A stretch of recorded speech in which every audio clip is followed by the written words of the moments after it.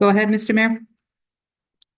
Thank you. Good morning, everyone, and welcome to our 2024 first draft of budget deliberation. I'd like to thank staff for the work that they've done. I think we've got a good report in front of us that is manageable. So we're, I guess, going to get started. Call this meeting to order. Be it resolved that this special meeting now open at 9 a.m. moved by Councilor McDonald, second by Deputy Mayor Benson. For all in favor, motion is carried. Adoption of agenda.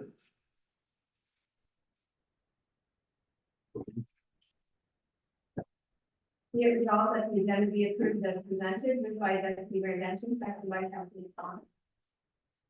Any questions on the agenda? Seeing none, all in favor? Motion carried. Is there any disclosure of community interest? Seeing none, let's move on to our municipal first draft of our budget.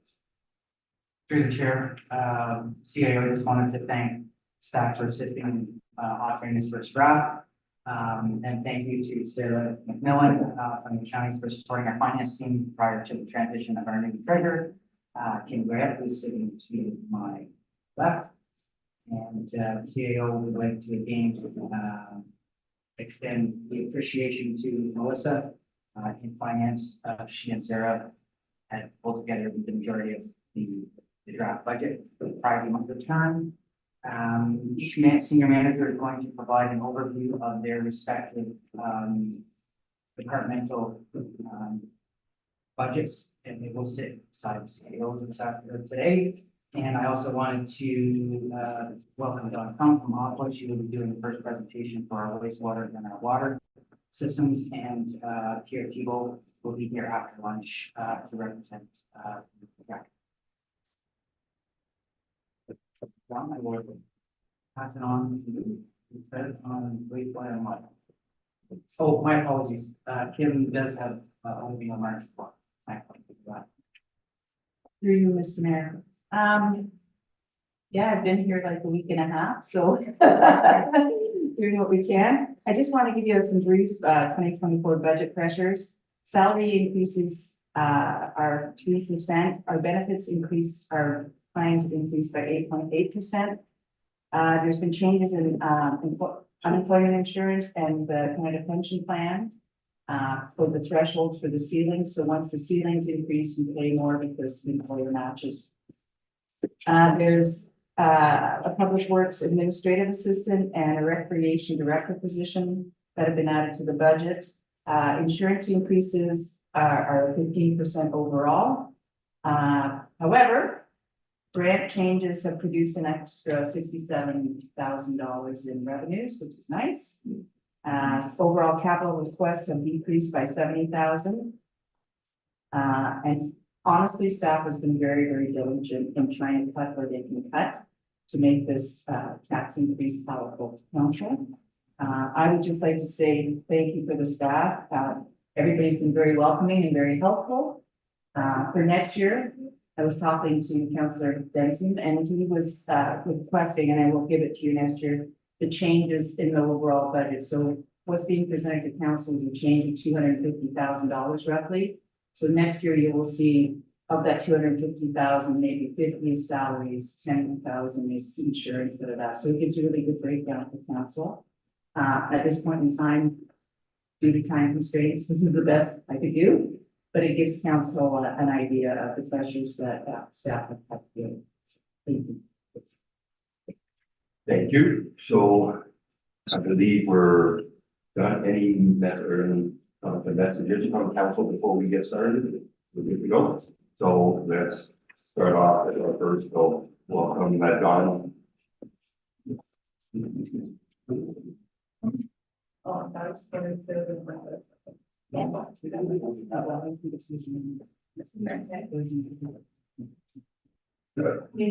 It's just basically to start off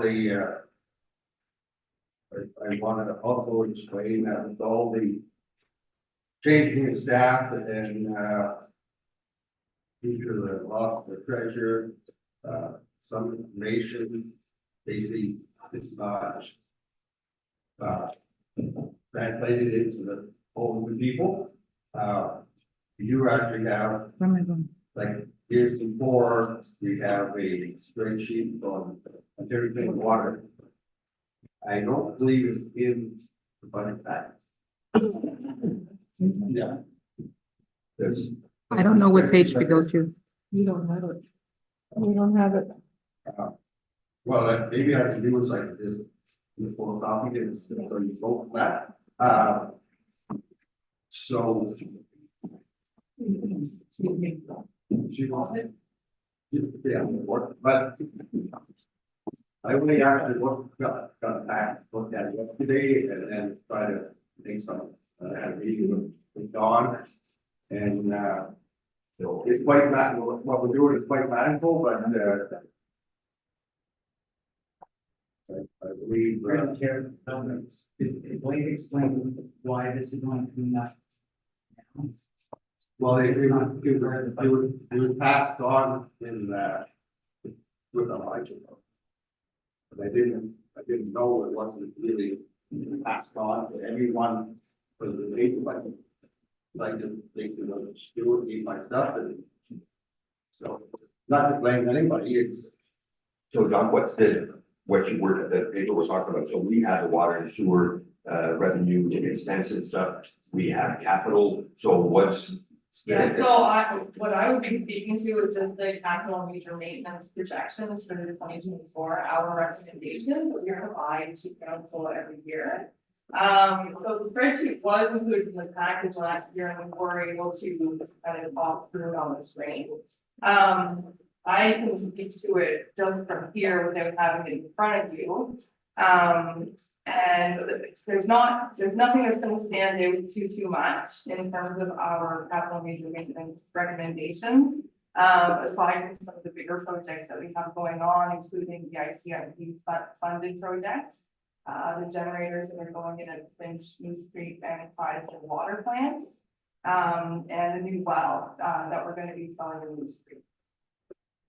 And from, I know the generators, well, was that, from what I understand, it's carried over from work that was not performed in last year's. That's correct. So we completed the design for the generators in 2023, and they would be installed in 2024. And that was all through funding that was received. Yeah, and the preliminary work has been done for the new well number 3 in Moose Street. So we will be planning on putting out some tender and drilling it sometime this year. So those are some of the bigger ticket items. Aside from that, we, as you're aware, the water towers were painted in Chrysler and Discrete a few years ago. So we completed the warranty inspection towards the end of 2023, the 2-year warranty period. There are some fixes that some repairs that need to be done. And some recommendations, some is covered by warranty, some is not. So we've worked that into 2024 as well. Aside from that, I can just run through,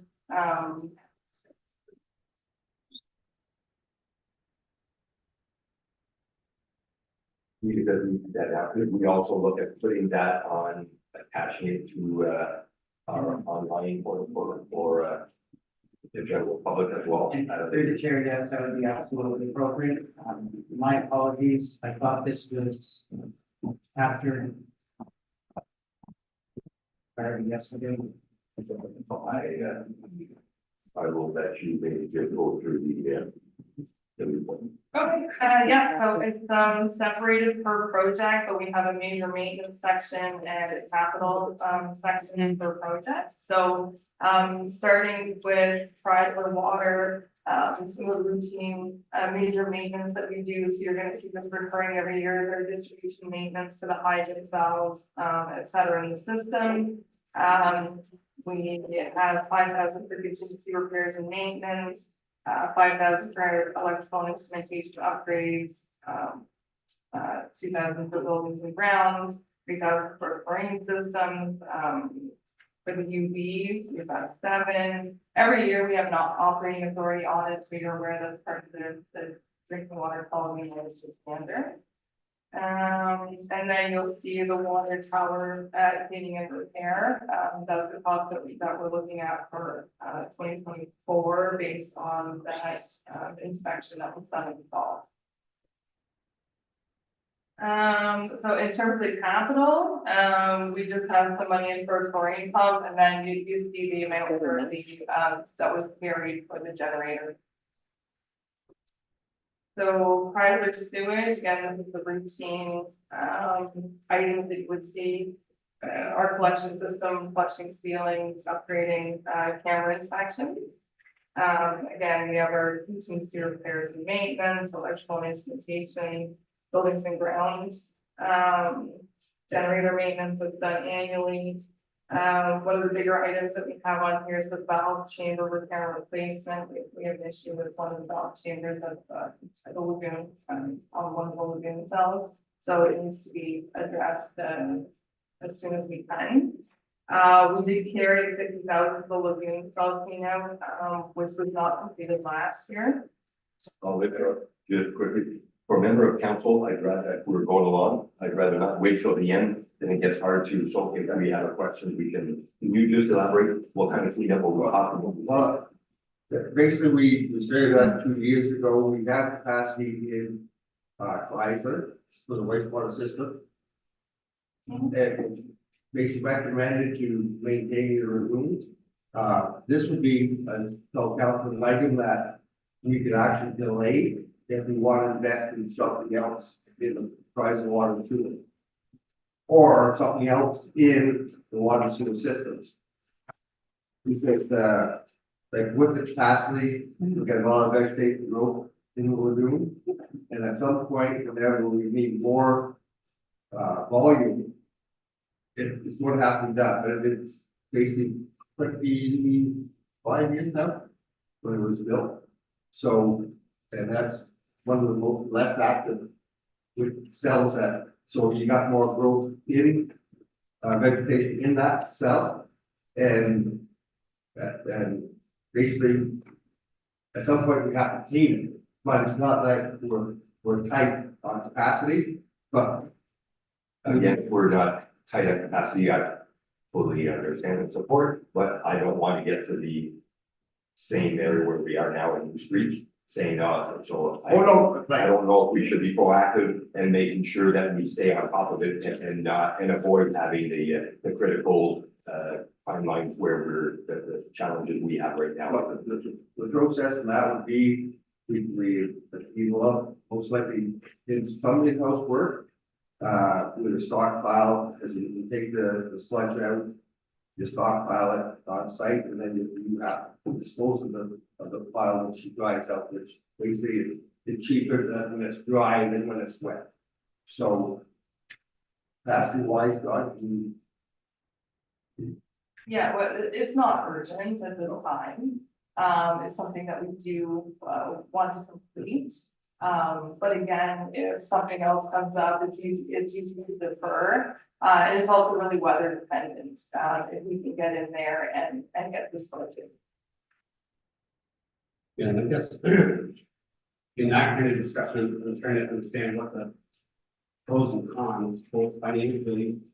So it sounds like from a system perspective, it's not a big issue to defer it, but financially, is there a benefit to be deferred? It's kind of like if you do maintenance on a bridge this year, you know, that can extend life of the bridge. Or if you put it off by a year, you may have to then replace the bridge or something like that. So is there any concerns in that perspective or any benefits? If we do it next year, it's going to put off the next similar maintenance. So it sounds like that's a 25, like it's going to be 25 years. You don't have to do it again. Would that be? Yeah.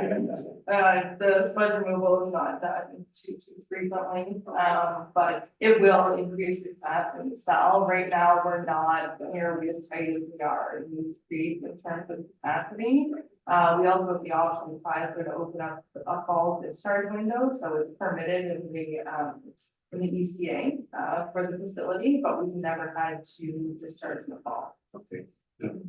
Feel free to shut this down, this conversation, Mr. Mayor, because again, one of the things we talked about with Moose Creek was dredging of the lagoon to see if we can create capacity, but the message we tend to get back is, well, we won't see those benefits for 3 years from now because it has to be measured, et cetera, et cetera.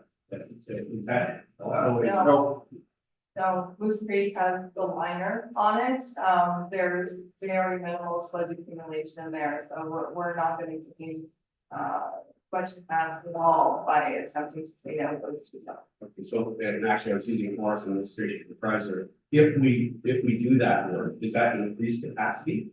It will a little bit, yes, yes. And does that capacity increase get realized when we do the work, or does we have to wait a period of time to measure the fact that it's actually having an impact? No, I mean, we're just removing, so say the sludge is taking up a foot and a half, 2 feet on the bottom.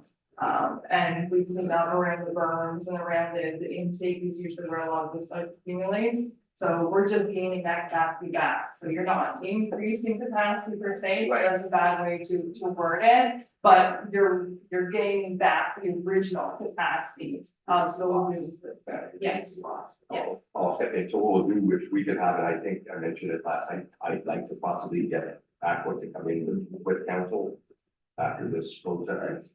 I don't think he's giving you a heads up yet, but although to be honest, we did, I think with Mary was here, we gave some dates that, ME is down and gone. well, we'll deal with budget today. Yeah. It's just that what I brought up last night, so in terms of a trying plan allocation, there was the cross connections that numbers I was given was one house somehow was equal to 10 houses in a development. So with 30 cross connections, we're looking at possibly 300 allocated services. And from Blake's comments, he was saying that the numbers, I guess it's all based on volumes, are not decreasing. So I was hoping after now it's been 2 years, we're hoping that we could find some just to alleviate the pressure, but that's for a discussion to be had when we meet. So let's stay focused on budget items for today, and then we'll go ahead with the job. Just one question, since we're actually, I'll be back just a little bit. When you talked about the, water tower thing repair in, price or outside of the warranty, that was $4,000. Is there anything kind of breakdown? It looks like I'm finding that we, a little bit outside of the warranty that we would be, Yeah, I can provide that, I don't have it in front of me right now, but, I believe I shared that with Blake, so I can share that with you. But basically, it was, some upgrades that they came across that wasn't in the project. That wasn't, in the tender, so it was, what basically is we're gonna say this should be upgraded. And but it's a list of stuff and they got prices on the stuff, it hasn't been put out. And we're. No, it's like it's the same company that will come back and do the work, but we may as well have them do this work while they're here. Okay, so before we move on, I'll maybe for Kim's purpose, I'm running through roughly 1.2 million in work that was, my only concern was the money that was kept, that's being carried forward gonna be part of our reserves, or is that already, I just wanna know, are we getting a 1.2 million hit this year? But I mean, or I'd say 50, at least 50% of the work last year that was in budgeted item did not get done. So I just want to make sure I get a complete understanding of what's being done that was not done last year, and to make sure that the money is being, I don't know if you're following my. Through you, Mr. Mayor, I'm gonna let Sarah address this since she put the budget together. Thank you, Mr. Mayor. Yes, we transferred over the ICIP funding to reserves, and then it's coming from reserves into this budget. So there's no hit with those projects that were budgeted. And it's perfect, thank you. One thing done. The number there yet, Don, because of the kind of, that's sort of the number, so I guess what the first time we said, but I was looking at Moose Creek, were you there yet? Moose Creek water, the well? So we get getting at all of it. Okay, so the last item that we had for Project Sewage was just, uploader rebuilds. And, and then for capital project sewage, we have a unit heater for it. So if we start now with the finished water on the second page, you're gonna see a lot of those same recurring items, our distribution maintenance, pipe valve, contingency repairs, electrical instrumentation. All those items are always recurring in our major maintenance budget for all of the different projects. Chlorine system here, we have 3,000 for generator maintenance, again, that's annual. So the, one item that you're gonna see is the camera inspection on well number 1, which we're planning on completing, in 2024, so that's finished well number 1. Then we just have a backwash tank. Clean out. For the capital, we're looking to install VFDs on the well pumps. We've historically had issues with trying to throttle with valves. Sometimes if the valve's not adjusted properly, it'll just go over the limit for the current to take water, which is 9 liters per second. So if we get VFDs on these wells, it's gonna prevent that. And we have an outpost panel replacement here. You're gonna see over the next, like, over the 6 years, that we're showing in the budget here, we have outpost panel replacements in the different projects, kind of like over the 6 years. These panels are getting inflated, it's getting hard to get parts for them as well. Some internal components have been replaced, but some of it started to become obsolete. So we need to start a program over the next 6, maybe to 8 years, depending on the panel or the last time it was replaced, to start upgrading these. So then you see the generator, again, that's part of the funding projects, finished sewage, those recurring items. And then in 2024, we're planning on cleaning the fourth main from finish to the transition box and the oil that needs to be done every few years. Then we have replacing one sewage pump at pumping station number 1 in Finch. We're looking at installing generators on some of our pumping stations. This year hasn't been too bad for weather so far, but the last few years, we've had some pretty intense storms that caused one of the major power outages through the region. And so the more that we can have standby power throughout the system, the less likely we are to run into issues. We can reach back up, so water supply. So. Pump, system down to now, pump 3 and 4 is down by the bridge. On Front Street to the bridge. Here, basically you will see a box by the guardrail, and pump 4 is south on Victoria Street, and basically that's all you see is the box. So it actually has the pump, and then it has a chamber underneath that the gravity feeds into, and then it's pumped back to the main station. Pump 2 is in the process in the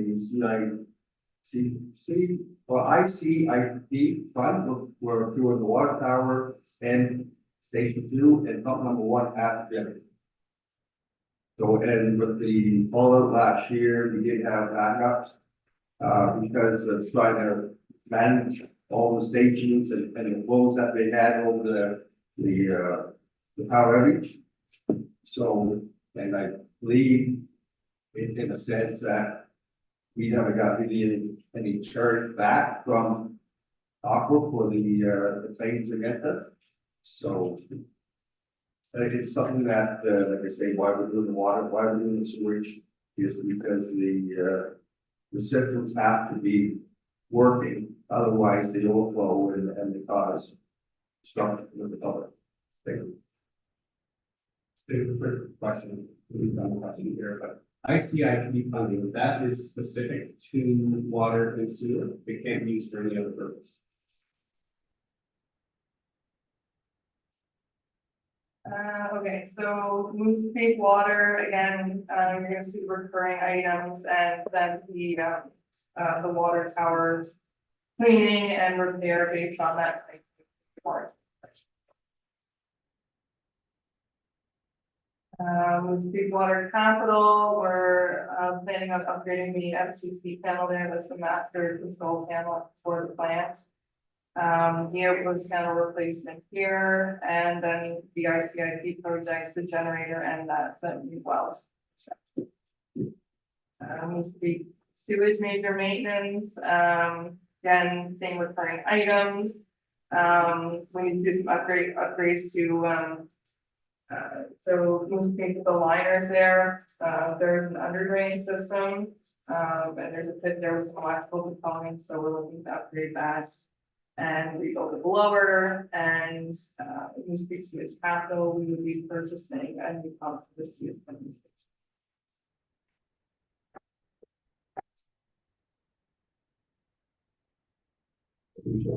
station. Wondering what happened with the well, like, 125 is.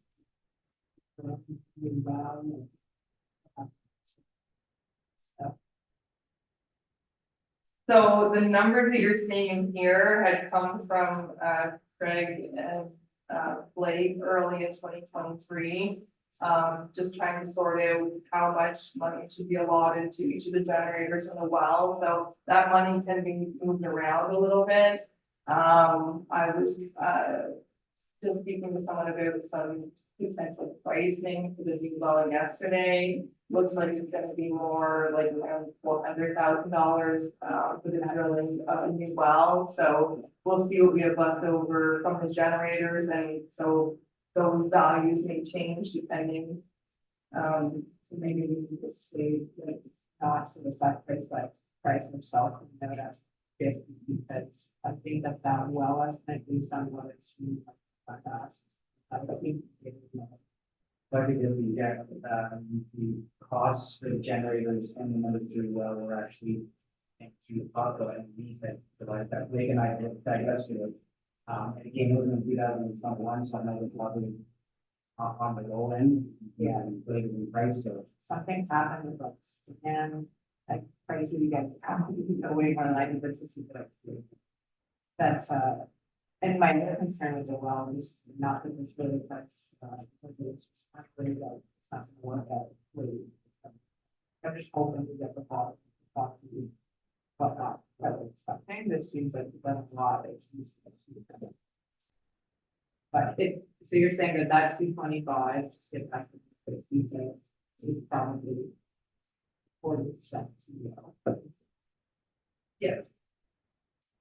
But the overall, I see like the grant, the factors and numbers and estimates, kind of like what we have. We're going to be really close to be able to do all some of the grants. Basically, we thought we might have some extras a year ago. The well prices, because well, it hasn't been a lot of wells done. In using offer program that was done privately to Northland Gas. The price we just got. Yeah, we were what to do offer to Northland Gas, but I think overall with the figures I'm remaining for the generators and the township doing the in-house work, that we're going to be pretty close to be able to do the complete project with the money we have.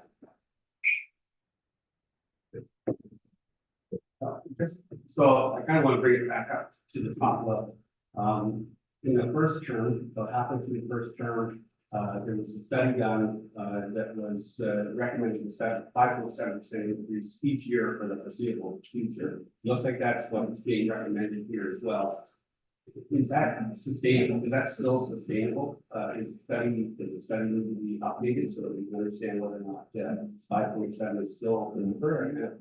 Set my mind on this back last term, saying let's expect 5.7 increase for each of the ratepayers. Is that a reasonable expectation, or do you need to update that study? The second option for the council, and I think other municipalities have gone through, as in development and the need for expansion. But that would be, most likely a topic for the talk for the council on the side to say, well, what other municipalities, how do they do it, how do they basically have a buy for water, buy for sewer, what do hookups? So other municipalities, won't get into names there, but that, a lot of places are a lot higher than that. Well, yeah, and that was gonna be my other question is, are we competitive? Are our rates competitive compared to our neighbors? Ultimately, I guess- Well, in this, like, we don't want to take the existing, ratepayers and pay for the system. Be paying to increase the system to someone else. No, we want. Yeah. The opposite to happen. So basically, I think, that's more on the finance side about, No, but the question is, the amounts that are being paid for water and sewer, is it competitive compared to the other municipalities around us?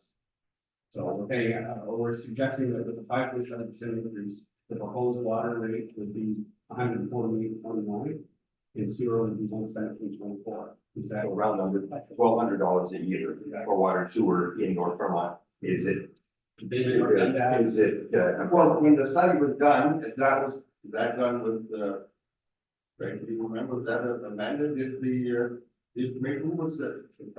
maybe we can take it away? Yeah, no, but the study was done and the facts were in there, and I think we're in the ballpark of, the local, municipalities, but, We don't want our ratepayers saying, I pay twice as much as North Dundas for water and sewer. I don't think it's throwing out an example here. And, like I said, I just want to be sure, I'm prepared to support 5.7 increase, which is really the bottom line here. As long as it's seen. and we also have to recognize that we're a very small municipality, so when you're looking at a system like this private movie for Facebook, when you're looking at 500 houses versus another community that has 5,000 houses, you still have one water tank that supports that community, and that's what makes it a challenge for smaller municipalities to sustain that. But again, that's on discussion to possibly to be had. I think the 5.7 was looked at, but maybe it's something to for future, just to look and see if we are in line with other municipalities and not lagging behind where we could potentially, because it's all about defending your actions. So. Yeah, and it's sustainability, but that's what I'm doing. It's sustainability of this the program. Like I'm fine with all. I trust Aqua, you're experts, so I trust what you're recommending. Then you're also telling us things that could be performance out, which is fantastic. But at the end of the day, what we need to do is have a competitive rate that is sustainable increase, and that's And just so everyone knows, general public, so water and sewer is not part of our tax levy, it's not part of our working capital, so it's an entity on its own, so it makes it a bit, it's not something we can start taking money away to help the rent or the road, so it's a different entity, and when I look at the final numbers, especially in 2024, when we're looking at 1.5, Sarah, is that again, back to what we're saying, the reason we're at 1.5 is the work from that was not done last year that's being pushed. It's the reason why we're more than double than what or triple than what in the following years were correct. Thank you, Chair. That's. You have a- Good.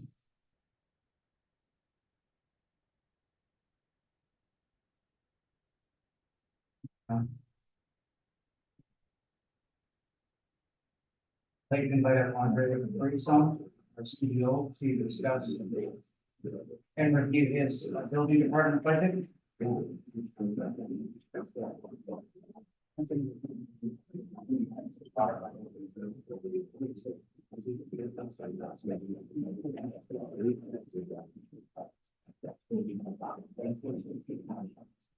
Ai, meu sotaque.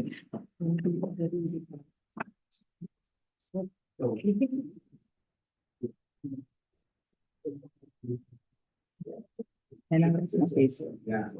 Before we move to building, to give direction to finance. So this is an entity that's basically financed through, it's dealt with reserves, it's dealt with, so I would maybe leave it up to finance to determine if there is a need that would benefit them to basically remove a few line items, similar to that, the movie dredging at 50,000.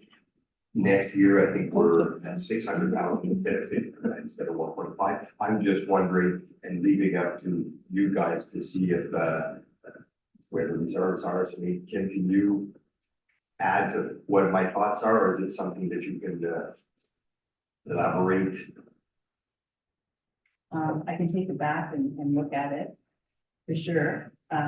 We'll see where we're at, the three of us, you know, go through it and see where we come up and.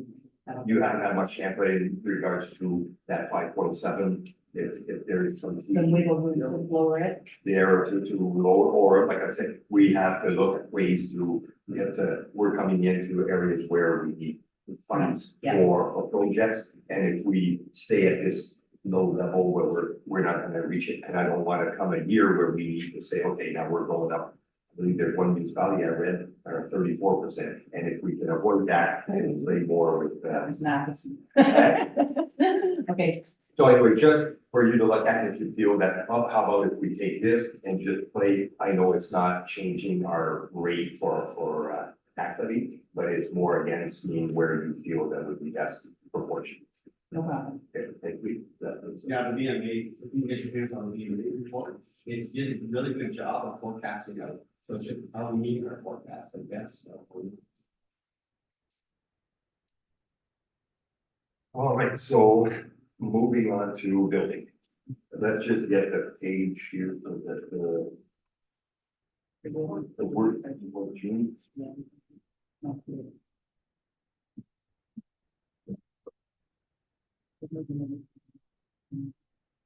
So what I'm planning on doing is, not line by line, but we are gonna deal with page by page. So when you see a page, we're just gonna basically look at the revenue. And if there's anything that members of council feel that they want to bring up, then you just, once we done with the page, everybody's satisfied, we move on to the next page. So I'm gonna start, and it's not just with building, but the first line of revenue. So, with regards to summer students, are we actually looking at zero, and is there a reason why? Like, I mean, there's a great value of having summer students on board to help, especially for pressure areas where whether it's scanning, and why did we not have any opportunity, or did we miss the boat? So where are we at this? I'll allow Andre to speak to buildings specifically, and then once again, we can speak to the, maybe funding. I'm looking at Rex, I'm looking at basically like overall as a general admittance, why there was no, why there was no summer students, I think throughout. And is that something that, Do you want me to answer, sir? There is for that. Through the chair, the office had decided that summer students has been problematic in hiring and finding summer students to the office. Application rates were very low, and we've had to cancel some of our jobs that were already approved. And when you start canceling with the jobs because you can't get students, it becomes problematic to get approval for the following years. It takes away from the point system that they provide. So that was a decision made by the office for the office. Recreationally, Chrysler, Moose Creek, Chrysler groundskeeper has been applied for, and the pools. So all the pools, the two pools, I should say all the pools, but the two pools have applied for students. And we will get an answer in April. But in the past, we've had to cancel, and we've had to unfortunately refuse some of the grants that we've received because of the lack of students' application. So we've decided this year that instead of jeopardizing the pools, recreations, requirements, because it's a big need for them, that we wouldn't risk applying for the office this year. I'll have I'll have our treasurer, Kim, if you can. And Nancy Ann is, sorry, for you, Mr. Mayor, Nancy Ann is quite right.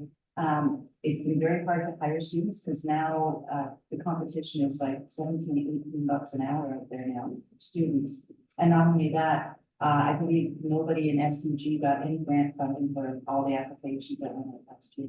You did? The majority did not. Great, and through the chair, to speak specifically to, the public works summer student position, historically, we've always had one individual in that, summer posting. This year, public works did ask for an assistant, a new position, in speaking with the, superintendent of public works, we couldn't validate, asking for a full-time admin assistant and employing summer student, so we had to make a very difficult decision. And because of the budget pressure, we decided to move a $10,000 in the budget. Okay, so I'll go ahead. But just to add a little insight to that, because I'm pretty involved in trying to set up programs in my day job. North Shore is one of the few municipalities that actually did receive funding through Canada. Some job program, a lot of the other municipalities were quite upset that they didn't have that. It was something that's around the budget for. In the last year, that budget was cut by basically a half. So 753 applications, some half of those were funded. It was nice to see us sitting on, so it is really integral, I think, that we continue that.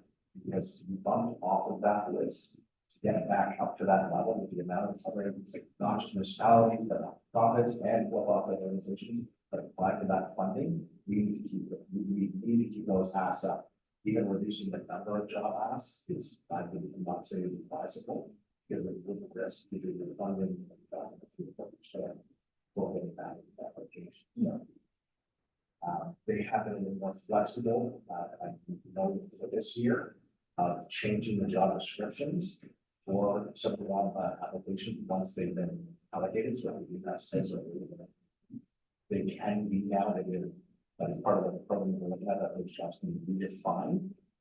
The hours and the dollar values stay the same, but when they're being allocated with less value, that can be. So again, I would strongly encourage us to make applications at a high level. Ask for 12, if you get 8, great. Don't worry to ask.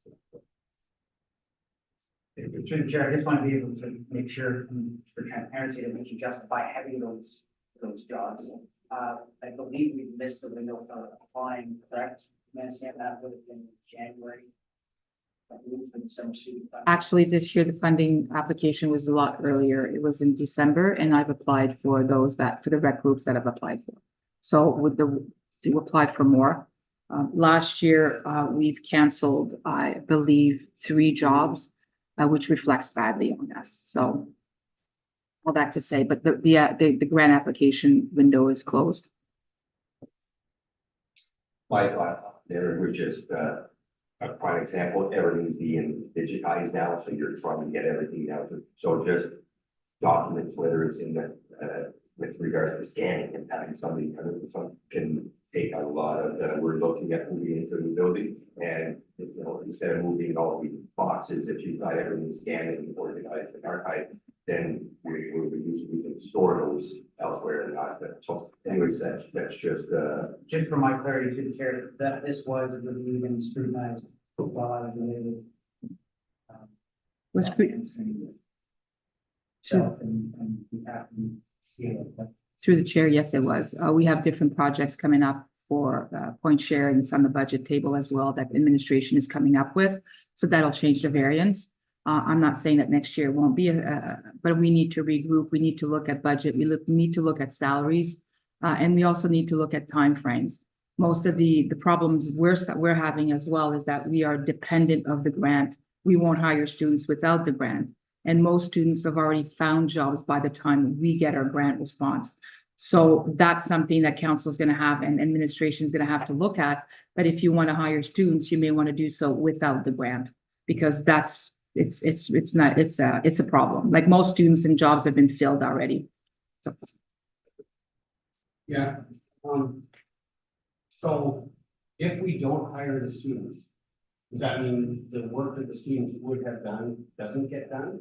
Or are we still doing it with more expensive staff? And where I'm heading with this is, if it's hard to find students at the rate that the funding will provide, are we allowed to supplement that?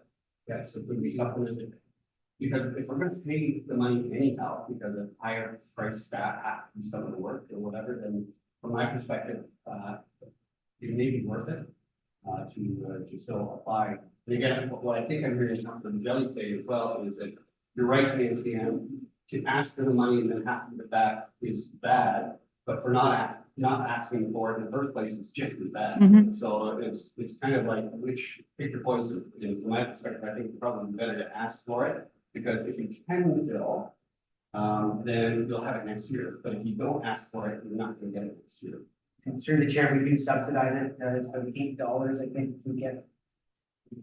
All through summer students and but there is a portion of, that certainly we have a budget for, if we have summer students. Okay. I think, from my perspective, I'll speak for myself, I'm a big believer in having students, they bring energy, they bring creativity, and potentially they bring, potentially, future employees as well. So if we need to spend some money on that to make this happen, I'd be open to doing that.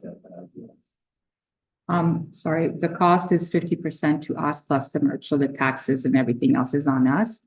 The rec groups do pay almost $5 to $6 more than the minimum wage to get their lifeguards and so forth. The office is at minimum wage usually. We work with the so we work with side chats this year, but the wages, just to make sure that we were all kind of, especially if you have like a returning student, how much more are you off for returning, et cetera, because that can get more benefit for the municipality if they return and give them the profit $2 an hour. So I think I also support students being here, both because we need to convince people to work in municipalities. I'm concerned about that in the future, right? But you have to be able to give them a good experience, and if you kind of reviewed it this year and decided it wasn't something you can accommodate, like I can respect that, that's where you're at. But I do think I think folks should sail for this year, but you should try for next year, if it's 1 or 2 in the office. And then just look at making it match Seven Nation. We got less this year, saying Steve, we definitely got less applications this year. I wonder if we're advertising in the right places sometimes where are kids looking for jobs these days. But we did get some good local bilingual students for all the positions. And we did get funding as well. So let's try to, I think we need to keep it up. I'll just leave on one last question. I think Kim had. Sorry, I was just gonna, really, Mr. Mayor, I was just gonna echo what Councilor McDonald has said. The fact that possibly offering a premium to those returning has been a really good practice for some of the municipalities. And that will, I have some, not concerned, I have some where I'll bring it up in regards to public works in exactly that, but we'll leave that public works. So I just want to try to stay on schedule. So again, first page, so page 14, getting back to the department that we're dealing with under building. On that page itself, any questions in regards to, we'll start this way and then work on these. This reserve page is reflecting lower expected applications, so it's not just the building trends we're all seeing. The big 2020, 2021 was high and now we're low. Well, my revenue, let's say, let's start with the revenue. We budget at 135, I got 136. I still budget the same thing this year. Depends on the interest, it starts going down or not. Interest stays high. Will the public Also, still my worry on that already is, last year, Chrysler alone had 20 whatever houses lots ready to go, where right now the lots are not ready to go, and I'm worried that we're not that. So when you have 27 lots in Chrysler that are just kind of rolling in that, so that's a number I'm not sure this year. I'm not sure the subdivision will be ready by the fall. Yeah, we should probably. I know Moose Creek still has a little bit of space, Yeah. but then it's the resident in throughout the township that. Yeah. Because I know with 90,000, like 100,000 left to go at the end of next year, it's starting to get, like, there's another lean year, it's just, there's not going to much in the reserve. But if all those homes are coming in Chrysler, maybe you're not worried in 2025, because you're gonna have 200, you're gonna be too busy. You know, the guy kind of built 200 houses in a year, and I'll build part of the phases and Yeah, whatever they can support. They're not selling houses, not gonna put it up. Just worried about the reserve, but maybe it's okay because we have it's coming. Okay, so, but With research, so if we look at the reserve, EDPL, when they built the window, yeah, we got what we close to 4. So every year, we've been lucky where we go full from that, but in the past prior to that was always, so I'm not sure how basically looking at cost recovery of our services and trying to, bring balance out the, Through the chair, this was brought up with the chief building official, CAO was concerned about this as well. We're looking at increasing, the permit fee maybe, to even charges. Bylaw, 5% flexibility there, although the max you can do, but the max increase we can always ask council to, this. Guys. But they don't think it'll be enough to manage. We're using about that 7.5 was with all the time. The file up from other townships. And I did my average. And we're not the lowest, we're not the highest, we're about in the middle of the town. So to reach you above the average would be 7.5. and from what I suspect, you did your average going that way, because if you go that way, Well, I did all of our budget. yeah, the county, yeah, because if you go north, we, Check it out. It was, so the numbers would, I'll get you the numbers, so you can, so there's, Yeah, it's, yeah, that's exactly the same thing as we've done this meeting. We're dipping into the reserves every year. We need to find a way to make this more sustainable. But I'll leave it to Andre to kind of come back with proposals. I don't know, do we share services across this, like, are any of the other municipalities in the other end of the boat where they have too much work and we can help supplement and do cost recover from that perspective? And yeah, it's more an open question. We need to look for creative ways if there's not a direct, simple way to offset the revenue. We have a year or two left to kind of pivot. It's overused, but yeah, exactly. But anyhow, like I said, I think we need to find a little fun. but, that comes with making when holiday. I know that this is the money. The department, at least the construction or inspection. The town instead of contract.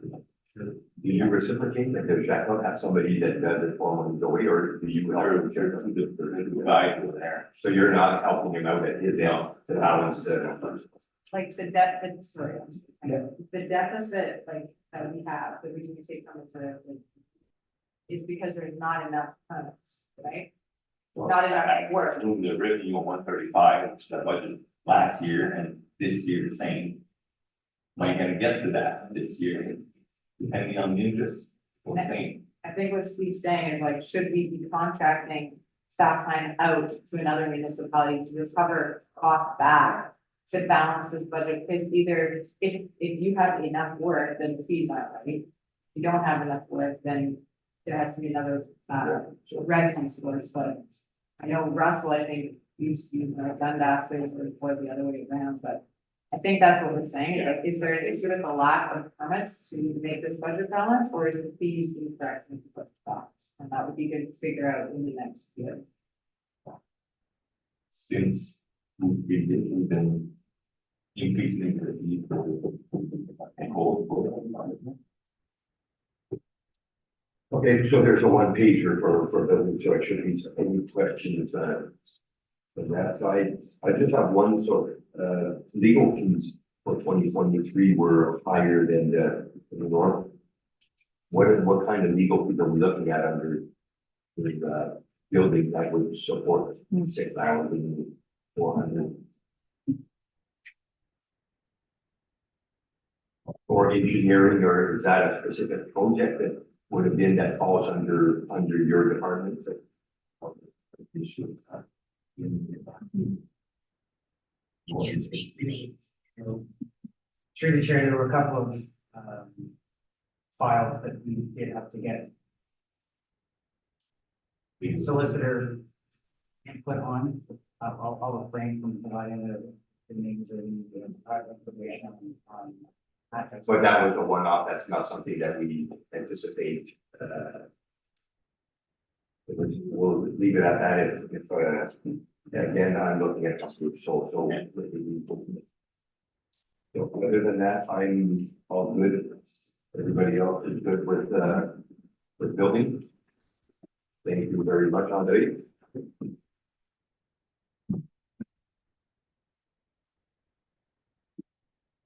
Moving on, so. Bylaw.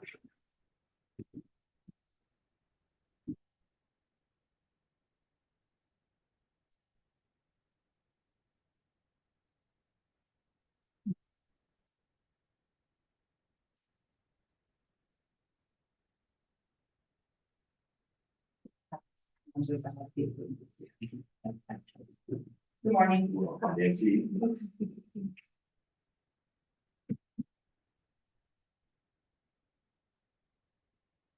I'll just expect questions, sir. I think my bylaw budget is very self-explanatory and very minimal changes. Other than possibly a few, increases due to, equipment we need to purchase. And the deer hitting my car. That would increase my acts for my vehicle, maintenance. And I need maintenance on the vehicle other than that, so that's sort of like bumped me out of it. So those are the two major changes in my budget. So vehicle maintenance, if we, as an insurance holder, so why would there be more vehicle maintenance? Brakes, stuff like that, my vehicle needs to be maintained, the brake pads and, I may or may not need new tires this year, so that's just included, if it's required, it'll be there. But it's getting a little thin, but I depend on Chris to tell me about when I should it's done.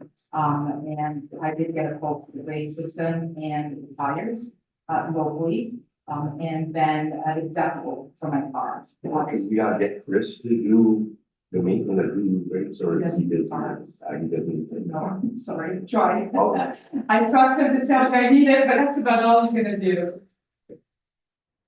Any questions from? Go ahead, Deputy. So the second last one, the dog control, which is your supply, it went down to 5,000 from 18,000 previous years. Absolutely. We used to have Kevin Castleman as our dog catcher.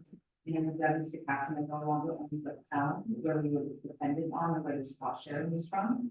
So we are negotiating with another township for the use of their pound, which is already accredited, it's tested and maintained.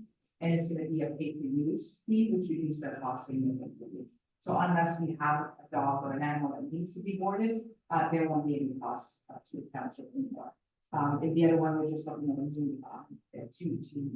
a control officer as well. So that's just pending, but those are the changes to the budget. Property standards cleanup, we budgeted for the last 2 years, 2003 years, both employee standard. The $2,000 in the actual cost. So.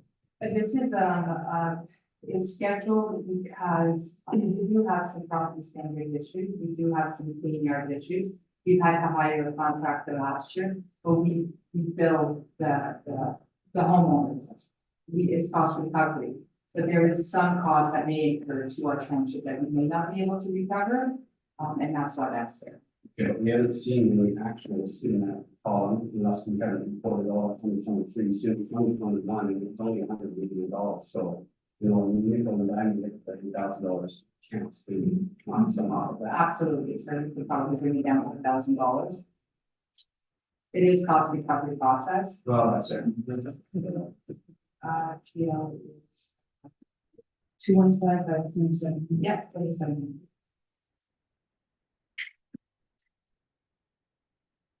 Just a general question on all this. When it comes to wages and everything, vacation pay, when I see vacation pay, it's not we paid it out, it's simply taking vacation, generally speaking, correct? So, paying out untaken vacation. I've never, I don't think we paid out. It should be that.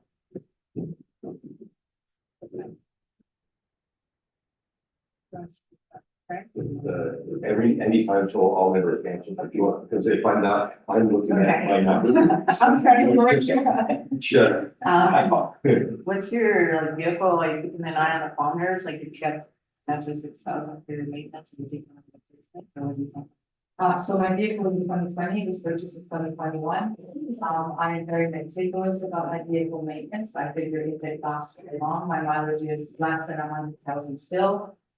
It's still, I did start managing, reserve, transfer to reserve, but it was for example, for my car. I'm sorry, I thought I had $5,000 transfer to reserve. We were going to transfer to reserves for, future vehicle. But maybe see what you spend on your maintenance and if you could do a transfer. I'm usually less than $1,000 a year, yeah. But, I know with the septic fleet, and I know how much they love, I go through this every year, we have like 4 of them. But we have to be thoughtful because we got stuck with like 3 vehicles that needed to be replaced in a 1.5 years, and it was a nightmare to manage in the budget, so. Yes. Just keep an eye on it. And I am sharing some of these expenses with the fire department because I do basically fire the spot. So some of these expenses are interchangeable depending on the user. The last several years, we've been $3,000 to $4,000 from dogs. So we're bringing a new bylaw, a revised animal control bylaw, to council hopefully in March, and the dog tags will not be required anymore. Simply because, we haven't done it online, people won't take a day off to come in and pay a $20 tag. And, it's not cost efficient for me to actually run after people for their dog tags. So people have just not been purchasing their dog tags. We've tried every which way, and it's just not possible. It's costing us more than. Through the chair, this has been a long-standing discussion with many municipalities for at least a decade. Across the country, not just in Ontario, that's the cost of the municipalities more to sell a dog tag than actually get the cost of the tag. So it's a bit of a challenge. We want to make sure that we can return the dog and don't incur the cost of the counties, but it's been a challenge for many municipalities across Ontario and And just the 3,300 that we did, was there was no door or anything like that done in 2023, so was that those people coming in that paid for their dog? And if I drive around, if I see a dog that's, I do drive around a lot of, especially with dogs and stuff, and I ask them if they will, other than that. But what are the costs associated with this? Because I remember, again, last term, I was suggesting, why don't we just get rid of dog tags and say, well, it's easy revenue, because I really don't do a whole lot of work. I know one year we asked to, well, and you're not doing, which I can support.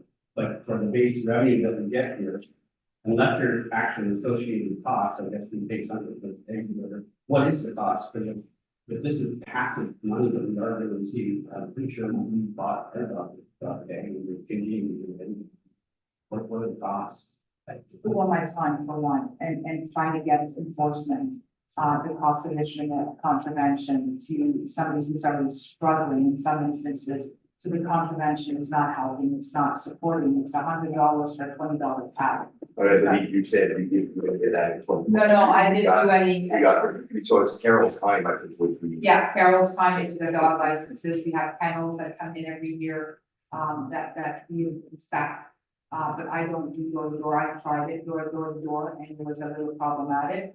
I have to do it at night, people are getting upset because I'm showing up at their door at night. If I do it during the day, it's not. So is that an option where we just say, we don't have to do that, but again, owners who feel comfortable that their dogs have a tag and we call them municipality with their dogs so often, whatever, is that what? Because there's an expectation that the bylaw has a tag requirement intention of the township will enforce it and try to ensure that each dog in the township is tagged. But it's very labor intensive to try and do that. We encourage it to be passive, but again, we haven't regulated in the bylaw, and we should be trying to do that proactively. Yeah, I guess what I'm looking at is potentially other benefits. If my dog has been tagged and there's a number on it. Is that number available somewhere so that if the dog is caught in the dog catcher can know that it's not dog, leaving the ball? Is that part of the process? for tagging? Absolutely, so I would say a lot of the dogs are chipped now, that's the other issue, they're not with dogs. No, I'm just saying, I'm just saying a lot of their dogs are chipped, so that would be one way, and they don't believe in tags, the other percentage obviously believe in their dog tag, so. But if they are to get a dog tag, we do have a listing that we print out, and they would have to call after hours. So if they call after hours, then absolutely, that's, but it depends. I'll put an end to that. So you know what the solution is, and I've said it now for the last 3 years, is we are in a society now that you go online and you buy from Amazon, you get it next day. You should be able to go online, get that tag. Does not cost any admin time because they are doing it and the money gets dropped into our account. And I don't know why. I've been asking you for 3 years. I thought the new website was gonna bring it on. I don't know why, but if we had online where people want to go and do it, it's a service to them to have their dog tagged if ever goes missing. And there's no word to us. And I believe we would probably escalate the 3,000. So. Anyway, Tell the dog fine. yeah, like, it's a service that we're giving. It's not an extent we're saying, hey, you come up, you have to give me, because there's lots of people that don't believe in it. Their dogs are just, the dogs are the ones that do want to have a tag and have it numbered and registered is, what we need online, because like you said, nobody's gonna take a day off work and come in the hours to be able to get it done. So we can maybe, can I'd say even online, the process of dog tags now, it's literally an option process. It's from a bygone time where you have a list and you get called. The reality is when my dog goes missing now, I am on Facebook, and I have air tags on it, I have. You're not gonna pay in this value, goes to a list and be like, okay, yeah, your dog is number 484. It is an archaic process, I think it's a good idea to look toward the bylaw, yeah, with it. The cost associated with moving to the online system, you're still not gonna do that. System. I was at another municipality where we just issued one tag. And then we automatically charged you on the tax rolls a year. That did not work for people whose dog had passed and it showed up on their tax bill, so that was a nightmare. People buy their own personalized tags too, so I don't know what the solution is, but. Well, we don't want to spend $2,000. Yeah, that's not. so let's leave it at zero. At zero? Zero and, exhausted, comfortable with that. But it was a good discussion. Any other questions in regards to, seeing us? My one last one is, because I know Nancy's wearing 2 hats.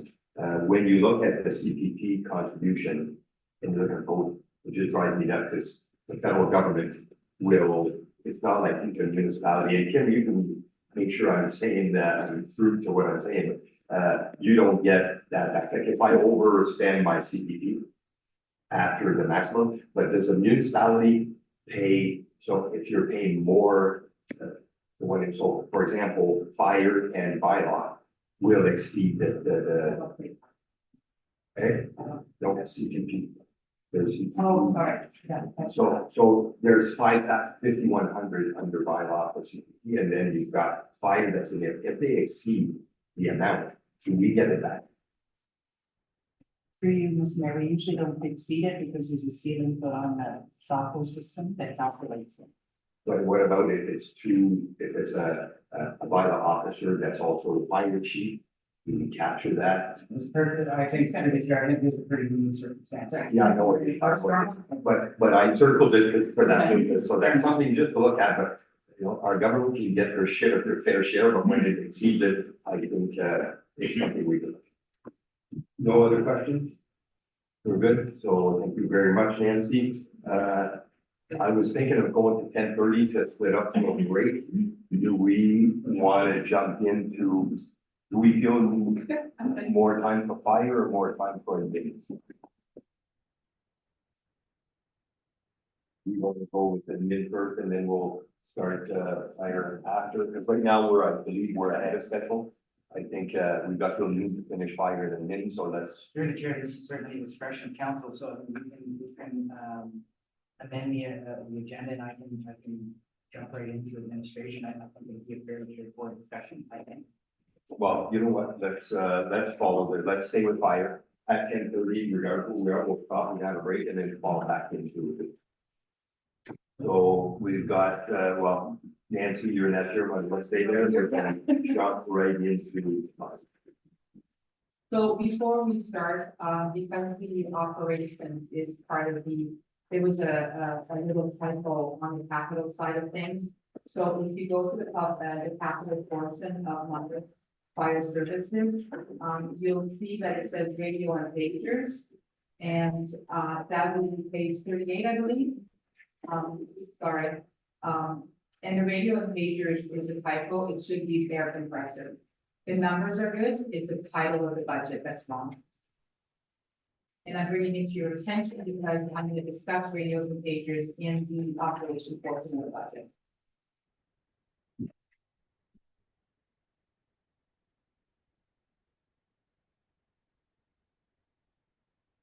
When we do for the capital, do we deal with capital all, together as one when we get to the event? Or is it more useful for you to discuss capital while I never asked that question, but what's your thought?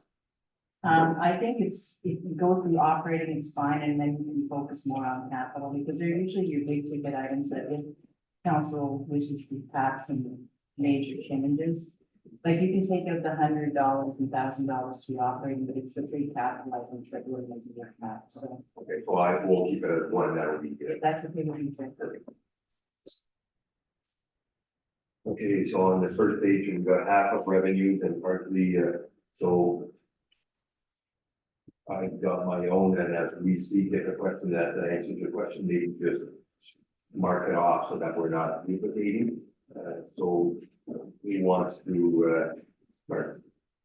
Let's deal first with revenues. Any questions under the revenues of, so as no one's come, I'm gonna go up. So in regards to the, NTO. Try to find it down here. NTO payment, yeah, you've got, 3,000, but my concern is you've got 0 for 2023. So we've had A few accidents, yes. and have we been proactive in making sure that we're recovering those costs? I have some with them, yes. And it's just, I'm just waiting to see if they're going to get them or not. That some of the structures has changed, but we are filing with them. and when you say you're seeing if we will get it, I mean, how does that work? I mean, if we're responding to one of their calls, is that a? So they're very limited on vehicles. You can't display 6 vehicles. You have to make the point, like you can't explain that I'm a 138 and 6 vehicles being used. You have to explain the use of the vehicle for blocking and so forth. If the OPP's on scene, then we should have been released or whatever. So you have to be able to validate all those. And in some cases, we've been able to, and in some cases we haven't. We try to release the one station that's not busy. And then utilize just the few trucks that we can. But usually. But every call should be, getting something. Yeah, and to cancel on route though, not like the 417, if we cancel on route, we haven't been able to, we can't collect them. So if we go out and we cancel, or we get on scene, the OPP returns them because we can't collect them. So as many calls as we receive, some are actually canceled on route, we can't collect them. So we've had a couple of major accidents that we can, and we've applied for this. Because altogether between the 417 and the 138, is that the only 2 highways in that? That's correct. What are we looking, how many say how many accidents between those 2 major? I had to look at my files that I just supplied to you at the last meeting, but I can't remember all the accidents that we've had. I know we've had a few major ones in the last couple of months, and that's what we're looking at. The other problem is if the patient is not, or the victim or the patient is not, is transferred by ambulance, then we can't access the vehicle. So we can't get the information, so we have to wait for the OPP, and if we wait too long, we can't claim. So that happened in one instance because the reports weren't being done because of the busyness of the department. So if we don't have, we have a time frame now that we have to do it within. So it's getting a little complicated. But again, that's on, so to reach out to the, OPP. Yes, and I have, yes, they've been very good. Okay. Well, just the permits and the fines / billings, there's, based on previous year's actuals, they're very much under projected. And even last year, we had for fines and billings, we upped the budget to 15,000 and we exceeded that at 19 so far. So I'm just wondering if we're undervaluing, or underestimating those items. Through the chair, I know this is I'm hoping not, sir. Because these are instances where I have to find people because they're not following the rules, or we've been called to fires that have been lost control, open air farmers and so forth. So I'm really hoping that the number is reduced. We are having a lot more complaints about the greenwood and the smoke in the wind. So that brings us out. But it's a hard call because I'm hoping that through the process every year that the education process and the word's gonna get around that we are finding people, we are finding them, we are invoicing them. And I'm hoping it's gonna reduce and not increase. So I'm in a quadrant because I don't want to promote the fact that we're gonna, like revenue, because I'm hoping I won't need to. Because it's either they're breaking the rules, they're not following the rules.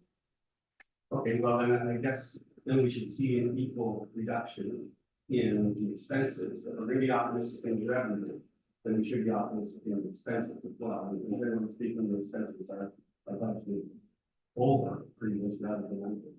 You know what I mean? Because if we're not doing the enforcement, then that means you're not having to incur the cost of enforcement.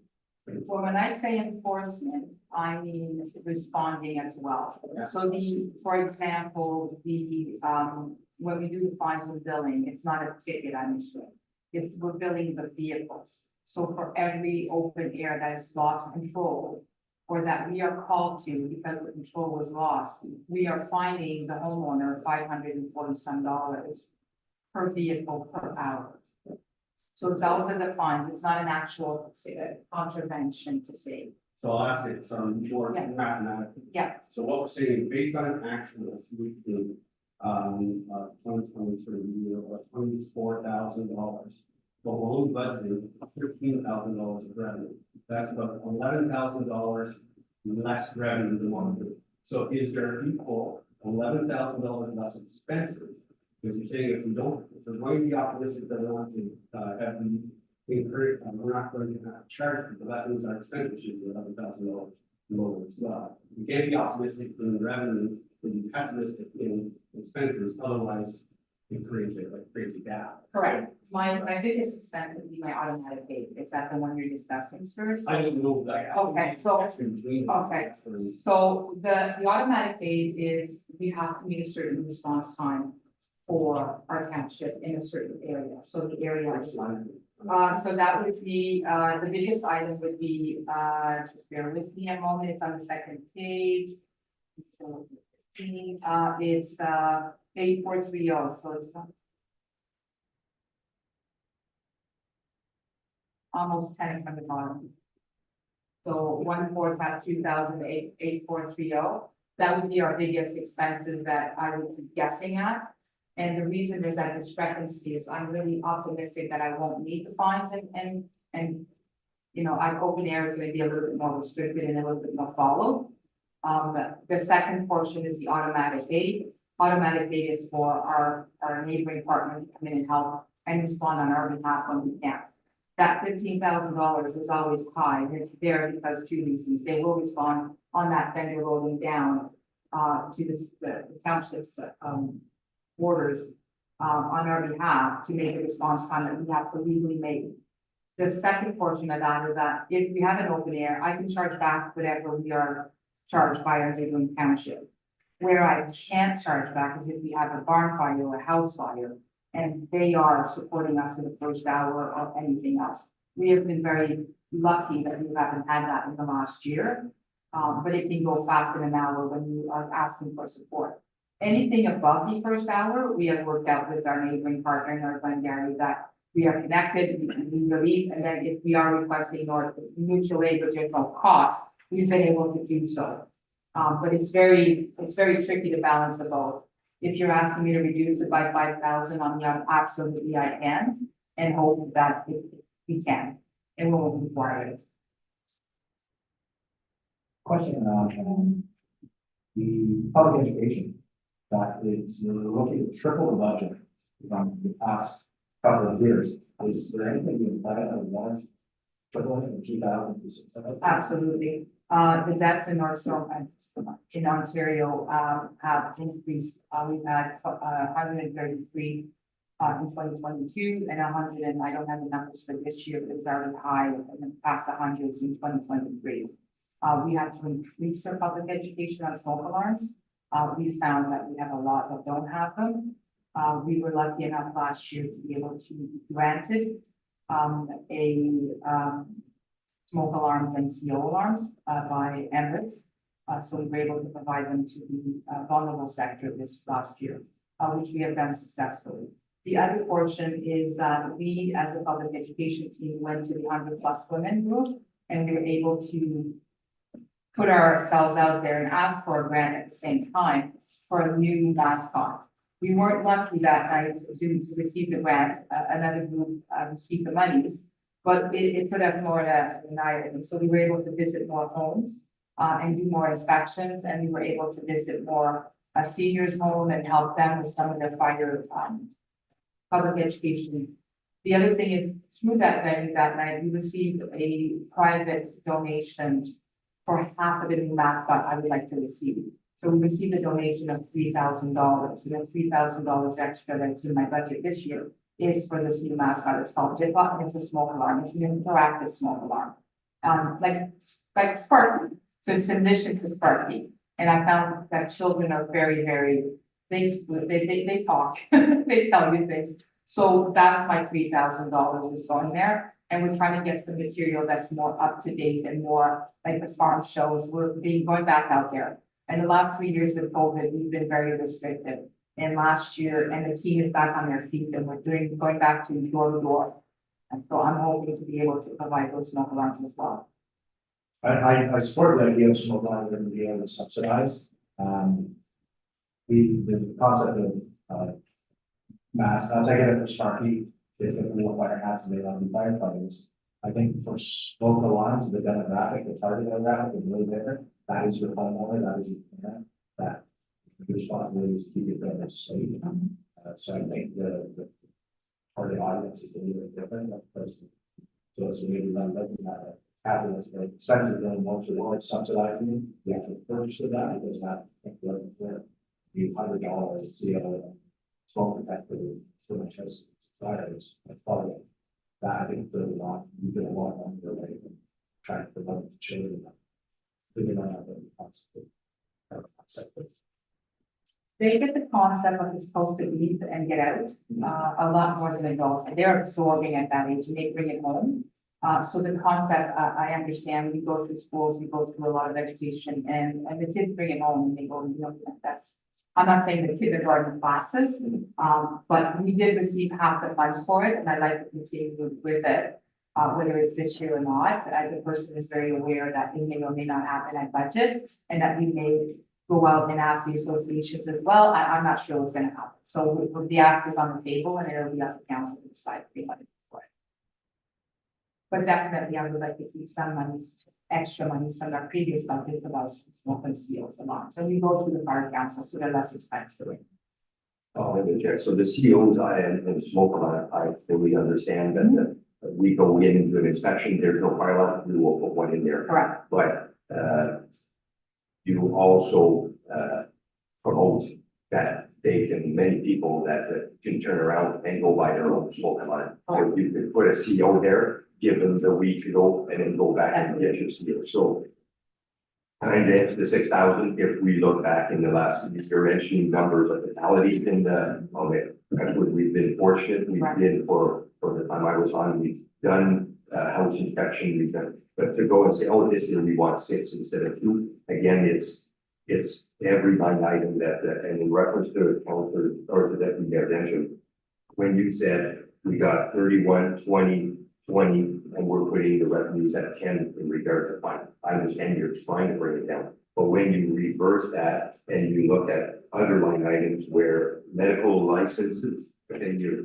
600, 800, 700, but you're requesting 3,500, 2,500, so you're not dropping that even though, so it seems all one direction when you're looking at expenses. Hope you do one additional something in the budget previously that you needed to be increased, or the following year, you don't need that expenditure, but the number still stays the same. So that's a line item that you often see in expenses. So that's where possibly the revenues of, going from the previous. I put them at 4 and 19,000, pretty much the actual from last year. Well, I would, even if you go up 5 and say, okay, we will put 15 in revenues, when we've been for the last 3 years, we've been well over 20, well, 31, but we've been over 20. So I mean, it's, I can't say it's wishful thinking. I think it's just the circumstances that people do not abide in. When the fire trucks go out, it's an expense that does not give you fire service. We supply that in the taxes, but when they're not being, when they're being negligent, then maybe something you want to add to that. No, I just want, sorry, Mr. Mayor, I just want to clarify what adjustments council is requesting at this point. Yeah. As we finish it, I'll tell you so, yeah, the revenues, is everyone comfortable saying bumping it up to 15 with the history of the last 3 years? There's no really last. Yeah, so you know what, the common theme in expenses is always what you did last year. So I would look at adding 5 to the revenues under the fines and buildings. I love that meeting, but also. Again, Yeah, from my perspective, I think we're padding the expenses. So we're actually taking a double hit, we're reducing revenues and we're padding expenses. If we're going to, that out, first answer of that, I was the number, but just for that, I want to say about it. I think we are, historically, we are seeing a decrease year after year, since 2021. So I you wouldn't want to get into a we're actually in the negative in that line. I think 15 is always the previous year. If we bring that down by the actual, 16, it comes down again. I think Yeah, the expenses will come down. If the actuals come down, revenues, so will expenses. So yes, we'll fall short on the revenue if we come down, but we'll also fall short on the expenses. In that sense. Because we're not incurring, we're not actually going out and dealing with those costs. That are being funded, especially the charges for the trucks that are being run.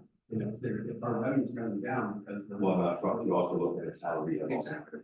So if our revenue is coming down, then so will our expenses because there's no trucks being run and employees going to actually service the fire. So. If we can charge back, exactly. So we do have the capabilities of rolling on to taxes as well. It's in the bylaw, so if it doesn't get paid, we do roll on to taxes. The expenses, we still have to pay the firefighters for them. Now we have that revenue to compensate. Hopefully, Well, that's my point. Is we're not paying these, then they're rolling out. Yes, we're not paying. I get that. But let's assume that the ratio is we're being paid with the same ratio. Right.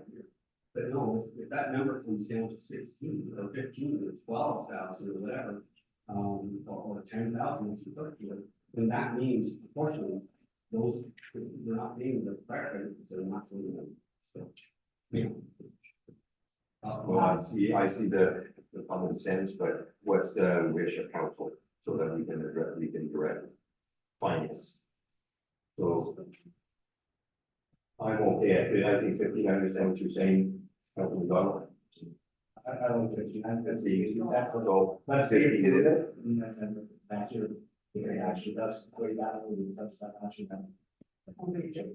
so my understanding is 15 for the fines and then 4,000 for the permits, the open air permits. Am I correct, or are we leaving at 3,000? Again, I'm not sure like the permits, if it's like I look 34, 31, oh, we had 46, I don't know if it's I mean, we're talking about $1,000 of that, I'm not too worried about this part. Now, with regards to, donation, so we have the 260, which is the GFL, donation. What's the extra 11,000? So we have 271 in fire donation, so is 11,000 coming from? So there's a $3,000 donation from the private sector for the bid box, called bid box, and so that's 3,000. And then there's the $5,000 from the slide from the Fire Stations Association that we carried over from last year because we couldn't find anything in Canada. We finally found a supplier in Canada and we're working on that this year. So that's the slide on that goes on the UTV and Chrysler. So 5,000 was from the taxes and then from our township and then 5,000 from Chrysler that they had been fundraising for the full year. The other 6,000 is again part of the capital project. It's a donation from the Chrysler Fire Association to buy the air compressor. And I'll get into that conversation about the air compressor a little further down. So we've gone in a bit in expenses and dealing with revenues. So let's finish revenues and then. I was wondering what the revenues on that street, 2,900 LTV crossings, proceeds fire. What is it? That's long-term debt, and I'll leave. I can defer to my colleague in finance. Just have them, your light on the. I'm gonna pass this on to Sarah. Through you, Mr. Mayor, it's to finish off the loan for the fire hall, and I believe it has, so it has to do with the air compressor purchase So together. it's 11,000 for the modernization fund. I believe that's left over that we don't need to finance that 11,000. I believe is that what? Yeah, that's the loan, 11,000 coming in from the, yeah. Yeah, so we were going to finance the 11, which now we can remove it and bother with the finance. So I was just curious about like 350,000, 900,000, that's revenue. I was just wondering what. Was it another thing? that, that was money set aside for the fire hall, the 900. Okay, And it came in and then other. so, yeah, and we didn't build and then we got so anything else to add on that, Sarah? You're good. So the revenues, I think we're good. One last thing is just as far as inspections, you've got 600, but you have to inspect every long-term care, like I think you have to make private, like with the La Cazo and Moose Creek, you have to do inspection in those buildings when there's vulnerable, but there's a few in Moose Creek. For 600, are we not cost recovering that cost? Because I mean, that's commercial businesses that have patients in their homes. It's a business. So I feel that if I'm sending out my fire chief, we should be getting, and you have to do, I believe it's annual, but you have to make sure that they're compliant. That seems low when you're saying we're a revenue of 600, when you have to go out to all these, and maybe a lot of the rate under. Absolutely. So yes, the care occupancy, we now have two, which we closed down last year. So there's no longer an operation in the street of care occupancy. And we have two in private, like small one, that's what I make, and then the price residence. I go annually, it is mandated by law that I go, and we do have fees. The fees are adjustable, obviously, but I do charge them for coming. I also have inspections that are required by the health unit for the foreign worker program, and I go through those on an annual basis as well. There's two separate programs, one doesn't require fire, the other one requires fire. In most of our area, they do have it for fire, so I do those as well. Any other inspections that we need to do, I don't charge for the inspection. Great. Those ones. Something maybe we can look into, but it's something I feel that you get in your heart going down to these inspections. I agree. Don't wait, if you're getting under $200, it's something that should be done. Okay, moving on to expenses. You had mentioned, sorry for the chair, you had mentioned the. Let's rental. Let's take a break. We are at the 30, right now it's good. We've got revenues. We did some expenses, but we'll move on after break. So let's take a 10-minute break. We'll come back at 9 or 10:40.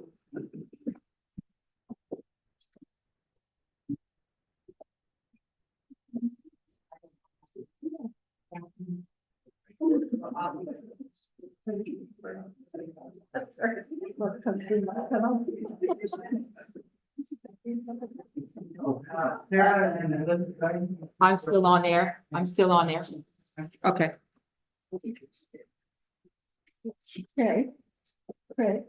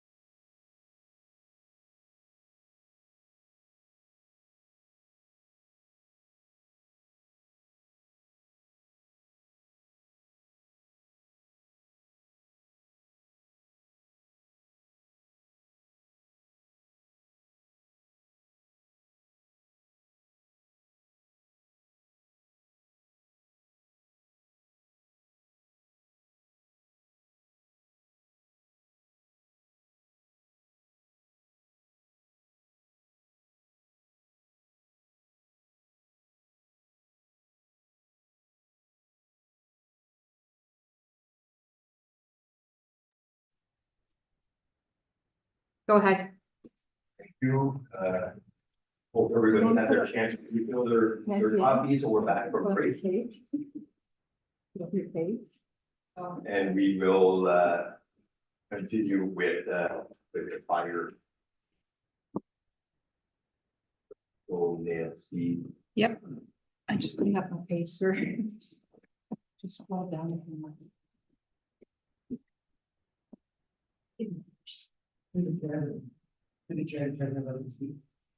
go ahead. Through you, Mr. Mayor, I just want to let council know that the actual values you're seeing on these sheets for 2023 still have year-end adjustments to be done. For example, some of the grants we have put claims in for, we haven't received them, but they're applicable to 2023. So at year-end, there will be a journal entry done that shows revenues and then accounts receivable. So a lot of the revenues are stating zeros, but they're not zeros. So please bear that in mind. Thank you. Might fall right into that, would be having SID that we. It's showing 622 I didn't answer the WSID is usually charged at the end of the year. I get requests with number of firefighters that will have there, and then she does her thing, the finance department. So you'll see that in the actual.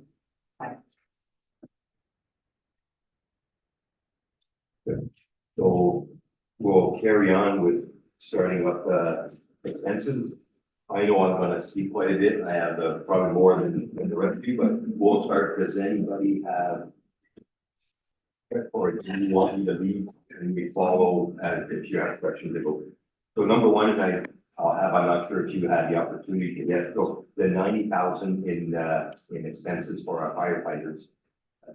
I was asking if that was the final, you know what the final number is? I do, sir. During break, finance department was able to provide the numbers. So 90,000 is the third quarter. Fourth quarter is a total of 114,750.71 for the volunteer wages. And then there's an extra 4,500 for the admin wages, so it's 88,294.16 for the admin portion. And that'll be a general voucher as the treasurer had alluded to. And so the 88 that you're talking about includes who in admin? So is that yourself, your assistant, Julie, the assistant, and the 4 deputy chief that falls in to the admin wages? So Julie is a little 50, Julie is a little off. I'm not sure what they did last year. I know that they put a portion in admin, I believe. All of it. So the admin included the deputy chief salary. It included the fire prevention officer. That's being transferred over to the bylaw that's incorporated in that full-time position. And then there's the fire chief's position. So is that something, Kim or Sarah, that we could maybe get that just understanding? I'm not sure if the fire district chief, deputy chief, sorry, but just Julie, if she's shared, I would just like to see what those numbers.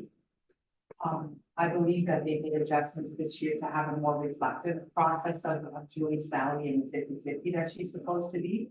I know that the deputy treasurer and I worked on that, and she may give the answer or not, but how it's reflected in the budget.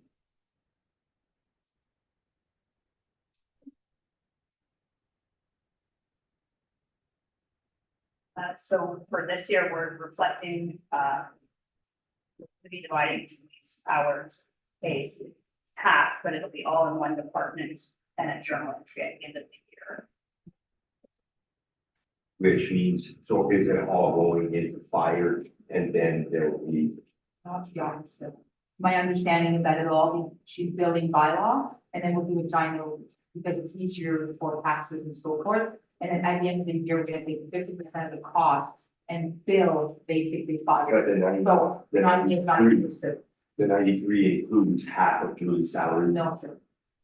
I don't think it's been done yet. Okay, well, so 93 is not just fire chief and. It's fire chief, Yeah. fire prevention, deputy, Sorry, there is also the, training on the coordinator that is included in there. So they each get, 200 a month. For deputy. The deputies, the training coordinator, and then, there's the deputy chiefs, there's a fire prevention officer, and I have to verify to confirm because there was a mixture of staff where they were coming from, so she may be included in there. So basically, can you identify dividing up that so that we know the structure of the. So moving on, so the training wages, I see where we're putting in another 30. My only concern, Nancy, is especially our new recruits that are coming on board. I'm just worried that do they automatically come on board and take a firefighter one where we pay their wages for taking the course and they, because they are 1 year on probation. I'm just worried that, you know, a young person comes on, we pay 300 hours of fire F1, F2 fees. And next thing you know, they get established, get a job in captain, and we start the process. How early do we identify when they take the firefighter one, firefighter two course? Is it right off the bat when they join the department? It is because we are, well, we give them a few, 3 months to get geared up and everything as we can. So yes, we are legislating. They're not allowed to respond without taking that training. So we start with the training slowly, incorporate them, and then we start going. So they don't get paid till they complete the course. So we don't pay them on the outside. We pay them once they have completed full training. No, I know, but then if for some reason we complete the whole training, and we get them for a year and then, or like you said, they take all that training and they're on a 1 year probation. And if we feel that, you know what, they're not a fit, we still owe them all that F1, They have to complete the training. If we find that they're not a fit, we will discuss it with the training officer to captains in the station. But because retention is becoming problematic, if we can't have them on the sideline for a year and not do anything, we do invite them to answer the calls. We do invite them to stand with other stuff like the bottles and the air, and we train them to do other stuff without being what we call the hot zone. But legislative wise, we do have to train them. We try to do it over a year so that we can see how the progress is going. The other 30 that this year, we will have firefighter one, firefighter two, but it was also discussed that if you want them to be able to do other training that we're legislated to do, and we're trying to reduce that to weekends and 50 hours, but they're gonna be paid full salary. There won't be any more FF1, FF2. So the rest of the remaining of the legislative requirements that we have to meet, we are meeting them in-house still, but at a, you know, at a pay rate. all that said, I just wanted to, because we thought, oh, we're doing good, but our guys are all, you know. We are. But now we see another 30, so it's a never ending. So how good we do it, just, and I understand that process is nothing yet. So all, as I'm going, I'll let, remember. I'm gonna tag on to that, so maybe that's what I'm just gonna tag in relation to. But the, so what is our attrition rate for rookies? Like, let's say we lose, what percentage of rookies come on and we lose within the first 2 years? We've been lucky in the last few years, we haven't. We've had some that have taken a leave because of family dimensions changing, but they've returned. We've allowed them to take the leave, and we've maintained their year for the year. They have a year to decide what they can do. And so far, we've had 3 that have had to do so for whatever reason, and they've returned.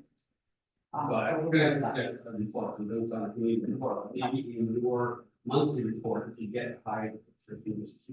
I see. I think it brings in the mayor's asking. The other thing, just as a footnote, to the chair, is that we've hired several new firefighters that were already accredited. So they don't have to go through the training. So far, out of the 6 that we hired, 3 are already accredited to the full capacity. From previous department, from going into fire, from going into school, we've been blessed to have them in our neighborhood. And of course, as we all know, some of them want to become career, and some of them don't actually, they're pretty much because of their work. So we've been able to hire already certified accredited through other departments moving and so forth, but so far, it's good. My concern is just that with fire, we had harder and harder time getting firefighters to respond to daytime calls. So now we're increasing our numbers of volunteers in each shift. So where we used to sustain it at 18 firefighters, now, as you mentioned, 23 in some cases. If we expand 5 station, we're looking at now 20 new firemen that we're looking at covering their wages for training at 1 to 300 hours. We have to look at looking at these so we're going down an area where costs are just, I think, just for the purpose of being able to reach the so I don't know, I mean, we're not the only, there's many municipalities, many fire services that are struggling and so that's why it's nitpick, we're trying to go through it and you know, what's needed, we don't, like I say, the last thing is I want to make sure the safety of our Yes, men absolutely. that's the first thing, that's a priority, but at other areas, it's more of that. So as we move on, Sorry, just on that one, and I don't want to take us down on the last hold on this one, just even thought. When firefighters don't respond, is it usually because they're at work and can't get away? Or where I'm heading with this is, if they are employed by, you know, a private business, when they come off, is there anything we can recognize those businesses for, you know, the support that they give by giving flexibility either to the people who come in here as firefighters? I guess we could, Not monetary. not monetary, but recognize, yeah. Year or Oh, something like maybe that. we could do that, absolutely. Recognize these employers are actually contributing to the, it may just grease the wheels a little bit for them to, you know, allow their employees to be a bit more flexible in that regard. They, yeah, their response is just, they're in Ottawa, they're working outside. You know, again, the family dynamics have changed, they're with children, yeah, so, but yes, we could certainly look at that.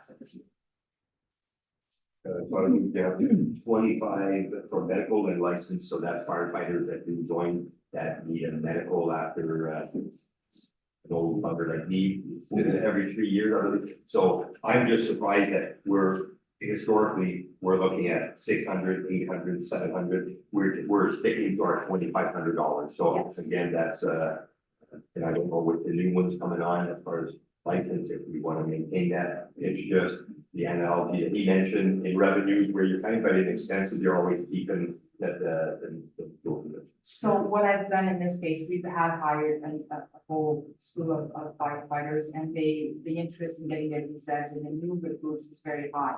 So we've been able to get more and more drivers in-house to do it. Their medical exams and the cost of it is not something we want them to bear, and we are part of the Human Resource Policy to reimburse that. My hope is that I will actually be over budget this year with this expense. The other thing that I'm doing is I'm actually getting all their renewals, their birthdays and so forth, and doing a spreadsheet so that I can budget more accordingly to what's coming up, what the renewals are. It's a process. I'm hoping to be done by the end of the year, but that's what we're doing right now. So we're updating our database so that we can actually budget. Okay, I got 10 people being renewed. This is the cost it's gonna cost me. Some of these medical expenses are vary from $65 to $300. I was like stunned by the cost of it, but that's where we're at. So I'm hoping that we're gonna need the entire 2,500. And on the bottom of this page, as was mentioned, the public education, so the 6 for the regular 2 that we're asking. Mind you, I understand the mascot, you've got 3 already. To me, looking in the community, trying to get somebody else to jump on board or small fundraising or doing ways to, but I would say support goal to 3 and allowing 3 elsewhere. That way, an increase of 1,000 potentially towards your, so that's my view, and so it's a possible 3 that we can maybe look elsewhere. May I just interject that? Sorry, I just wanted to let you know that through the fire marshal, I applied for a grant for training computers. And I couldn't put it in because we just received notice that we were allowed $3,000 worth of laptops for a training department. So that's not in there, and there's no in and out, but I just wanted to let you know that we did receive the grant. Perfect. So the radio and pagers, that's, I think, Nancy, so the 18 is there for operation, the 25 we can disregard, it's not, so is there anything for radios in Canada? No, sir. So everything is in operation. So the 25 is for the compressor. Now, what does the 18,917,000 entail as far as radios, or maybe give me the overview of? So radios and pagers, it entails their licensing is included in that, so that's something we can't control, the cost of those, it's a renewal license every year for all our stations and all our radios. Then we have the monthly fee of rental from a previous contract or lease, which is $763 a month, which expires in 2025. That's the original contract that we got for our pagers and radios. Then we had the ask for, and I believe I gave you the motion, we had the ask of 11,900 for 8 radios, including all its equipment and extra battery. The fire committee had asked me to look into being, a lease agreement with them. I did look into it, and in doing so, I quickly rounded up some numbers. So in order to lease the 8 radios at 11,900, the monthly fee for that would be $416. This back and forth has been ongoing with, I know the council and I about my ask for radios and pagers, and with increasing our numbers of firefighters, pagers is gonna come next. So I decided to look into increasing our numbers of radios and requiring pagers as well. So what I've done is I've looked into 20 radios instead of 8. I've looked into leasing 20 pagers over and above what the original ask was to fire committee. And the mobile unit that we required. I had a mobile unit in my car, and I gave it up to one of the trucks that was having problems. It just facilitates my traveling and my retirement to radios. All that to say, the entire project, which was 37,000, a little over 37,000, comes down to $763 a month leased for 5 years. So in speaking with the treasurer, quickly overview financially, she recommended that we didn't wrap up the previous contract into this one, and that we just keep the 2 separate, which is exactly what the 18,000 is. It's the licensing, current 763, and the additional 732 that would be required if council decides to go one way. So I wanted to give you the option of, obviously, whether the 20 are approved or not. It's just a huge variance of equipment for the small cost on a monthly basis. My projection is that, although I know that it varies in opinions, I would like to see one radio for 2 firefighters. And I know we don't have those big calls very often, and I know that there's a consensus that we may or may not need all the radios. This was a quick number. The pagers is a definite, because we hired more firefighters, we will require them. And the reason we want the pagers is because our cell service in our Stormont is very weak, and the application doesn't work. It works very well when the people are working outside, and if we need extra manpower for a specific call, they will go on that application, we will call out to our members that are working outside the area, and they will come forward, they will report. They want a confirmation that their time is required without moving work for a cancel call. So pagers in that application work hand in hand in our area. This is a must. The radios, it's a want. I know there's a requirement for them, but I just wanted to give council the option of looking at the options of discussions. So I know with the fire committee meeting that we had, we discussed, okay, radio, it's on that evening, we kind of said, okay, it's a capital, we got, it's just that, as I mentioned to you, earlier, Nancy, right now, with what you're looking at, the additional radio would bring you to 12 radio per station. Little more than 12. Okay. So my view is, if we were just to reduce it and say 10 radios per station, we're looking at the 8 radios that you're looking at. I don't know if the need is there. And my personal opinion on this, as I mentioned, is if it's a car accident, you have traffic control that you got to deal with. I understand, so you occupy 3 radios. You get to the car, you don't need 9 radios around it.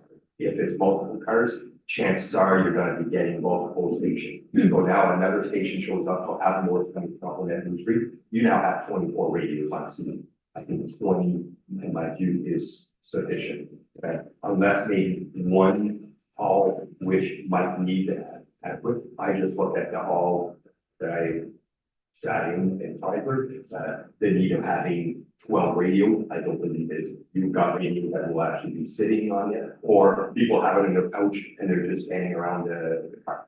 The fact that we're responding with 23, so during the day, there's not many, so now you're increasing 23. We have a one standard column. So now what happens, we get a medical where somebody just needs medical attention.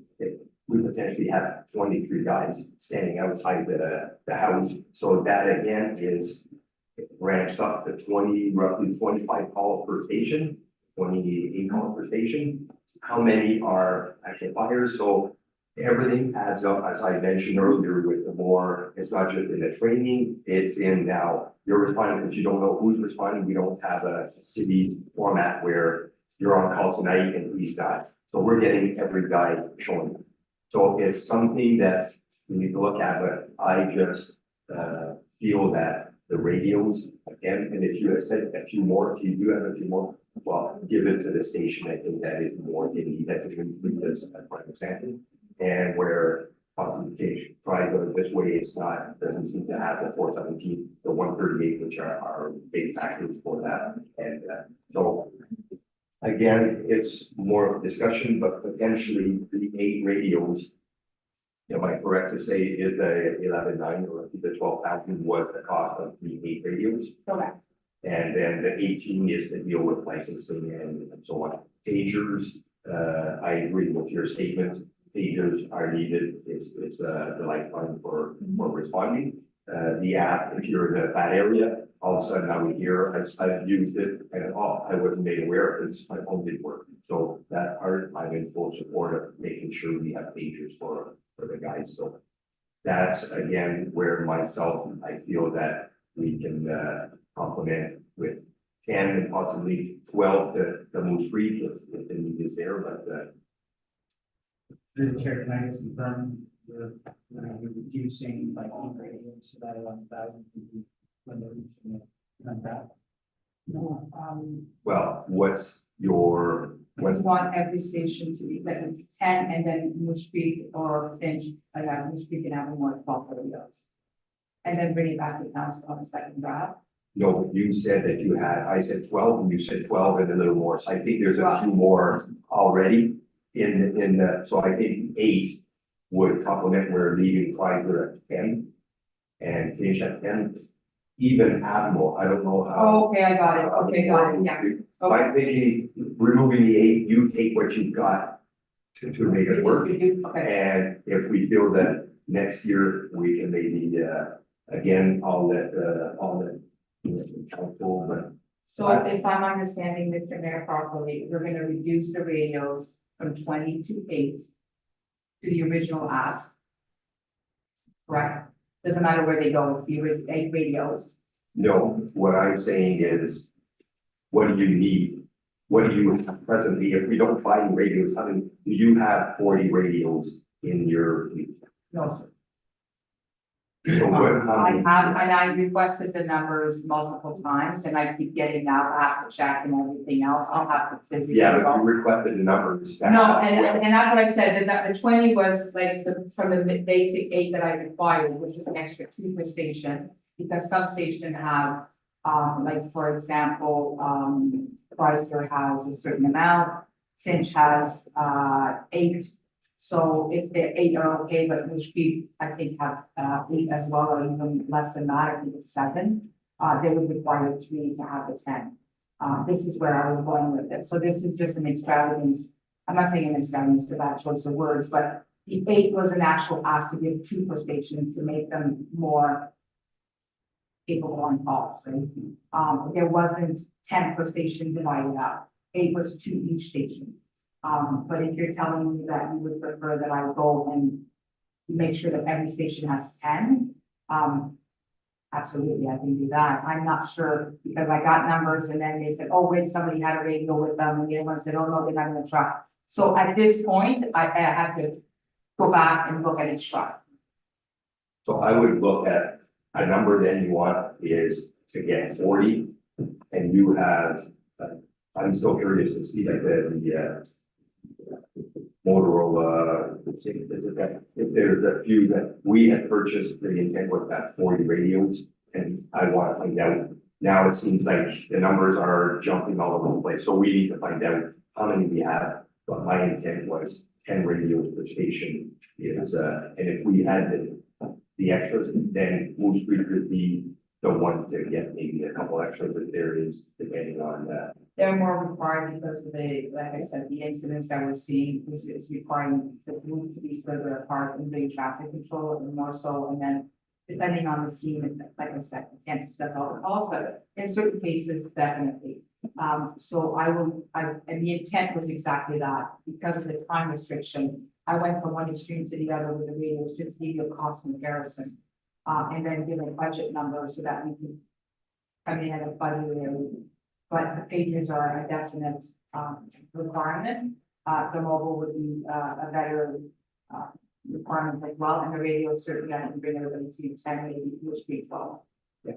But the maximum cost would be $763 monthly versus the $416. That's where the comparison was. that's in the leasing. You're not gonna- Correct. See, and that's another area where leasing at 763.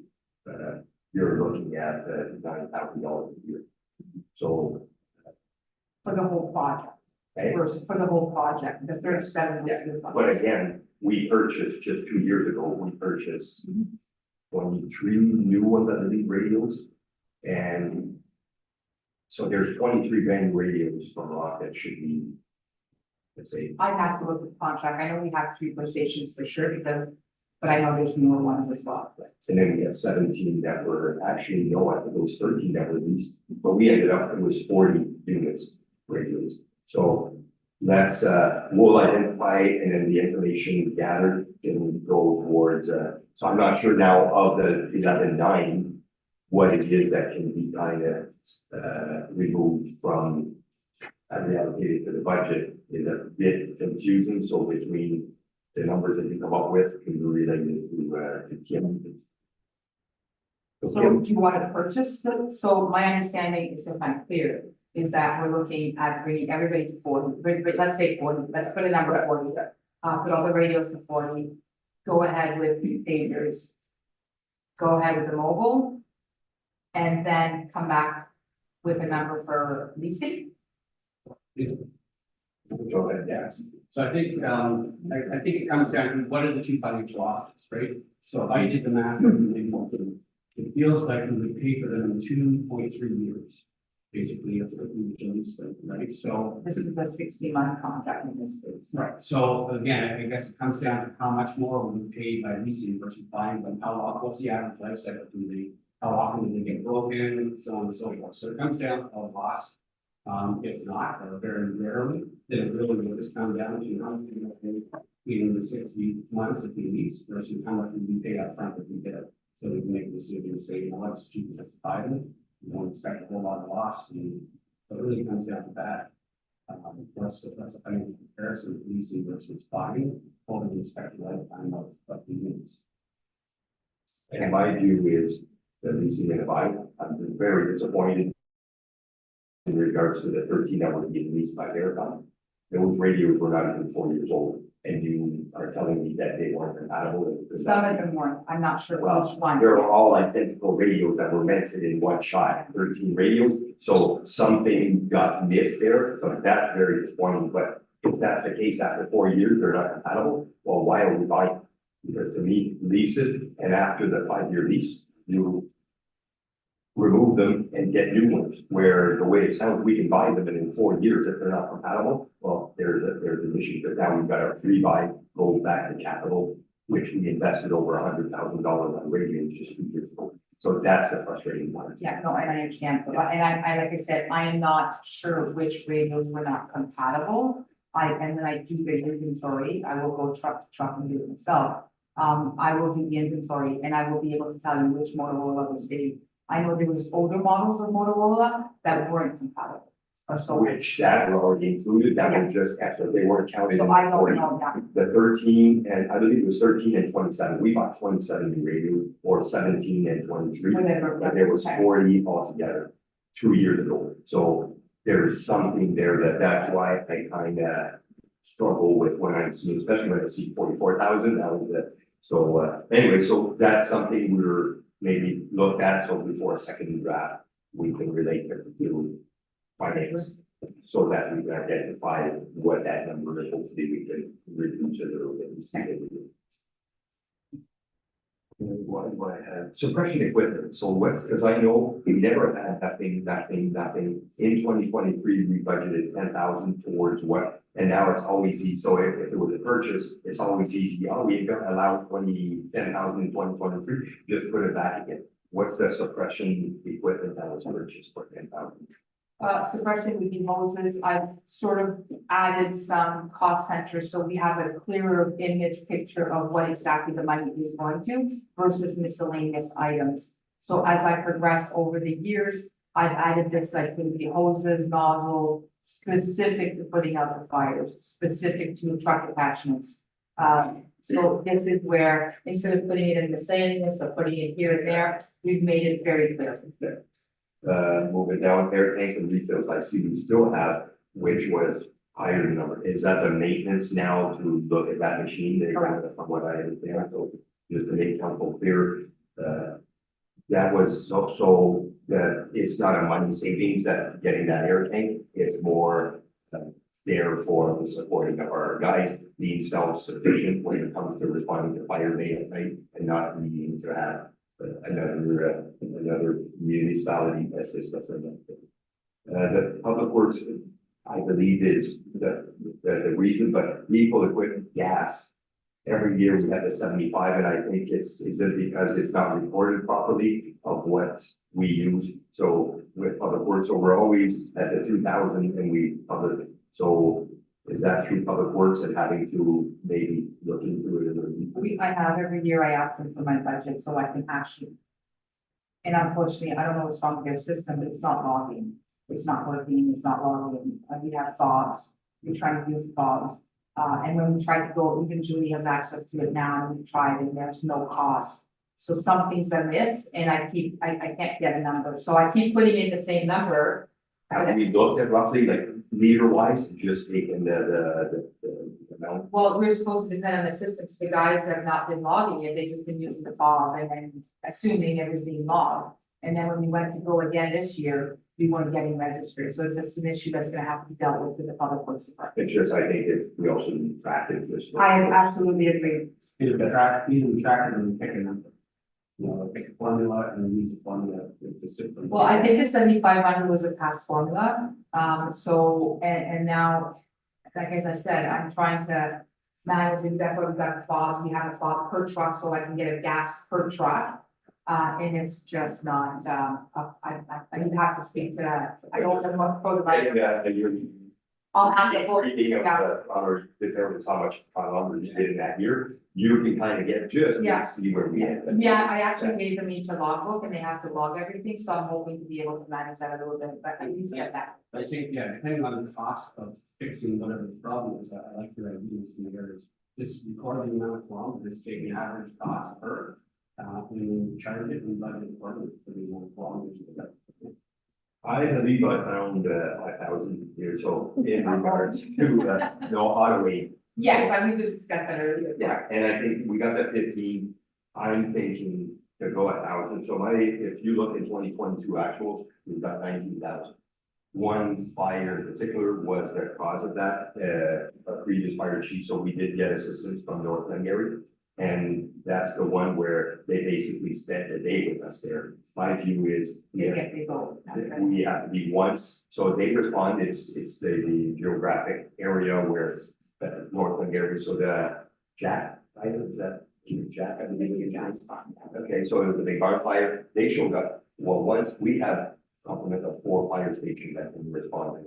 So when we have our guys show up on scene, that's where you set up, you're ready to go, and you relieve the neighboring municipality. In this case, the 19, they weren't relieved, they basically spent a long time, and I had a long discussion with our previous fire chief saying, you know what, we're paying their trucks. Our trucks are our trucks, they sit in the station, but when you get their trucks, we're paying an hourly rate for each vehicle, their manpower, and so if we can support our chief in getting, and then Nancy elaborate on that, but can we not get you to once you're set up, ready to go, you relieve them and reduce the amount of hours that would be. So in 19,000, and I don't mean to correct you, Mr. Mayor, but in this case, the fire Mr. Jack's farm is a little further ahead. A little further back, that was the 31,000. In the case of the 19,000, I was able to build back some of that cost, but some of it cannot be built back. So North Land Response, we have an agreement, a financial agreement for automatic aid on that boundary. From, I believe it's Bender Road down, but in some cases, a little further as well, the post 17, where they will respond on our behalf because they're closer in distances. Superior Shuttle accreditation requires us to meet a certain time frame for response in a certain area. And we have to have a minimum of 15 people on per station in order to maintain our Superior Shuttle. It's not just a question of getting water at a certain distance at a certain time. We have to meet all these three criteria. Northland is our contract automatically. When we arrive on scene, they arrive before us 9 times out of 10, they're closer. They set up now where we can come in, connect, and then they leave. If we are for some reason requiring their assistance because we are low on manpower, they will stay on mutual aid where there is no cost. But in most instances, Northland is gone within an hour. If there is no higher hierarchy and we need help with the management of the scene, Chief Vlad has been gracious enough to stay the extra half hour as a mutual aid or to help us out while we transition. But there's never been in the last year or two excessive amounts of overage with the Northland station, and we're now starting to train with them to connect and disconnect with them. So the 19 was that in, I don't know if I did that. So we did have. So this is issues an open with the air, fire so this was an open air that got away, and we were there for most of the day. And this is where, I was away on a medical, response, and the chief was nice enough to stay the extra hour. But we were able to build back the homeowners. So if you look in the revenues of that year, we billed $20,000 in fines and then that would cover the. But again, they were there once our 4 stations. They gone. No, Because so that, that day they were there for a long time because we didn't have the manpower to respond there. It was, I still it believe, was in the woods, but this is a one-off, right? I That's still an believe example. that, it's more working with Northland. I think going to 10, Yeah. would still satisfy my personal, so I would look at possibly sliding 5 off the. The other thing, just to finish off, when we have a home fire, we can't charge back the homeowner. It's part of their taxes. Moving down, I really appreciate seeing 360. So of the 360, that was, that's going as far as the fire reserve, 260 is, a donation. Correct. And then we are taking auditors from our, to complement the 360. Now, and I didn't go back further, but I believe we still have some in our fire reserve, so, which actually brings us, Will be close to 490 something. Yeah. so, you know, we're getting close to 500, which again is way better than buying a truck and they say 0. Yeah. Go ahead, definitely. Is that directed to a specific type of purchase, specific truck, or is that open? I did advise it doesn't have to be here. And it's been confirmed, and I believe that they reached out to us, Monday, that we're looking at, issuing the donation, so that is, excellent. So, and I moving on, so now, from all that, is there any questions in regards to, yeah? Just a couple, touch on tanker maintenance and rescue maintenance and equipment maintenance, they're kind of the same amount each year. What are the plans this year on actually doing maintenance? It looks like some years it's heavier than expected, and some years it's lighter. So this is, again, unfortunately, I'm not sure what happened with, the mechanic. The mechanic wasn't available to us. So we've had to go to a third party. And we've had to do so on many occurrences. So there's one year when he's more available than the other. A little cautious. And in this case, I am being cautious because I never know if he's going to be available or not to us. And in some instances at 3 AM, I don't call Chris, obviously I call, if Chris is available, he's all out, he'll come. But if not, I have to call a third party, and then get into that. So I'm in this case, in the 3 maintenances, I've been very cautious because I can't balance Chris, and it's available. Are these not 2023 actuals? No, so there's. About that. Then the ambulance bay building, the 5,000. That looks like it started to incur maintenance charges on that was. So this is new to the fire department, the ambulance station, the revenue is part of the ambulance, is now part of the fire department. Finance, felt that it should be with the fire department because it's part of the building. And in some instances, we're paying some of the cost of the, ambulance bay. But it's never been part of our budget. So they included the revenue, the ambulance bay of 30-some thousand. And then I put in 5,000 as an anticipated maintenance, heating for whatever. Last year's cost was 37. I wasn't part of that cost. Blake takes care of it. So I'm not familiar with the cost that happened last year, but I put it to 5,000 because it seems to be a recurring. I don't know what it was in the past. Definitely water. So that was the fire at the hall. I'm not sure what they had. Yeah, I'm not sure what they had on the wall. The building is getting older, so. Yeah, so Been fine with that, but hopefully we won't need it, but that's where I put it because of last year's expenses. So we just pay us, or, the ambulance pays the rate of police for The revenue is 072. It's the second last on the year revenues portion. It's 31,665.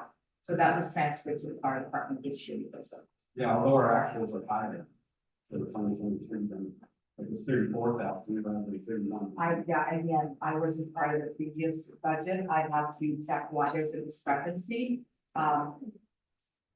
Through the chair, I mean, there's a big contract with them, with the monthly payment that's made to the township, so I'm not sure how there'd be a discrepancy, we'll have to take that away. Are any of our leases indexed at all, or? I believe this ambulance one is not. Be interested to understand why that is. not his expense. I'm not sure if that was for a factor or not, so.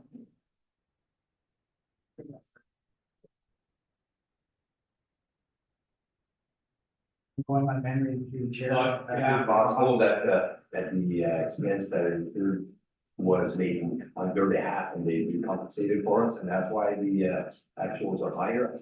Flow through wouldn't be on account, we call it a flow through, sir, so it flows through the office, it goes in, it goes out. Doesn't usually, I don't know if it appears in here in this cases, but I can't say. It's my first year getting the ambulance bay, so it's. Part of it should be fairly straightforward, as I said, the contract was just been recently. I don't believe, and again, I'm going on memory, getting there, but I don't believe there was CIP increases. But yes, it should be a relatively straightforward calculation. Yeah, okay, well, again, I agree with you, it's your first year with it, so maybe for next year, we can make the standard contracts a little bit better, so that we're not setting $5,000 unnecessarily. Maybe can be just So even scenario, it looks like there was 13 payments done. Oh, sorry, it looks like 13 payments here instead of 12, so it's an overlap of data.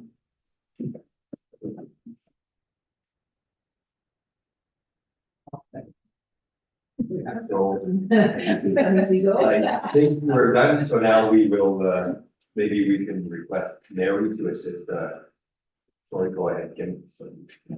Through you, Mr. Mayor, I just want clarity on what was decided. I had public education reduced to $3,000 and then auto getting reduced by 5, is that correct? Yeah, yes. And prior to that, we talked about the increasing Fines, revenue. Sorry. Increase, yeah, $5,000 to the. Yeah, fine, sorry. Yeah. In the chair, we didn't have one. No, capital, I believe will just, or is it simpler? For Kim's purpose, is it something we can go through? It's up to you, Mr. Mayor. You refer to the capital now that I don't know. Yeah, well, that's maybe, I'll go by item, equipment sliding was last year's approval, it's, we're just transferring the funds as I explained earlier. We couldn't find a Canadian company, we've been able to locate a Canadian company, and then moving forward this year. Bunker gear, we will require more bunker gear, and we are trying to maintain a location so we don't have a huge expense. At the same year. Unfortunately, all the helmets were replaced in 2016 at a cost of 70 helmets replaced in the same year. They are all expiring in the same year, 2026. Over the last 2 years, we've been purchasing 4 or 5 helmets at a time. There was an ask in planning at the, as you can see from the motion. At the fire committee, we reduced it to 12, which would give me 3 first aid kits. And cost is 7,000. Extrication kit, our question, we have these big helmets, we have these big gloves, they're a little cumbersome. Some of our firefighters have to go vehicles inside the vehicles, and we're trying to reduce the wear and tear of the expensive helmets and expensive gear, and trying to buy these kits. So some of the stations will be getting, in some cases, which we can add on who are more closer to the highways. And we're finding more and more that we're getting more circulation calls. So instead of using our $15,000, we're hoping to buy the smaller helmets and the gloves that are specific to the extrication team. Extra, and then a generator for station 4 from year to year. We've been asking to upgrade some of our stations to generators. Which being so close to the highway and reducing it and Bender Road to kind of reduce time. That question of we can't open the doors manually, it's a question of our equipment. Our equipment is all charged in the bays, and our trucks are all right, so they're all need to be plugged in. When there's no power, we only have a certain amount of time that the trucks will require more time to leave. We can't afford that response. So we put in a generator of 16,000 that will just keep the load, but it's just an average to maintain our equipment in the trucks and some people in the truck in the station, not the entire station, just more so the bay. I put in 16,000 for that, and then dropped it. As mentioned earlier, radios and pagers is a typo. It's going to be the air compressor. Unfortunately, council had approved the purchase in theory of the air compressor. And the next day we found that there was a financial discrepancy. So I discussed it so that I decided not to go forward and announce that we were purchasing the air compressor, but the station was gracious enough to wait for today. So the purchasing, the amount of the financing was not what I anticipated because of the cost. So the 25,000 is still a number that includes the installation and some volunteer time from the manpower that we have. And 7,300 would be from our reserves, and it's a funny number because we're going to see the balance. $6,000 is Chrysler's Fire Association has graciously donated that amount of money towards the project, excluding their time of year that they will be producing, and $11,608 that we're going to combined with that long-term debt of the construction will no longer be required. As the treasurer, Diane found some monies in another cost center that she was able to allocate to this program. So therefore, the $12,000 will no longer be required on that. So there'll be very limited cost to the ratepayers.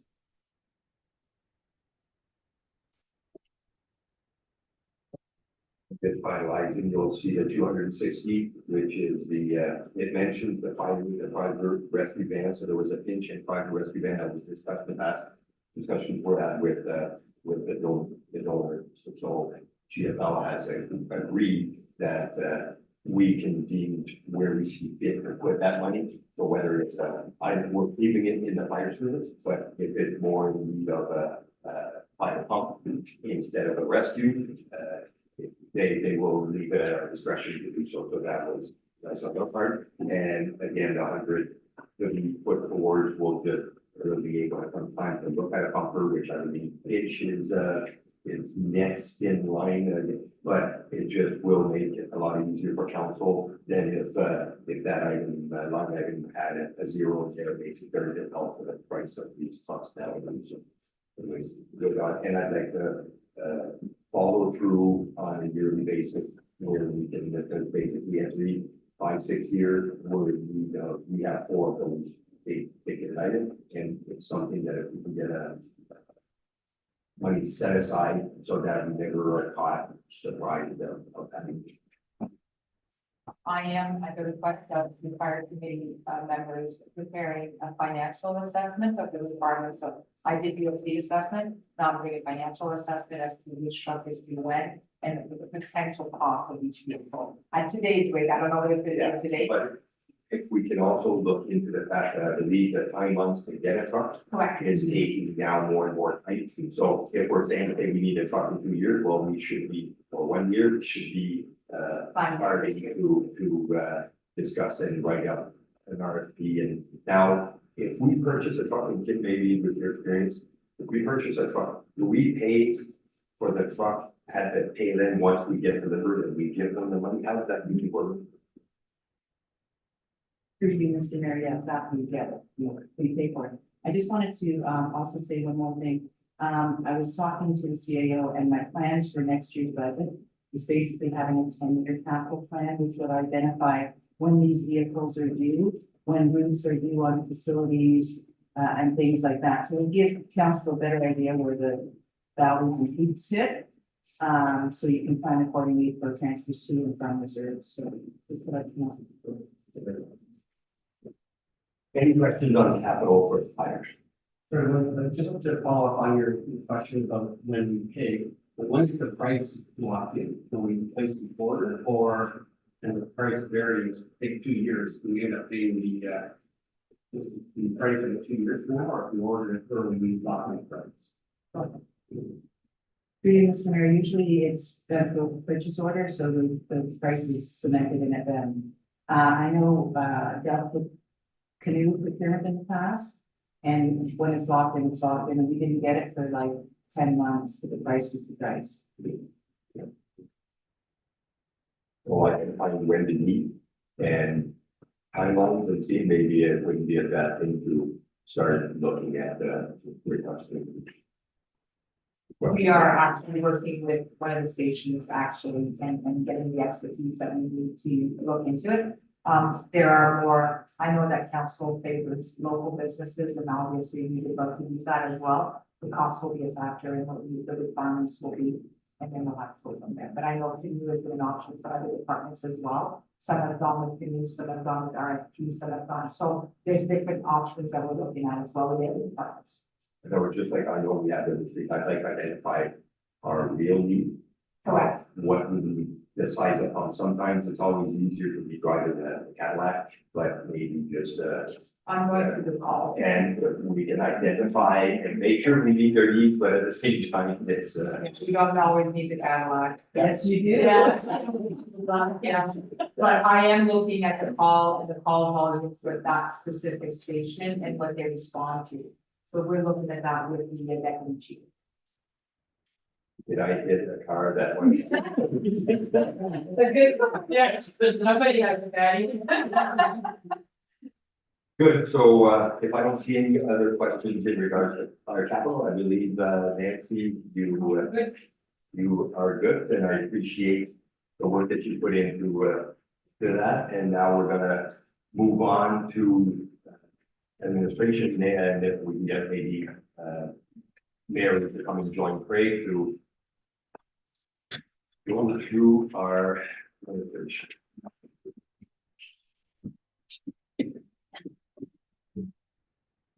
So. That's okay. What is, yeah.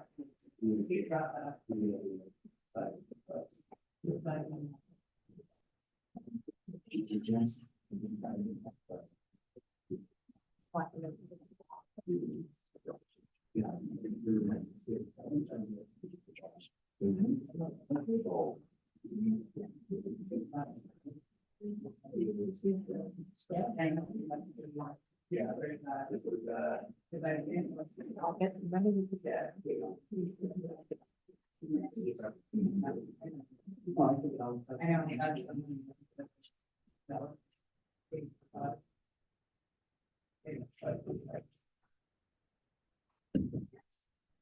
Good, morning, Mr. Craig. I will, do you want to step in or do we just start again page by page? So I will, as we move along, I can maybe identify my few revenues and then we'll, through the chair, I was gonna give a quick synopsis from the CAO's perspective, and then we can take you can go right ahead. You go ahead. just reviewing revenues, I think council can see GFL compensation. Payments have been adjusted for 2024. I think this is a very fairly conservative number. We use the same tonnage target as last year, which was confirmed with our GFL partner. So that comes out to a projected 1.5 million. The OMPF, which was in the document made by Sarah, but I'm just reiterating. The OMPF increased by 26,500 to 537,500. The Canada Community Building Fund, which is done with the Public Works, also increased marginally $2,309 to $229,764. And Ontario Community Infrastructure Fund, OCIF, increased by a little over 38,000 to 323,432. And many of the general government expenses are fixed cost owners, WSLB, insurance, and staff and council salaries, so they're not really flexible, or certainly the CAO or administration doesn't have a lot of flexibility in how to cut those costs. Other costs such as training, materials for office supplies, postage, software, contractors, specific for asset management, provincial compliance have been scrutinized, and amounts have been reduced as much as reasonably possible. As recently as February 7th, the CAO met with the deputy treasurer to try and cut about 14,000 from the GLs. Legal fees for 2024 have been adjusted and increased to incorporate additional, what I would call padding or insulation for unexpected legal services. There were two items last year that we could not have anticipated that did increase our legal fees. Auditor fees increased for 2024 at finance's suggestion, and this is to account for the potential or anticipated extra work for asset management software. And the donations and grants section is 36,000, and this includes 30,000 of EP funding that I believe will be distributed to the rec groups, and then 6,000 for Tugwood, et cetera, and those are our regular traditional annual grants. 2023 salary, actual slightly lower, as in my opinion, it was because of the CAO's medical leave and the resignation of the previous treasurer in November 2023 did reduce salary at the end to some degree. And certainly, Kim can correct me if I'm wrong. And I did identify GL 0447, the wind turbines, 30,000 will be reallocated once council approves. And again, I anticipate this 30,000 will be allocated to the rec groups. But again, that is council discretion. And the GLs for 9,800 and 9,900 are combined for school renovations, and that includes the $100,000 accessibility grant that we were providing approval for to move those monies from this venue to the new venue. So that's a quick overview of general.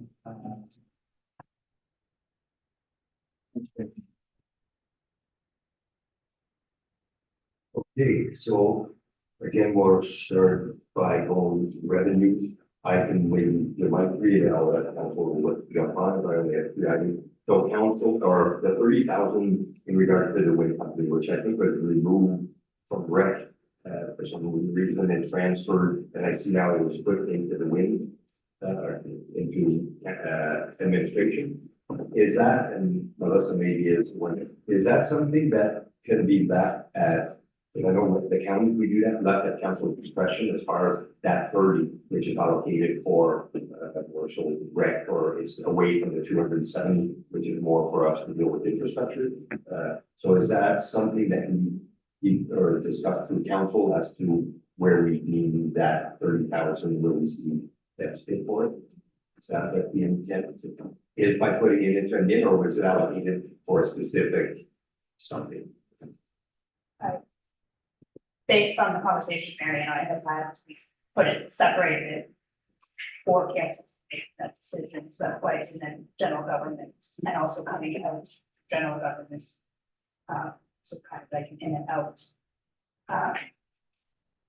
Based on just waiting on recommendation of how to disperse the funds. So my opinion on that, I was around when, I know there's the contract was written, I was around when this all resolved. But you all know we had voted against the being willing host for the wind project. It came back and then we started renegotiating to say, okay, well, you know what, the provincial government allowed them to proceed, and we kind of did this negotiation. At the beginning, it was 100,000, and then it was kind of brought back to 30,000 for the rec, 270 for our infrastructure. So I believe it's a in-kind donation towards, and I respect our volunteers for all that they do in our community, and my belief is we support them with heating and electricity stuff, and then they're on their own. But this 30 coming from an independent source, I believe would be 5,000. We have 6. Berwick doesn't have a community center, but they're still one of our communities. Right now, I know there's concerns with the direction of Moncton, but again, they're still, so I feel that 5,000 for the 6 communities is for them to, for whether it's for a program, any kind of, just to implement, whether it's to do a moment, have that cash flow. I feel would be supporting all the volunteers that do all this work to work in our community. So I'd like to get opinion from the rest of council as to what you're starting with the deputy mayor. Yeah, it's funny because I feel like over the years, we've kind of gone back and forth on the definition of this 30,000. It is right now portrayed the way I understood it, which is generally used for community use. But given the history that the mayor has, before my time on the council, kind of the way it was communicated by the donor was to go to the rec groups. So I'm comfortable to continue to direct it to the rec groups. It's 30,000, but it is a temporary fund.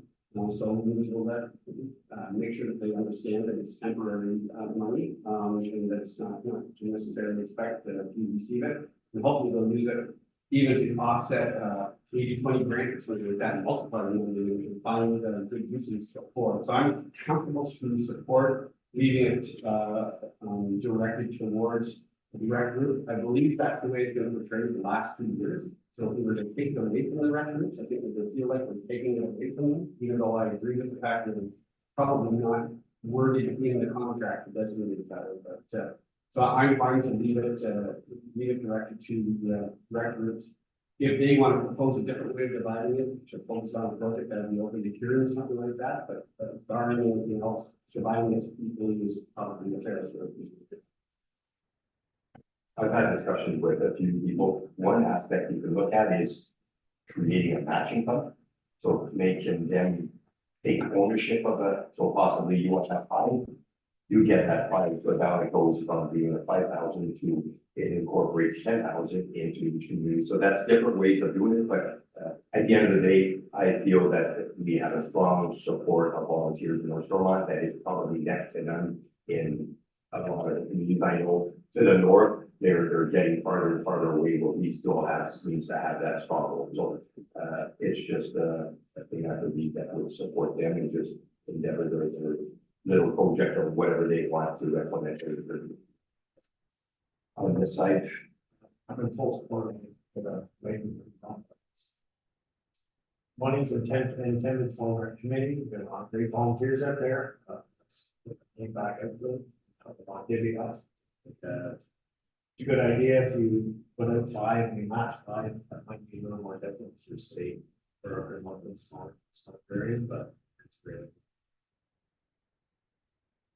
Anything to add on that? No, just to support council's interpretation, yes, I would agree that the definition in the agreement is broader. But again, speaking to individuals who were here when it was discussed at an open council on food, the spirit and intention of that 30,000, as I understand it, was to go to volunteer.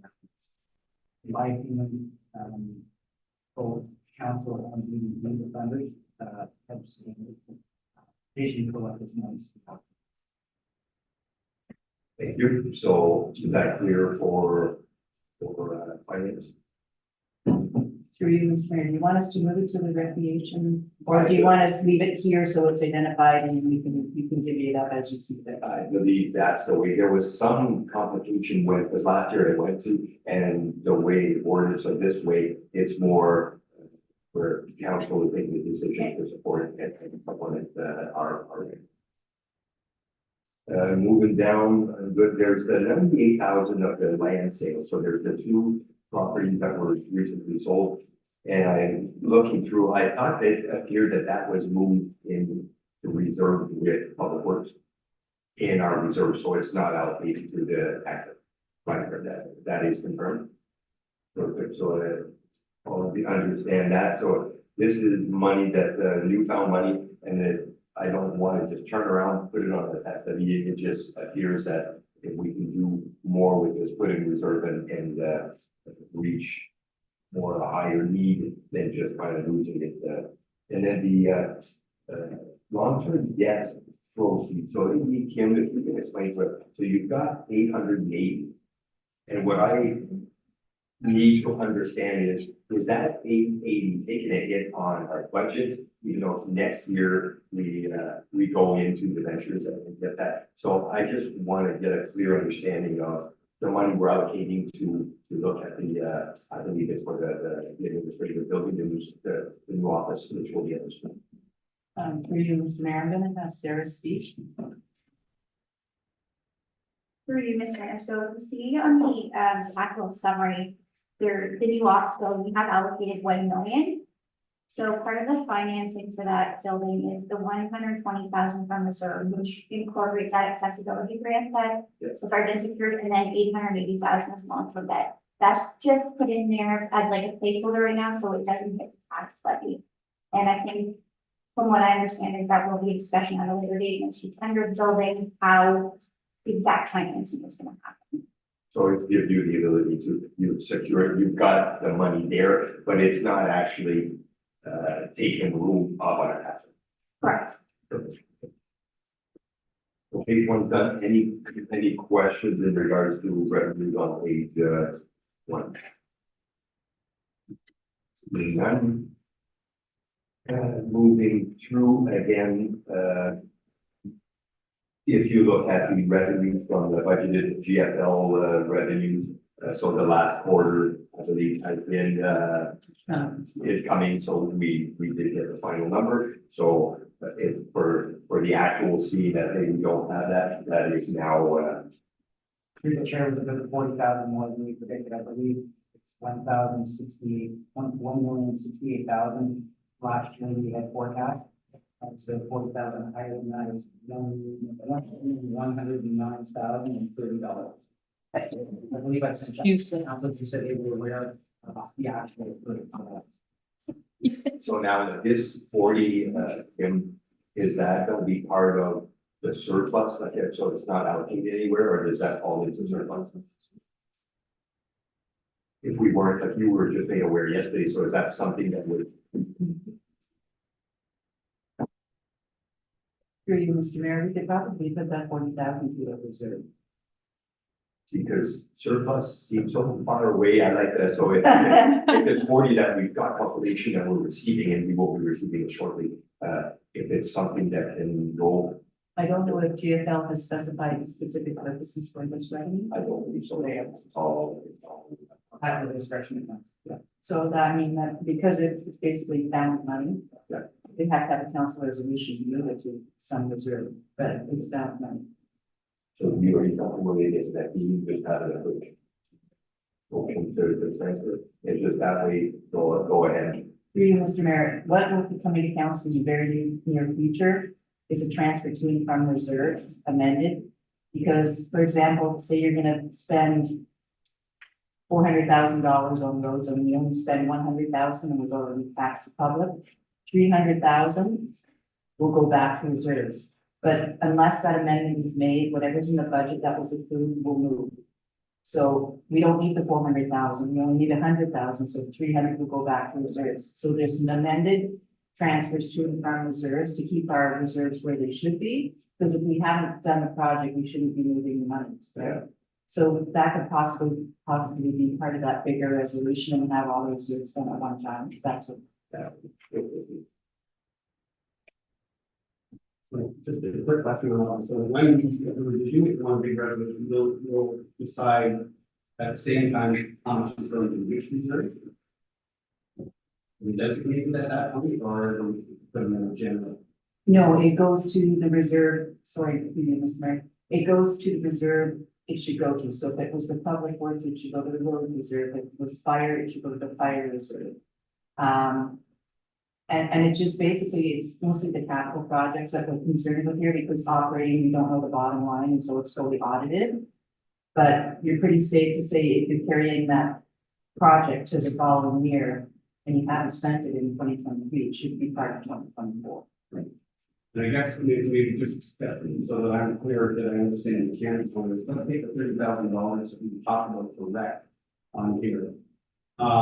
If the rec group do not spend the full $30,000, will the leftovers go into the administrative reserve or into the recreational reserve? That's actually council discretion, but you have to understand that there's a lot of cost centers in a municipality that are not revenue generating. So for example, the fire has some permits to offset their costs. Recreation has program fees and ice fund to offset their costs. Administration has none, right? So you don't want to necessarily take from those smaller pluses when you have minuses in other areas. Now, I'm more looking at from the expectations of our rec groups from the past. Is that if they haven't spent all of their money, the general expectation is that they can spend it next year. So we need to keep that in mind, unless it's just staying. If council wishes that, we can do that. I'm not opposed to that with the rec centers. I'm just saying, in theory with other departments, because the wishes may come there as well, and that's not. I think you on this, is they have the only, so they have to supply us their financial.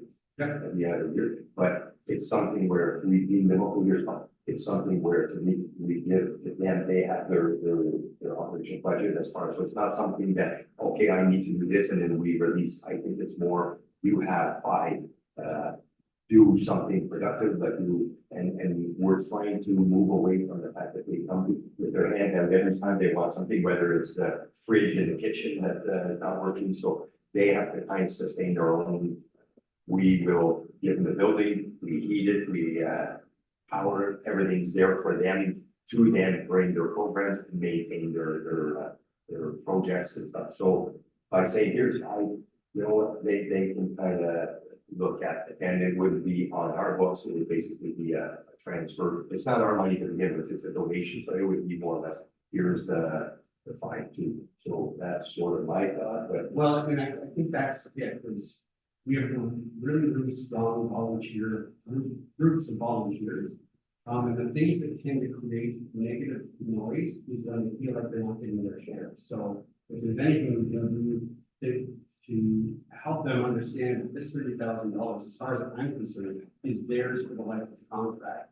And my fear is that don't slip through the cracks. They say, oh, we didn't spend it. Oh, it's not, now we have to go back to council that asks for that money again. That just feels like we're holding that and stick over them all the time. So that's kind of what I was. My plan is to, here's five, and give it to them next week, like what, so give it to them, and every year they get it, what they do with it is for them to try to build on, like you said, try to get a grant that will even more benefit. Yeah, I don't mean it to sound negative, I just know that Karen does such a fantastic job building more positive records. I want to avoid anything that could cause us. And the treasurer is not agreeably, so. Yeah. Okay, what's happening, council, as soon as happening. Through Mr. Mayor, it's much easier to administer administration, our administration doesn't have to get involved.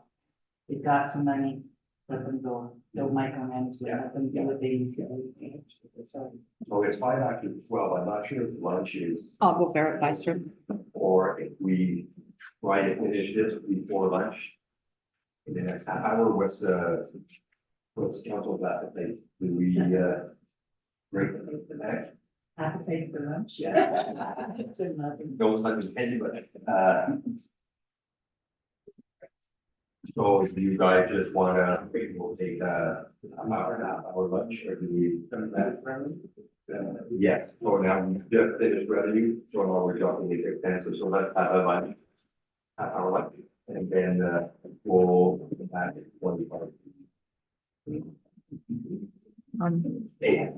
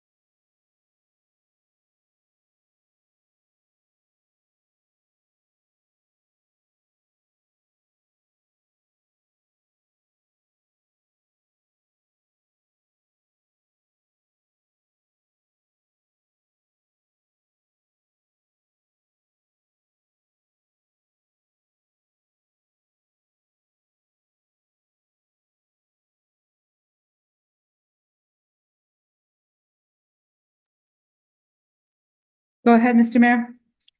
Very much. So we are slightly behind. The intent was to try to finish administration before lunch, but let's quickly go through the revenues and see if we can catch up on that. Okay, so I will start. I have quickly one that I can identify, and if there's a question again, feel free for council to jump in. So Omer's, Greg, can you maybe elaborate? I believe that the amount, again, the surplus for the previous Omer's contribution that might be needed. Through the chair, I will need finance to confirm, which they are confirming. Yes, we did have to increase that number because there could be a potential for previous council members from 2001 to present to participate in owners that have historically not been provided that opportunity. Right now with owners, letters will be sent out. But yes, in anticipation of the township having to pay their portion, we have set that money aside. And again, in reference to the previous, so that money was already also put aside last year. And with almost, so it hadn't been utilized. So this is where this surplus versus re-putting in a reserve, that kind of information is. Correct. Right now, we're not 100% sure how many former council members will participate in the program. So we put aside the amount we think is a reasonable amount to ensure that the township can pay their portion and then keep the pocket. Perfect. Sorry, just to clarify on that, so. Well, we don't see it as being carried over from last year. Okay, it's a new expense. How does that, how do the mechanics work on that? We had hoped to have resolved that last year. We had earmarked $20,000 last year. We didn't resolve it, we didn't spend it. Would that therefore go into a reserve and back out, or how is that in terms of the?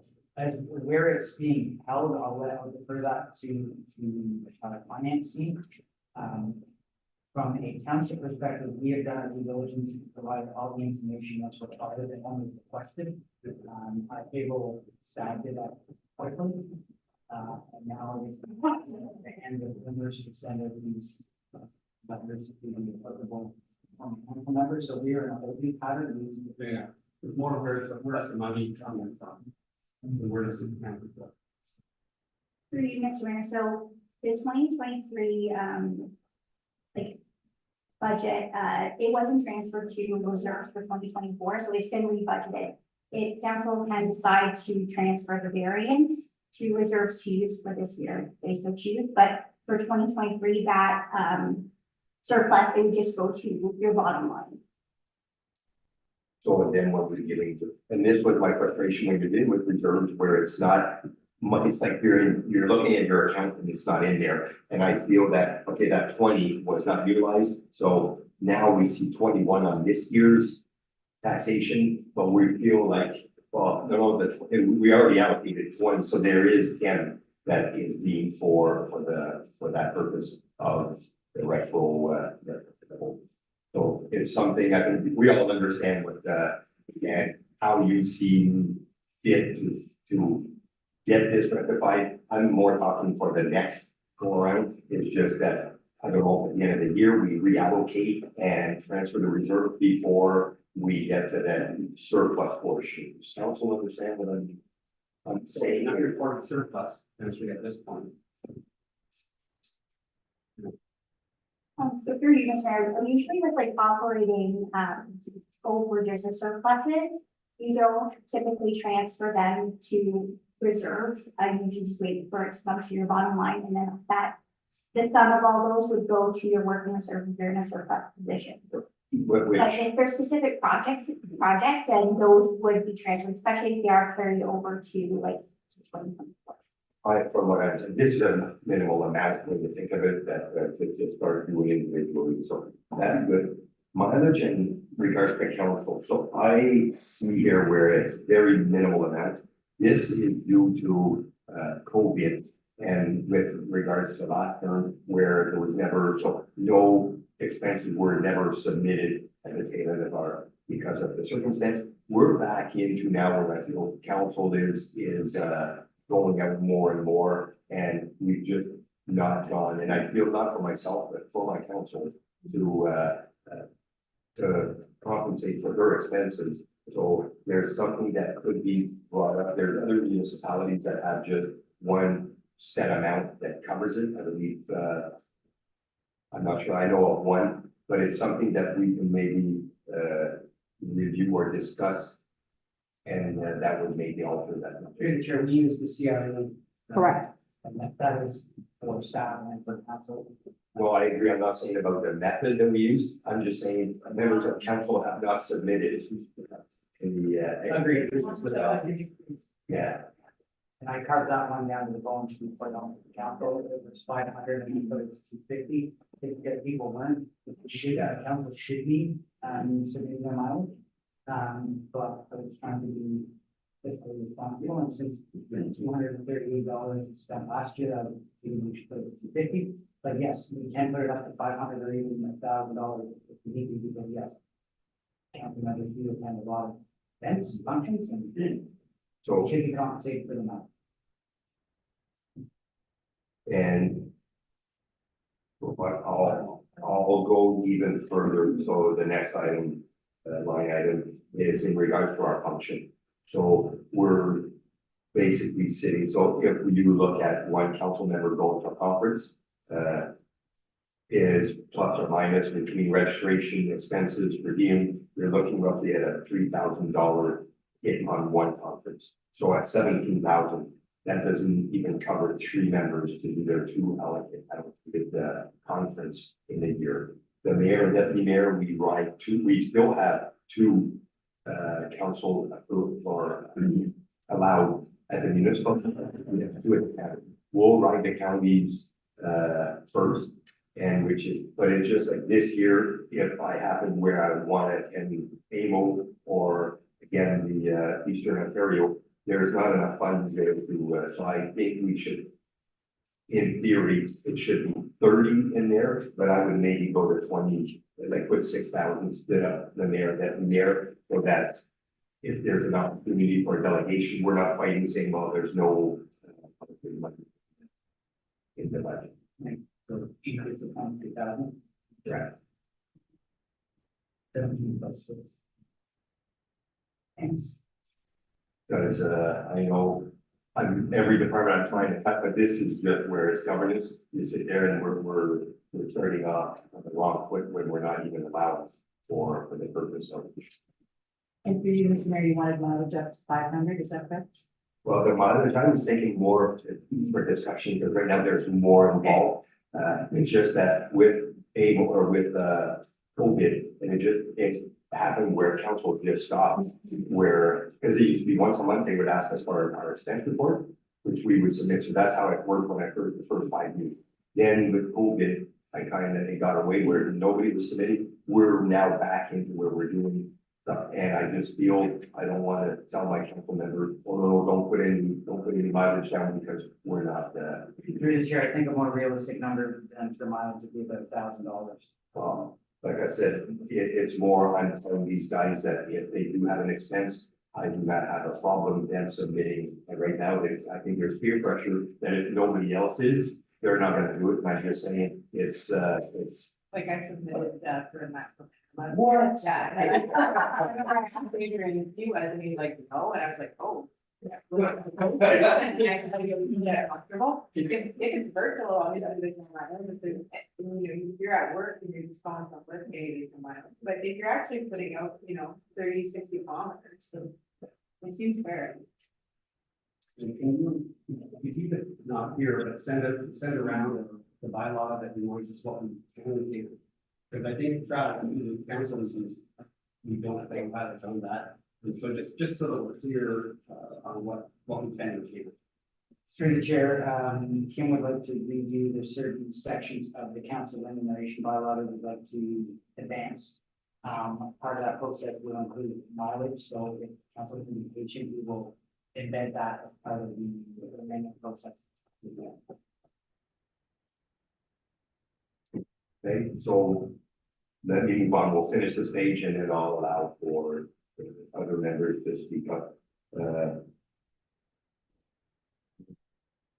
So the wages and then just for clarity on the people listening in, so we do have,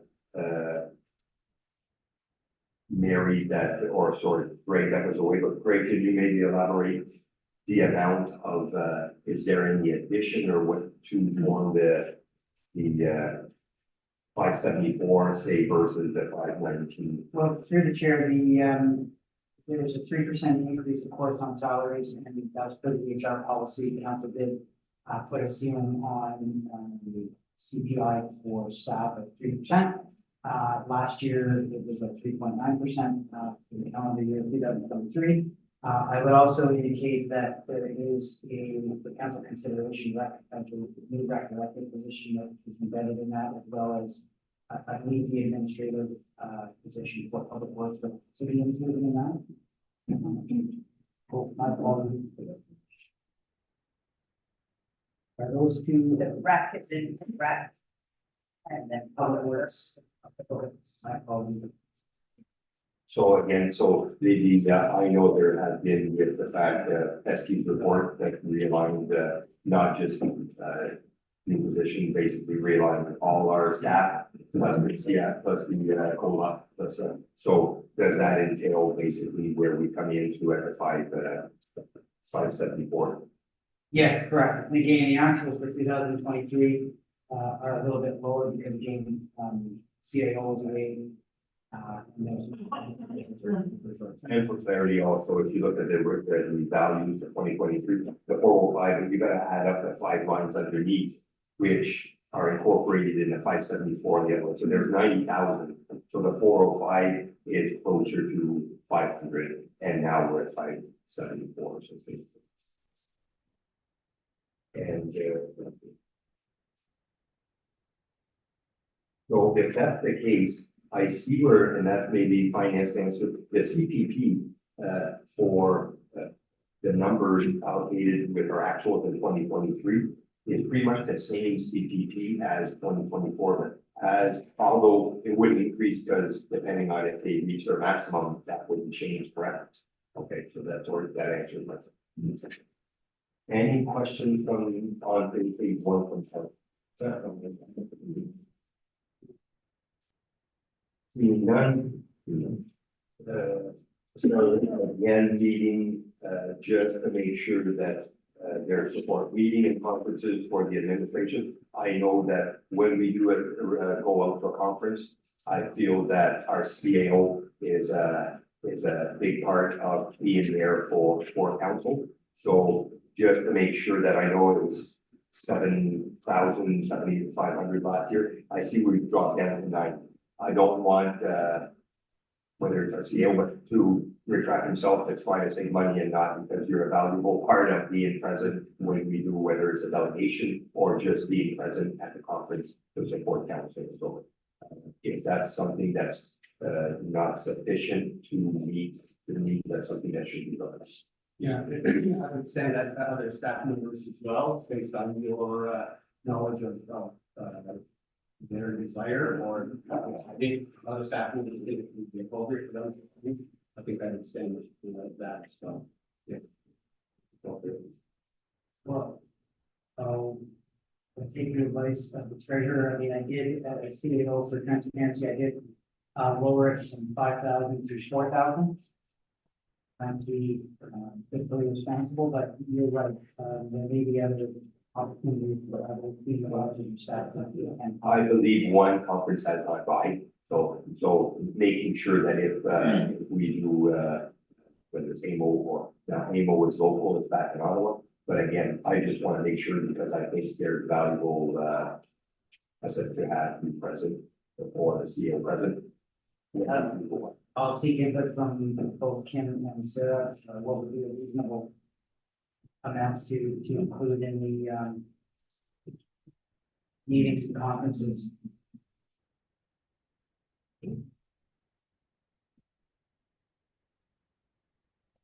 Mr. Mayor, kind of borderline on 7,500 or 8. Because there are training opportunities for people like the deputy treasurer who's moving up and needs knowledge and networking. That's just my thoughts. I know it's a sore point and it's when you're trying to cut a budget from your eye. No, and I mean, the same thing with our own, like, I mean, but it's just that we cannot, lie to ourselves and say, okay, take it down, and then we're caught. So maybe identify a second draft just to make sure that, look and see what potential there could be, and maybe analyze it a little tighter, so that might be a little increase of weakness. Through the chair, the CAO will suggest 7,500 and match one year what was budgeted for 2022, so we're great. I think that's down. So as I continue, again, if anybody wants to jump in, I moved down to software purchase, so we were looking in the 2021, we were looking in the range of 30, 35.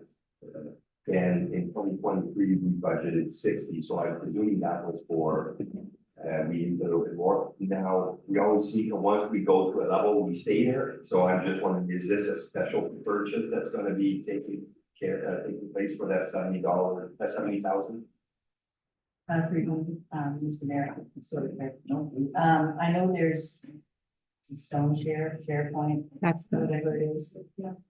Okay, and I don't know where the citywide software costs are going.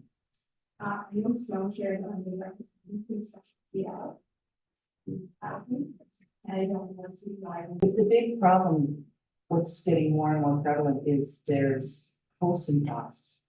Since Microsoft's gone up, you've got GIS costs, you've got, like, all these are hosted web data, right? And so you don't have a choice but to pay them, and so it's going up every year, but I don't know all that's involved in this, all that the CAO.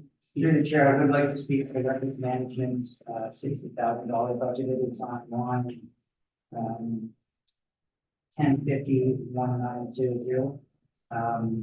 I want council to understand, we were trying to provide a real cost for 2024, the total project cost is $100,000. But realistically, we would only spend between 50 and 60,000 according to the contract. But I want to make sure the council is aware that if they commit to the 60,000 this year, they will need to commit to the remaining 40,000 for 2025. Otherwise, essentially the project will be stale and we will have wasted 60,000. So instead of admitting the 100,000 in this year's budget, realistically, we will spend the full 10,000, so I think that's. What's ongoing beyond that? Are there ongoing licensing fees that will have to be maintained past that? Sometimes licensing fees are a quarter of, annual, this is a quarter of the start costs.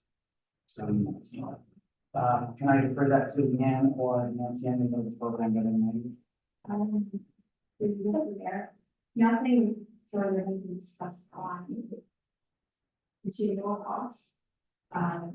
Just because we didn't know if the project would be successful on going through like this. So I don't know, any ongoing costs unless, I can ask Sarah if she knows Street County because they're on the StoneShare now. Sarah, do you know if anybody ongoing costs to that at all? Greetings, Mayor. I'm not sure if I went to the. Department. So, yeah, I'm not sure of that, because we haven't signed any agreement or anything until it's happened. I don't know if PNC, and I don't think any of that was discussed at that point. I'd have to review the proposal, and this is the same process that Mike and Kim Castleman came to discuss. It's more of a platform than a software.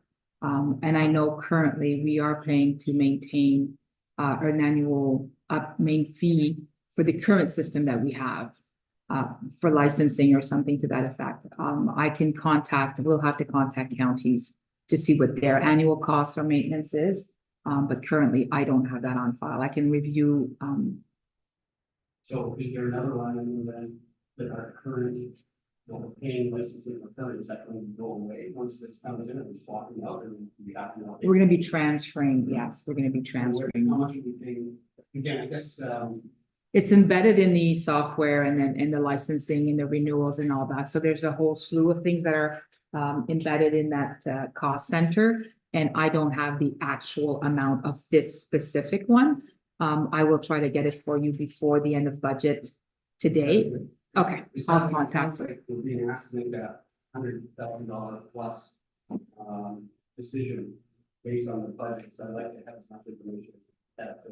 Absolutely. So if you don't mind, I'll leave and then go get the. Thank you. So as we move further down, the hydro for the admin building I see has gone up quite a bit. Is that just for this building or does it incorporate part of the all heating bills for the school? For the, because we've got to go to someone. Present. Yes, we are now paying hydro for the other building, we're keeping it quite low, just so that it's the effect of increase, but we don't have to. Once we get, we have Yeah, it's Positions of running, vacancy. it's running, $600-700 a month. And, let me go back to the software for just the 70,000, because I think we kind of transitioned that discussion over to the 60,000 reconciliation. What's the 70,000, that is ongoing licensing fees?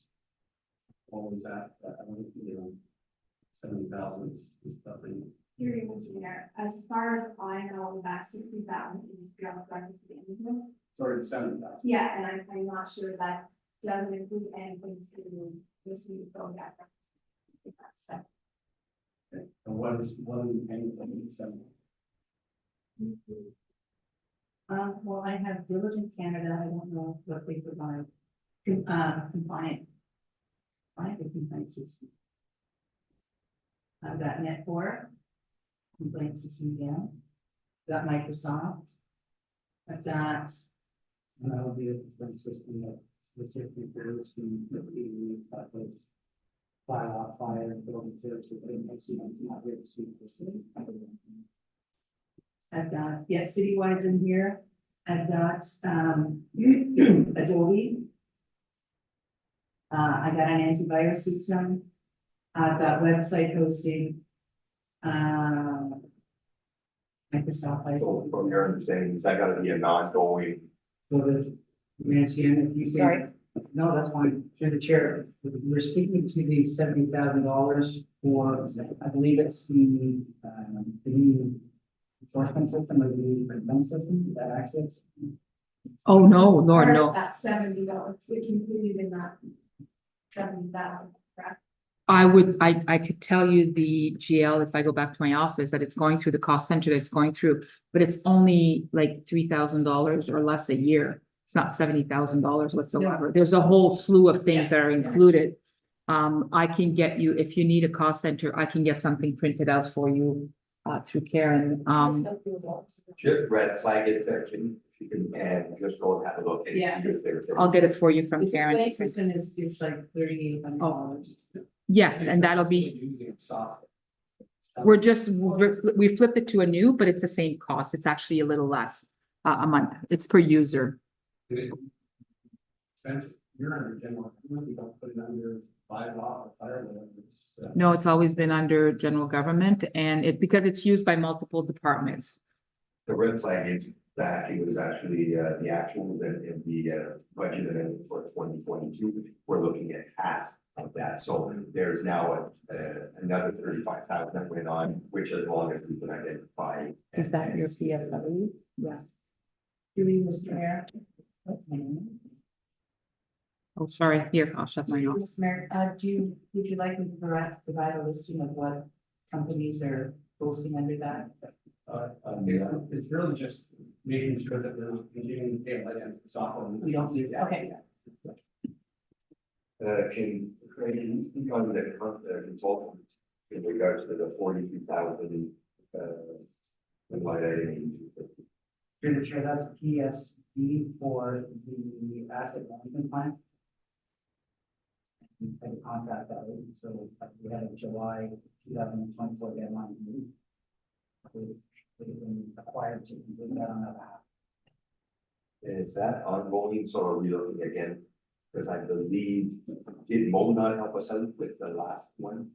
And now this year, I think we went to contract. Correct, Mohammed had done the first initial, report that was required in 2022. Last year. Last year, and of course, it's transitioned to the position, so we have nobody, in-house that can do this work, so the ESB was a contact. Perfect. I'm good. Any discussions on the page 2 for,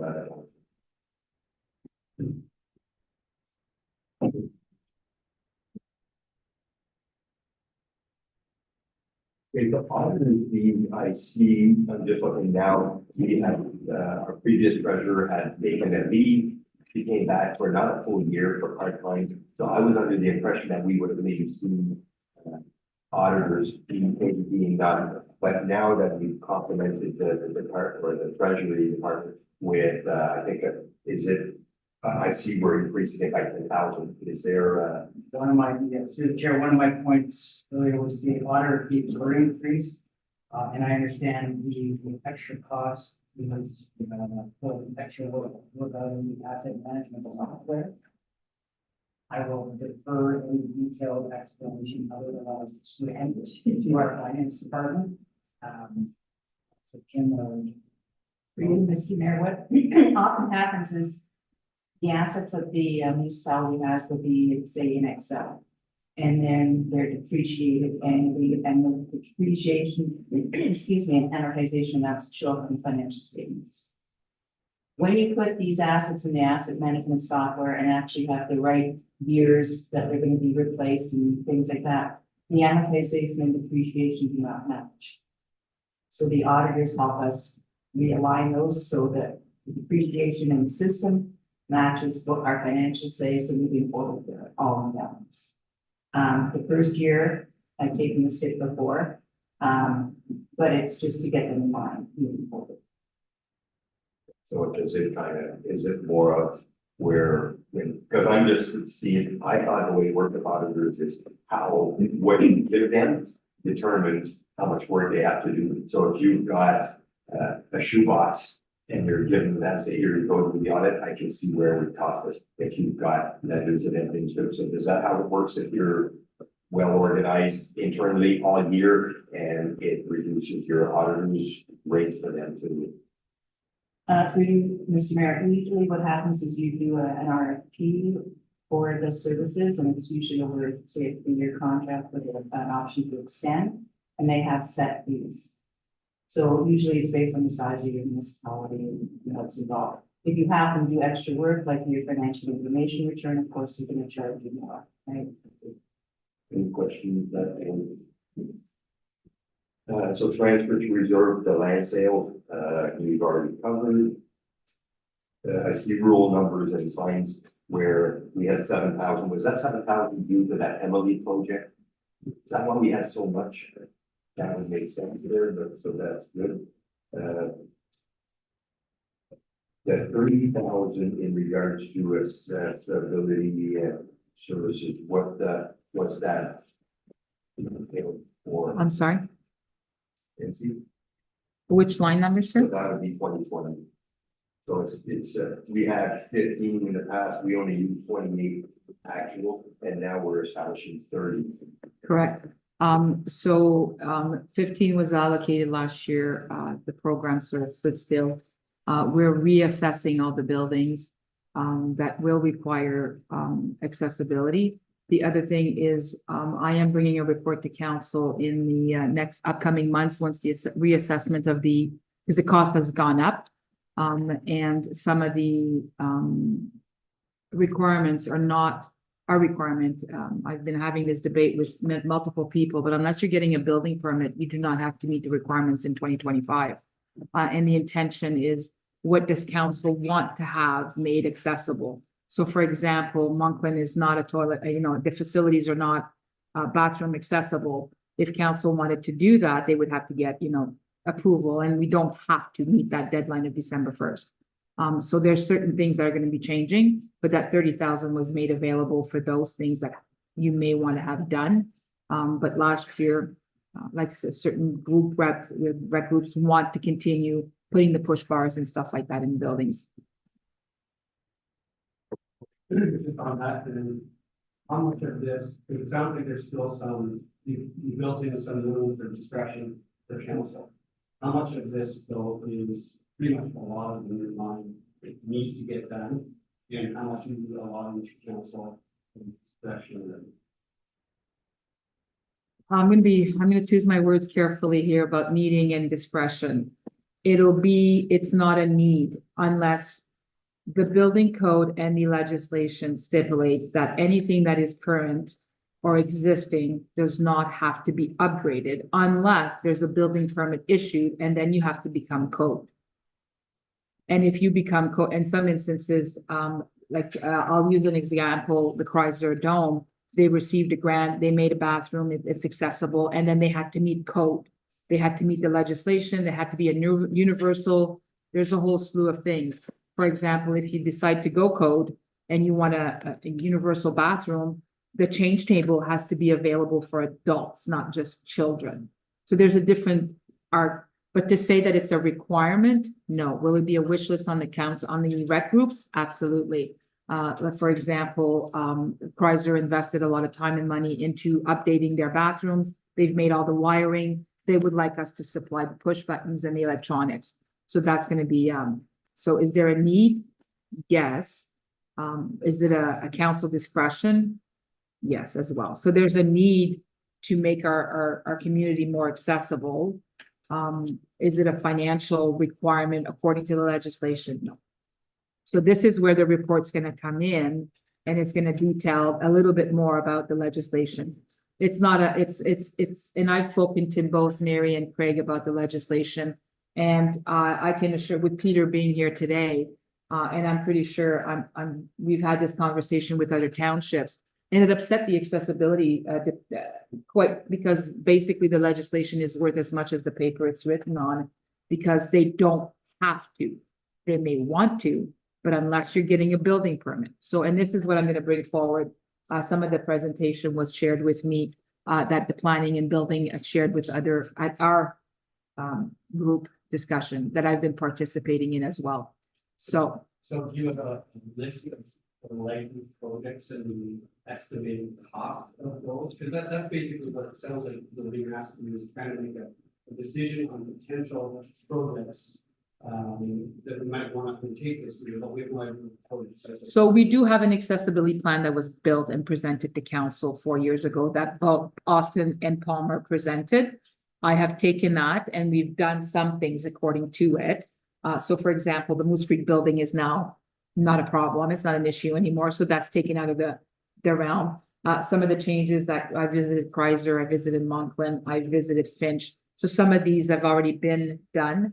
Another building that was maybe, the dome didn't have the facilities. Now it does. So that's been scratched off. So a new plan is being presented with the updates on it, the cost, the possible cost of it. Again, I'm not a cost expert. I'm not a construction expert, but the potential cost is included in that as well. For example, this building here, we required a chairlift. So people needed to be accessible here because this was council. That's no longer a requirement. So that money was transferred into the new building through the grant. So I'll take what's going through my mind. We've added a few, we've increased some of the expenses on some of the other areas here. Depending on the project, I'd love to cover some of those through this. Yeah, the $30,000 is kind of like add like I couldn't wish list versus that's reasonable or not, but without the detail.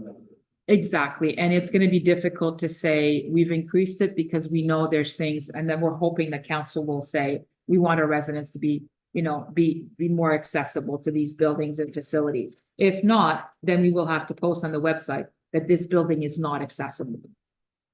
And now you're telling people they can't.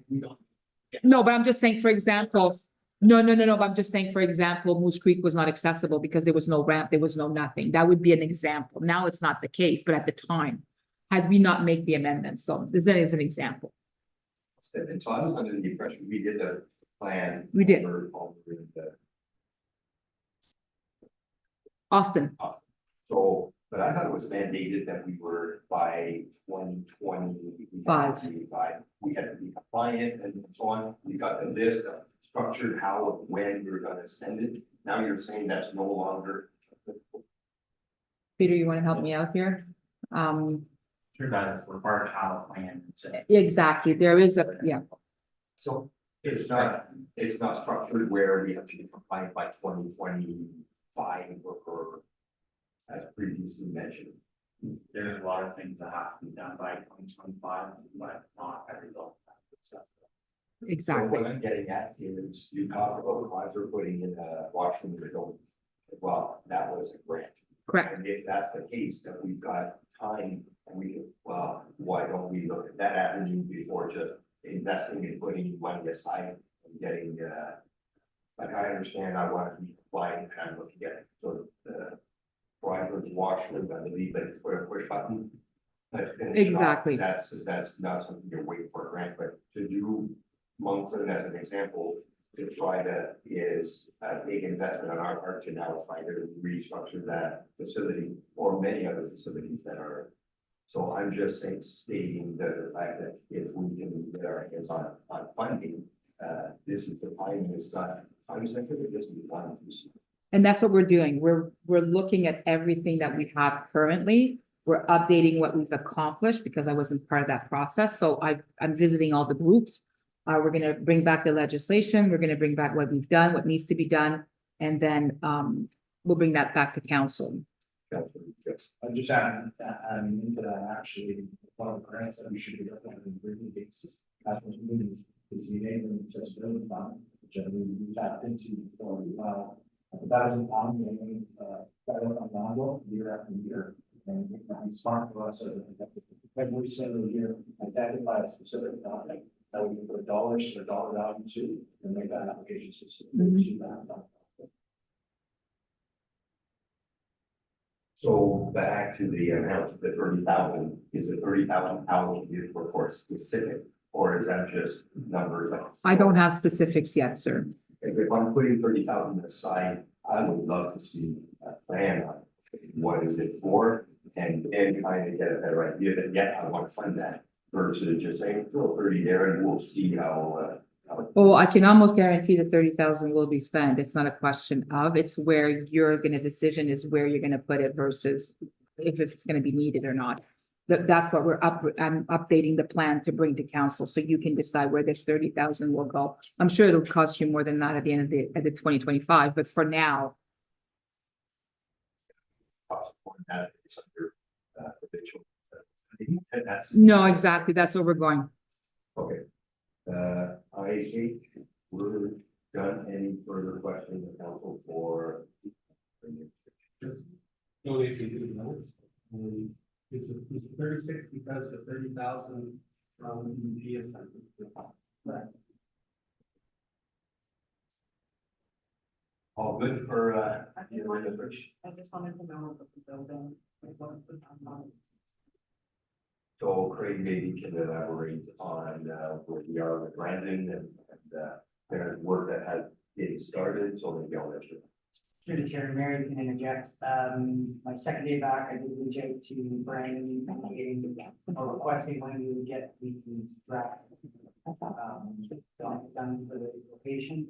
He said we would have to do in like 2 weeks. That was last week, they were still completing those, and we did get the draft RFQ, but we are waiting to give the engineer go ahead to start drafting the RFQ for the rental, because council does need to make a decision.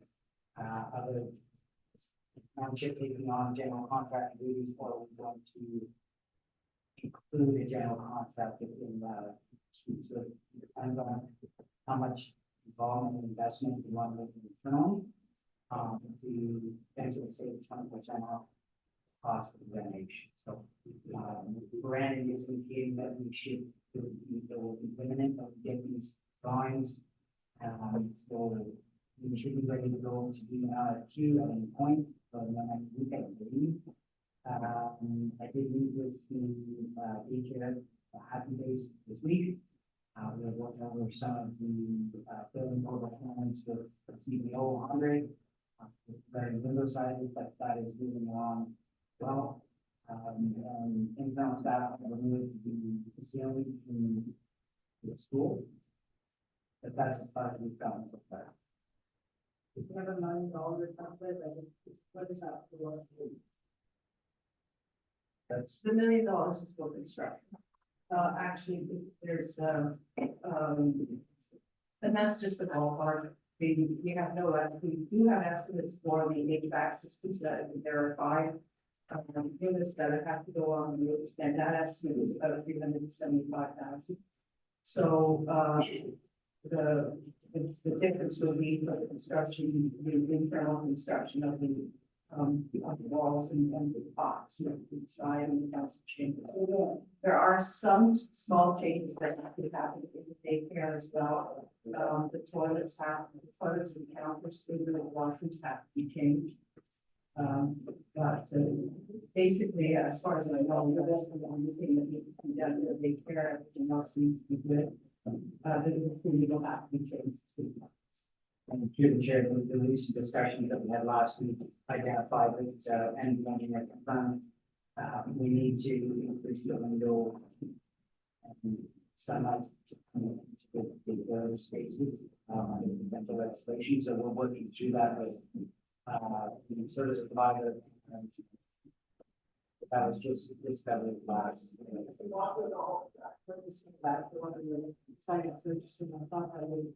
Around 330,000. All the work. Yeah, and I remember at that time saying that's really well. You know, that was. Well, I think part of what this is tying into the same topic is.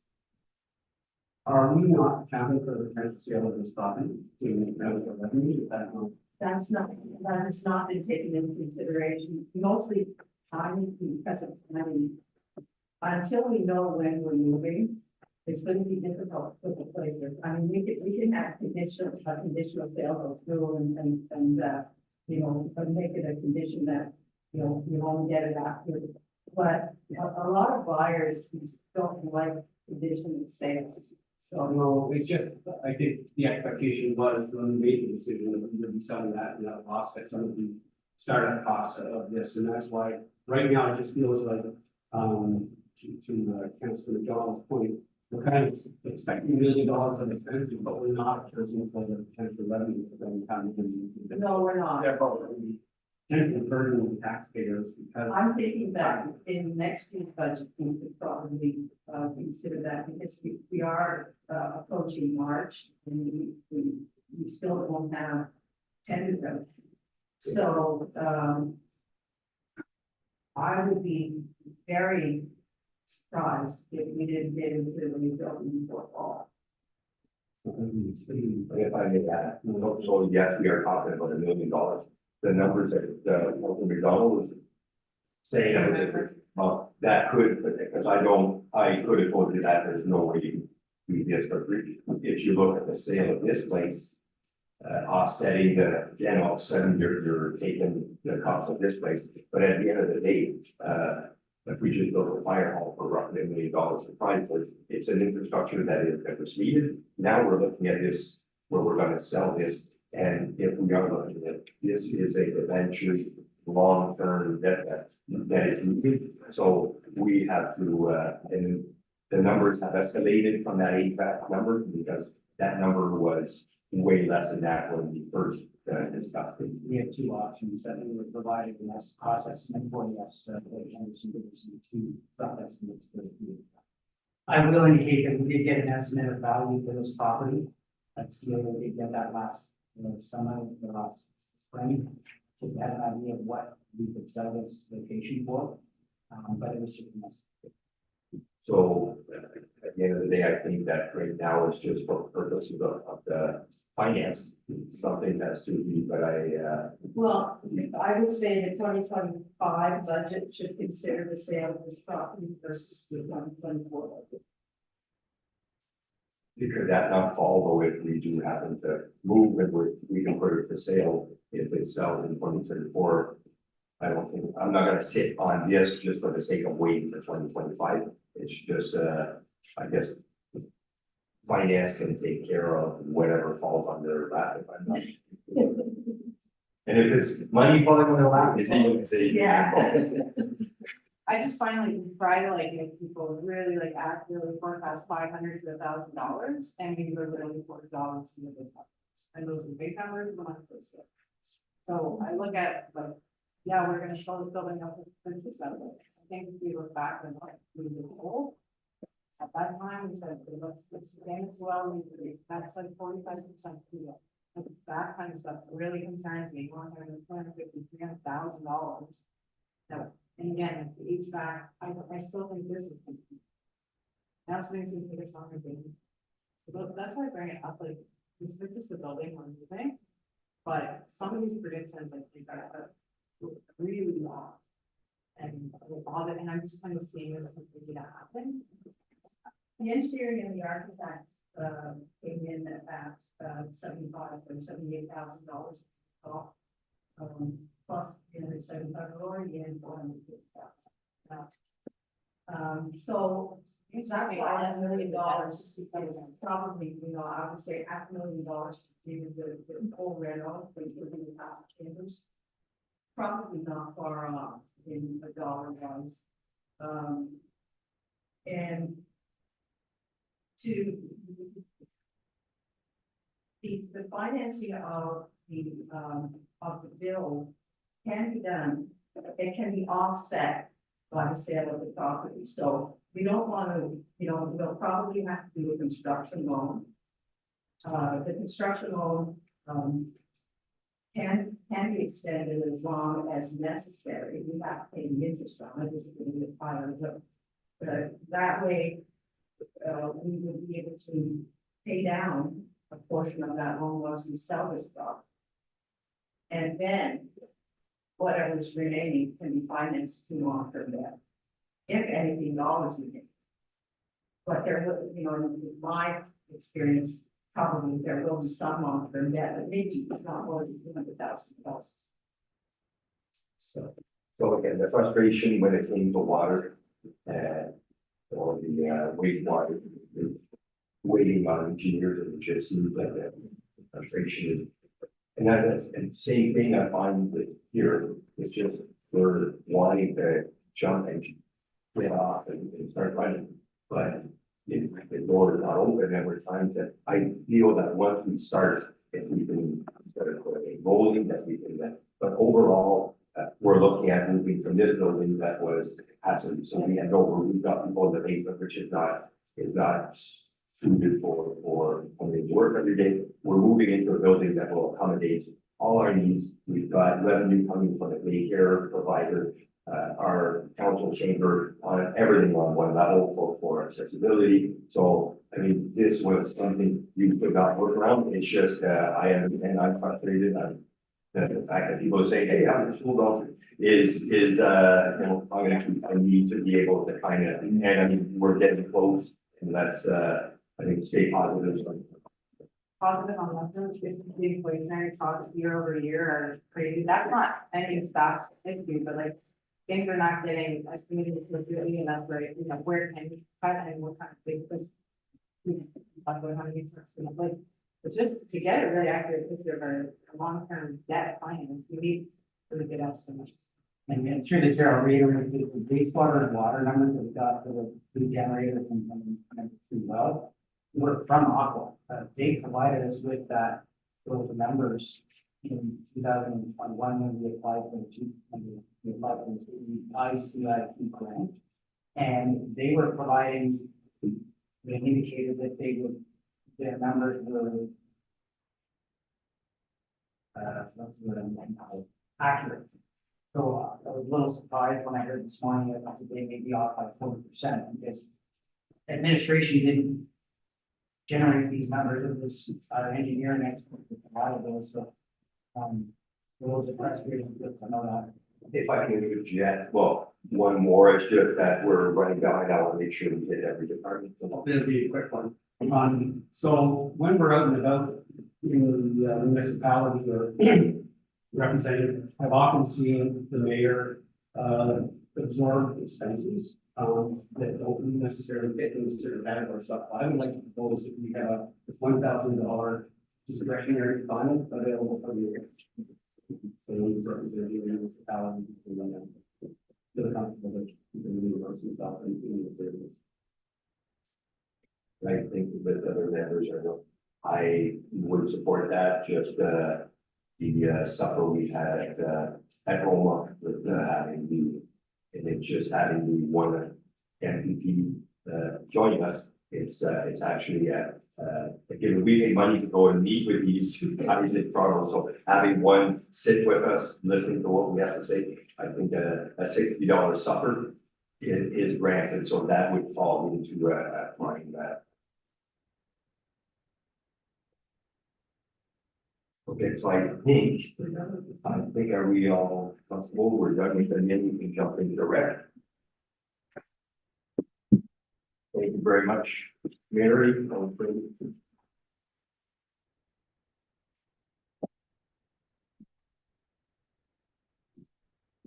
So I'll have John, John, if Gary, you want to, or do we want to start with the arena and well, I think we've separated, you,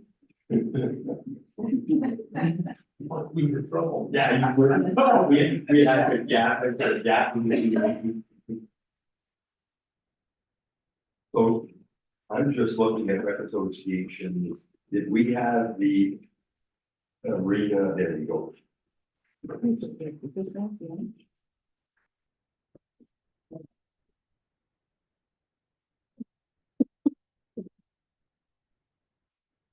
Okay, so overall, I had a few questions, but I don't know if some.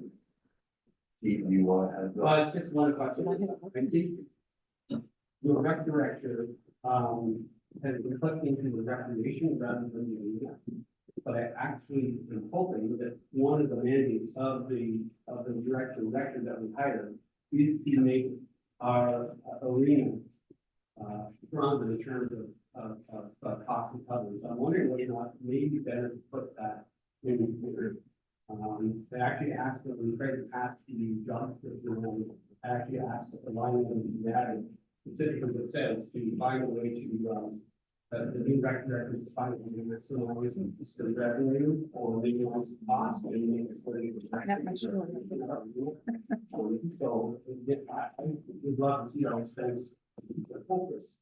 The primary focus in terms of revenue recovery inside of that project. So I don't know.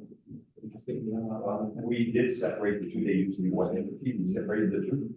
I don't see would it be something we could split because the job description for the rec has both. It's the arena that we need to focus on as well as the rec. So that's something that's.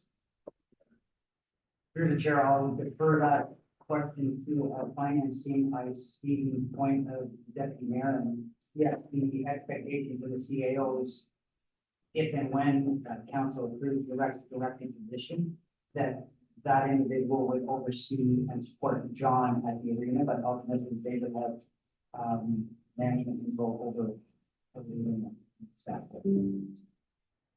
There or does that be anything as far as how we can? You just want to move the wages into the arena budget line? Yeah. But I don't know if we put full, I know it's only a half, but do we put full on one end or the other, or do we separate? Because they're gonna complement both, overseeing the of the, not the operation of the arena, more so the direction of the arena as well as the rec. So I don't know if it's a 50-50 or a 60 or even whatever. Yeah, that can be included because it's split in both in the rec association budget and then the arena budget. The arena according to rec, and I just want to be sure that the arena is the opportunity for a rec director to pay for themselves. I don't see that as much in recreation. But the arena is my hope is that was part of it. My idea is supporting the idea of rec director, this is the director of his opportunity to support the director. Okay, the rest of them, because we have some support in the market.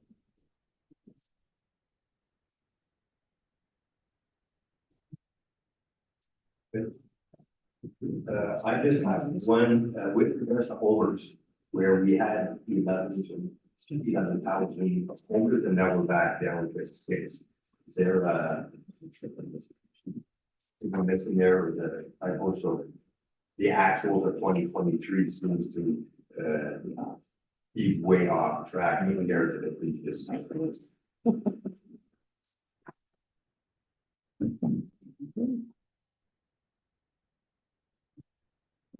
I'm sorry, 1053.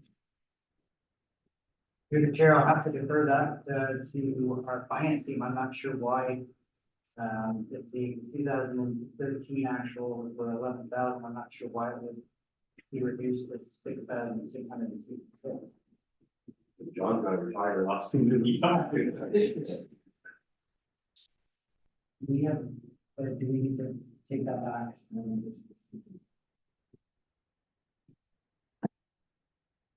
Again, like I said, it's, it seems like it's back to what it was, so I don't think it changes anything, but you could have a look and see what the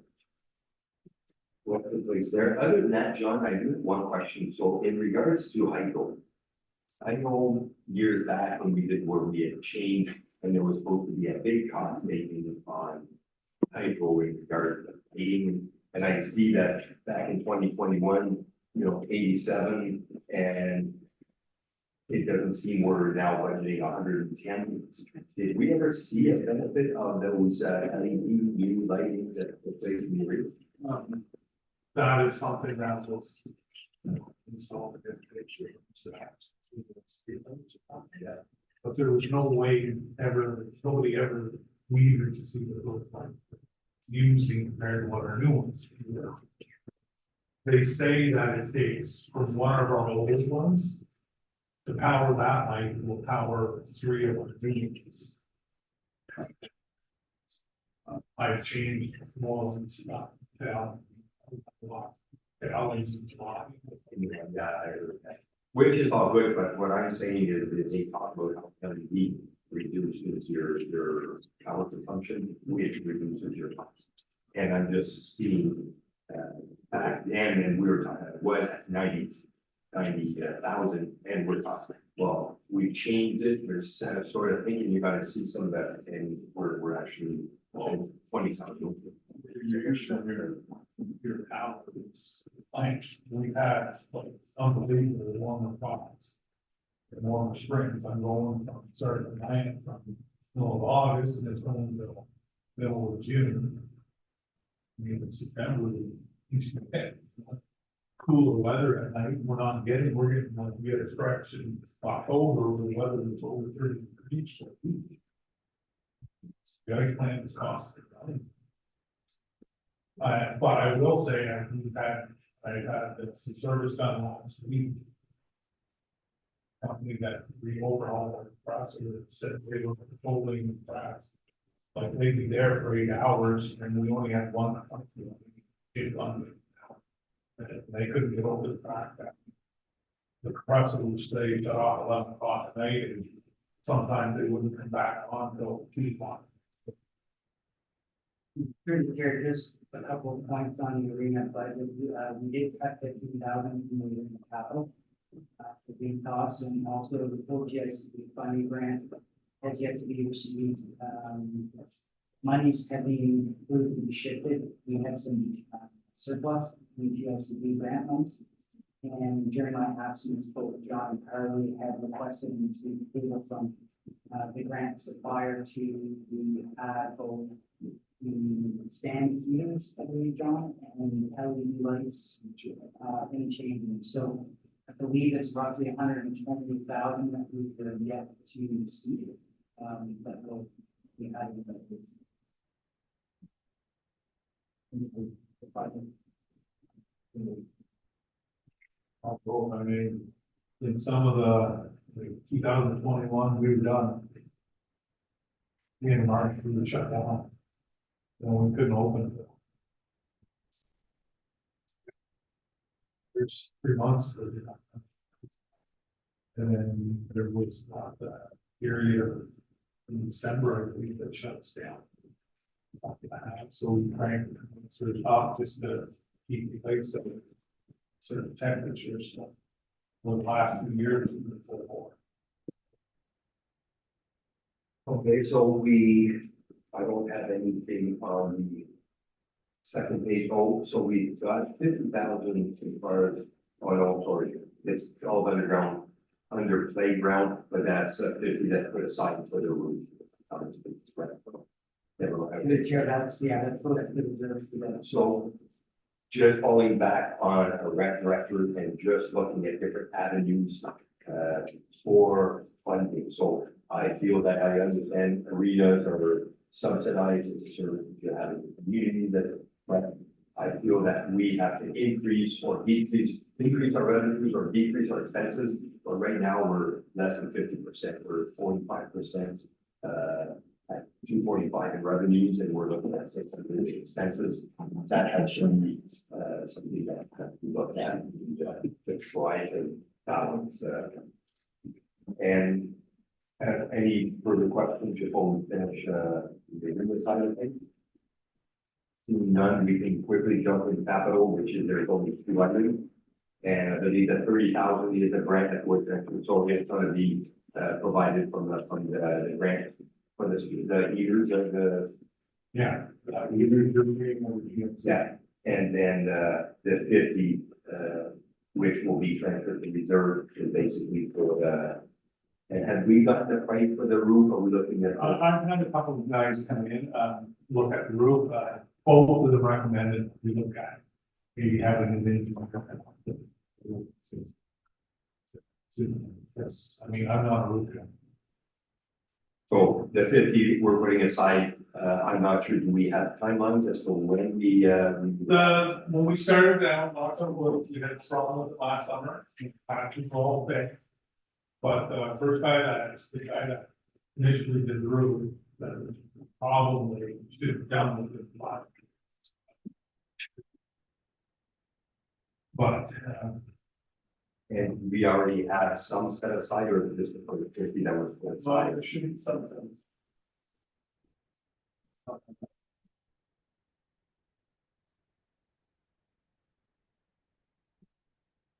And through the chair, I did want to bring council's attention, John did provide this morning some of our comparative townships and these number of costs.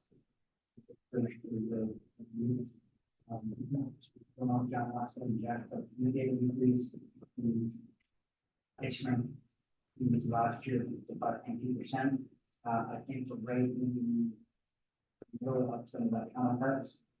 But we will be looking at the even charging bylaw and that would include a review of the And I know there is, we're at, Jordan, and we're at 100 and for the new jobs. Okay, so that takes care of the arena. Thank you very much, John. Now, and Pierre to join us to go over the rec portion.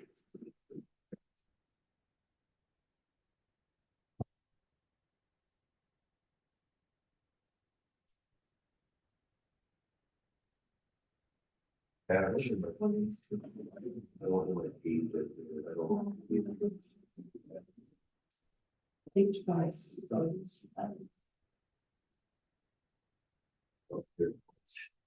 Oh, page 186, which is tucked in with the 23 axis.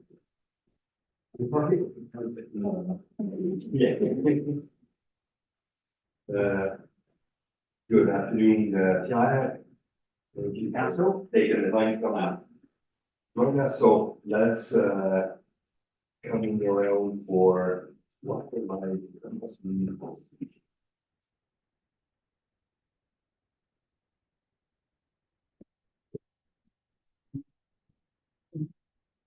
We way too many zeros in our revenue statement. So that's, we dealt with, the food portion, so that was always one where, and I believe was mentioned that some of the schools and rest did get some, so I think we're good there. Great, I'm not sure if you can, so I see in the actuals from last year, that there was a grand opening donation. Just trying, would that be, was that grand opening, was that mostly all? 10,000? Is that $10,000?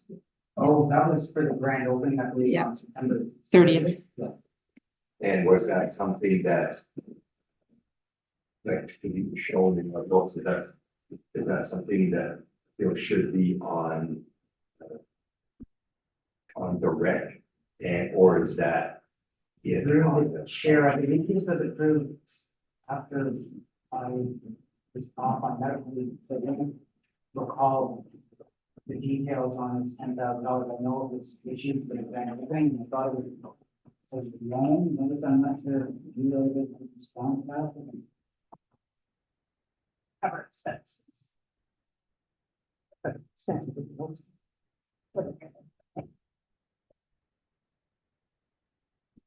was for the grand opening celebration of Pleasant Creek. This was a grant that was received, sorry, a donation that was received from a very generous donor specifically for the grand opening. okay, so that So those funds are spent. okay. Yeah. I'm good as far as you one, any questions on page one, go ahead there. Just for the monthly post office. Is that exactly the 2023? Is that? Here. Through the chair, we do have a contract, we did have a contract with Canada Post, that was actually with the postmaster. And in 2023, there was a transition from one postmaster to a new postmaster, and somehow the individual stopped making rent payments. I found out about this a week or two ago, I guess 2 weeks ago. And I did connect with both the postmaster and Canada Post. We came to an agreement that the back rent from February of 2023 to January of 2024 is going to be rolled into the 5-year contract that we entered into with the individual. So township will be reimbursed for that back rent. But that was only realized after, I believe it was found January. Yeah. So it was rectified with his CAO. And it's a, I'm sure that we have, I'm around nothing right now. Is there any risk to that? Kind of this month? There is a clause embedded within the current contract that is yet to be signed with the new postmaster, that both the leasing and the lessor have a 60-day no clause. So it's included in the contract, so that for whatever reason, either the county post or the township needs to remove itself from that agreement, then we have that capacity. Any other questions on that first page? Revenue investing back. For the forecasting. For what we apply.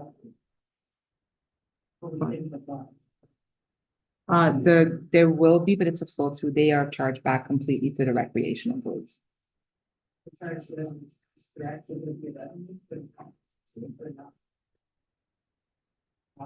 I would have assumed. So. The recreational groups are billed completely. Yeah, they built, sorry. So they are built the difference that, so we pay everybody, we get the grant and we charge back the difference. So there's no. But there should be shown the revenue and.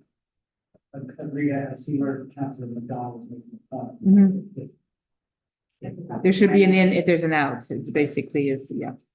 And we made application. For summer students for recreation, yes. We made application for the 2 pools and Chrysler playground, Chrysler groundskeeper. Correct. So can we embed? Can we embed that amount into the budget?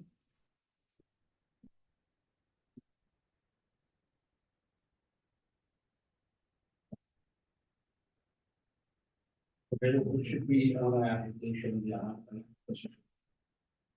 I can give them the amount for the, Yeah. for the second, for the application that we applied for. Through you, Ms. Mayor, so we can add in the, Canada student grant revenue, but we also have to add in the corresponding expense, because it should just be a wash. So right now, there's nothing budgeted. So. We'll have If it. we can get the amount, I think it just, they clarify that, yes, we do have a thing for future, so we don't go back and say, oh, we didn't get funding that year. But we don't when do we anything. did. But we don't pay anything from the township level. We just pay and get reimbursed. So there's no expenses to the township. No, but to have a track record of having. Oh, okay. it appears Well, that okay. We never got funding. Okay. That's what I'm saying. Okay. I would prefer having it in and then out, and then that way we are aware of. Same thing, I think we'll go with the pools, just to be able to, It's Canada. because when I first looked at this, every time you had summer student salary or it was all at zero, so in my eyes, we never got any funding. So I'm thinking, okay, what do we do with the pools? So it would clarify if that at least was an in and out, and then the. For what we receive as funding and that's it. Okay, got it. Everybody's on the same page. got it.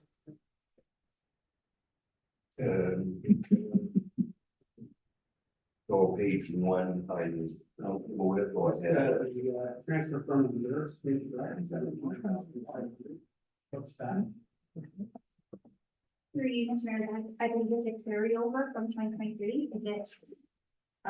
Playground, I think? Sorry. They had 10 last, in 2023, which nothing came through, and now we're at 17. So Oh. The playground, resurfacing. There's my note. It's in the capital account, so, on the capital summary, there's been recreation playground resurfacing, it's a carry forward from 2023 for 17,500. So it's just off, we transferred the actual from 2023 to reserves and then bringing it back in. There's no hit to the taxes. That, are we almost done researching all about playground? Yeah, there'll be Chrysler and I think there was Chrysler to be added, but there's Finch and Chrysler left. We will be done. Hopefully, The reserves to solve that in the coming years, or is that something that? we have maintenance that we're gonna put in every year, but we've already got maintenance in the playground. And based on our agreement with the Rex, that's the municipality covers the playground. The Rex cover the cost of the municipality, right? Yes. Yes. Yes. For the inspection. The safety service. So maybe Peter can answer from the back there, but in regards to parkland severance, amount that are put aside, what exactly, like, do we have an area where, well, I guess in the council, where we're looking at putting that, that now that I guess we never had parkland reserved, but where is that allocated for? Do we have any direction? To my knowledge, not this time, just before the transitions on treasure, one of the requirements of macros for council to allocate, I think at least 50%, certain percentage have to be allocated, so that currently is just putting in this for future use. But there is requirements to have that for those projects. For time, so When you say specific project, is it a specific project relating to parts in our subdivision and in our, yeah, so it can be for our parks, like land specifically, or also facilities and equipment that have these. Recreation. parks specific items. Recreation, so I'm gonna keep your comment. So for council, is it 1,000? Am I correct on that? Yes, for severance, and then for subdivisions, usually it's land requirement or 5%. But outside of subdivision, so anybody applying for severance or the housing road, there is $1,000 that is dedicated for parkland and goes right now into reserve. Which I was just thinking now when they're talking like resurfacing, or is that an avenue where if it's in our municipal park, which pertains to the community playground, could we take say 10,000 out of there to do resurfacing or for a structure, or is that more for land? It's not just, you might have to double check the wording of that specifically, but we use the projects or project with own office. It reminds you if when subdivisions decide to go with, instead of money, if they give you land in lieu. It's all nice to give me the land, but now all of a sudden you gotta come up with the structures and that's where I thought maybe that would fall in play that it's for that part. Definitely, yes, something. But right now it's just not for the. Yeah. It's like we have 10,774. Right up here right now. If that just started, would that be possible, 10/7 that took place? Yeah, I think it was only 1 or 2 years. Okay. No, just parchment, passion.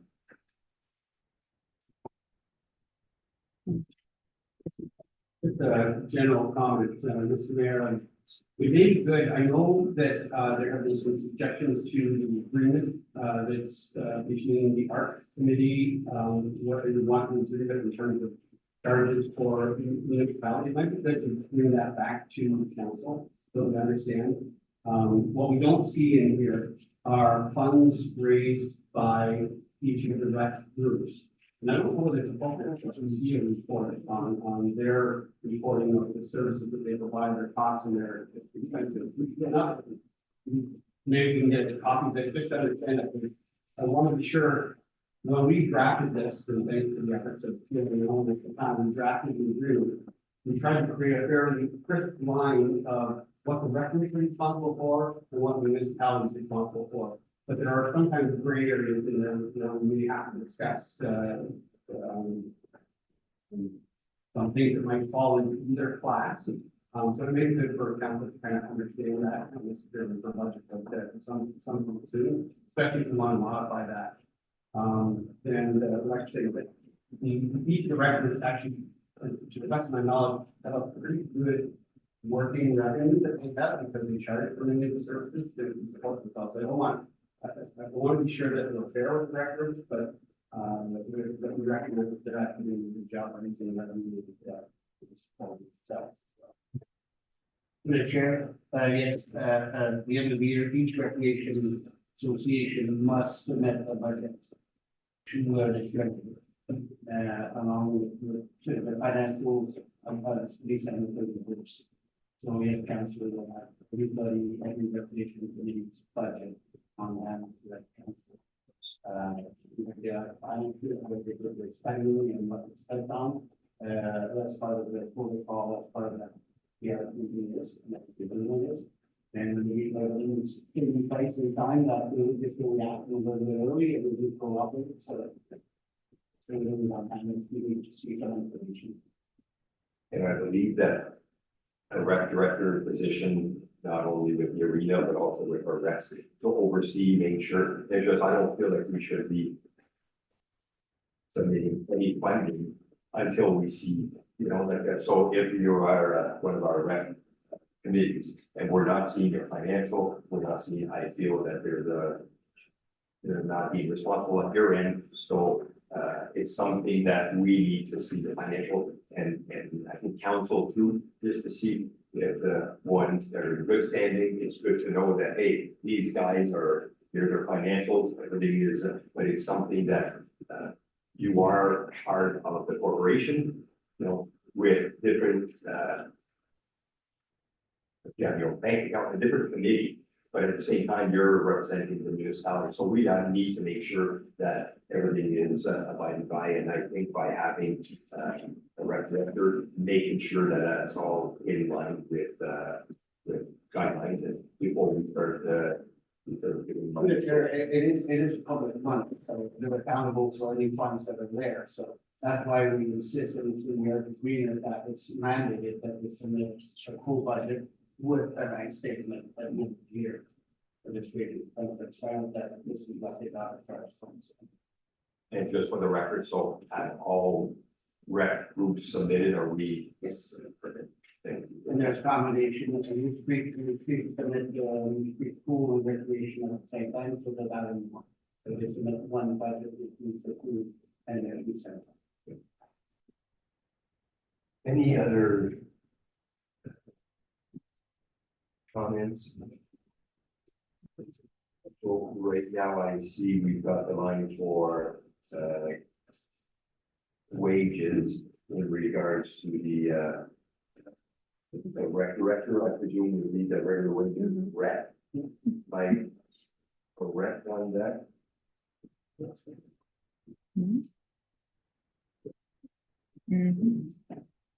Because was it different line items when we had the two coordinators, versus, I'm just trying to I'm on page 27.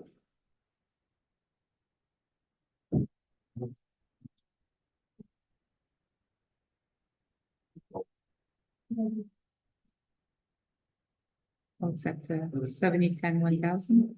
It's 10K and 10K. That's all. Yeah. Oh, wait, because we don't have the there. Yeah, so if you look at item one, line item one. Oh, wait, that's what's. Graph, underneath, you've got, Oh, 47,000. yeah, so I'm just to clarify. So you're asking for 47,568? Yeah. So that's for the rec director and it's prorated for, 6 months of the year. So where do we have 10,000 for the rec board?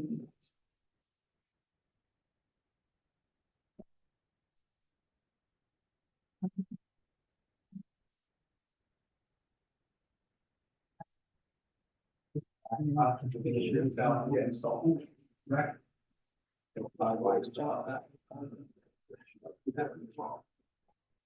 Okay, I line item 8250 where it says about a consultant rec for 30,000. 4 or 5 lines above the 47.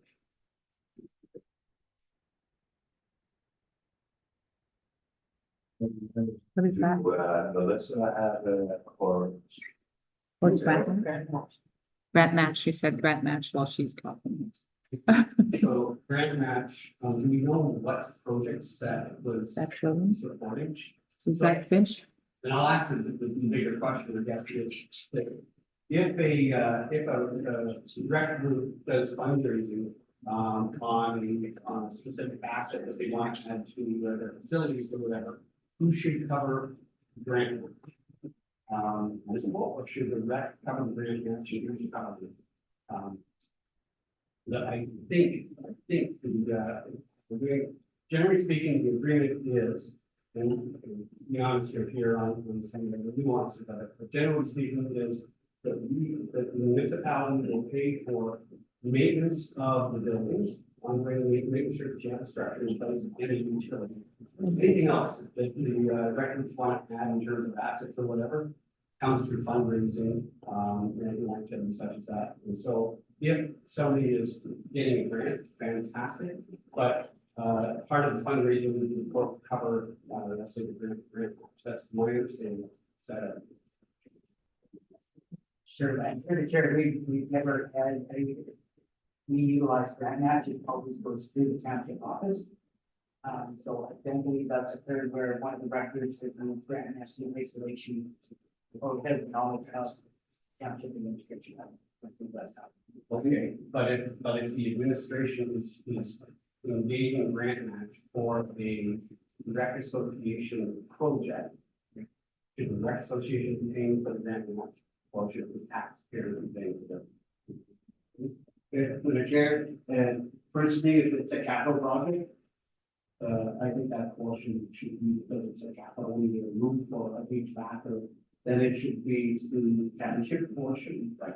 Of the grant match, but if it's something to improve, to add a new structure, or to do some change where essentially the facility is already there, but they want to improve it, I think this should come out of the creation. That's how I see it. And that's, we have some grants like this where we use grant match to acquire the funding, and we reimburse the $900 that we received. And what was the cost of that match, and we reimburse the township for that cost, because it has nothing to do with capital. With a grant for tourism, and this way there's no feeling that the council should pay this, because it was not that we are being to use for its feelings. That's all. I mean, firstly, if it's a capital, obviously, if we're doing thousands of that stated in this, but when somebody who has structures around this, unless it's a capital investment as far as a new product, or new, I think we agree with all, we have some protocols, and when we need to install new structures, depends on the growth. And that's where this capital might come into play, because the growth is happening. We don't have any structures in the front, the back, there's some of this. Some might get discretion of identifying what it is. So my question is then, what's the 30,000 earmarked for? If it's, Is that? capital, then it should probably be more. I believe it's the financial target. Is that, I'm assuming that's the only grant match that we Council, endorsed by council. But again, that's a special project of that group. It's not a maintenance, fixing of a roof or something that is, it's a raising of capital. So I would say that the grant roof things to cover the grant. All of, Is that what it's doing right now, or is it? I'll interject on that. So again, there's a lot of discretion, because if you look at, now we'll go back where, a rock pool, you get a, Moose Creek and Avonmore that have their rec center, and they have their pool, and they have their outdoor range, or covered outdoor range.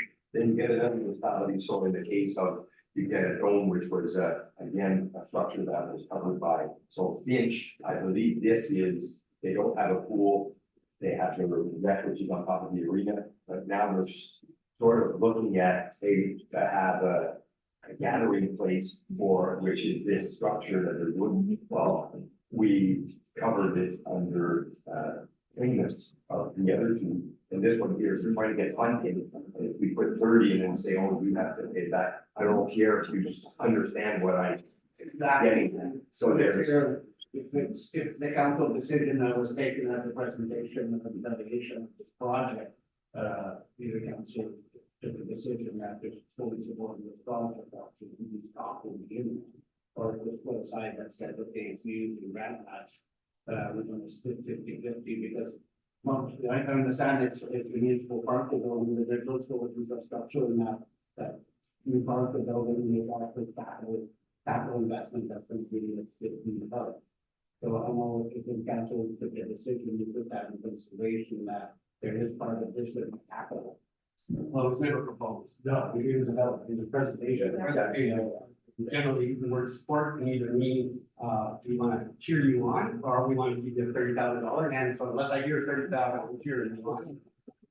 So again, I'm not saying no to the idea, but I want to be sure that we're clear on what that is, and again, the agreement is, so for example, if the record wanted to put the outdoor rink up, and they get a grant match, I think they would cover the grant match cost and do it.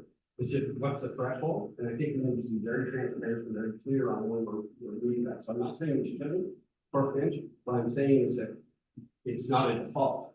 There needs to be a request that comes in, and council needs to be a deficit together. And until we get there, $30,000 really doesn't exist. That was the agreement plan. Unfortunately, it wasn't the one for presentation. Because 30,000, it's usually like around 10%. You usually see the 10%, you look at this like a $2 million product. Because it's this big that would be rolled.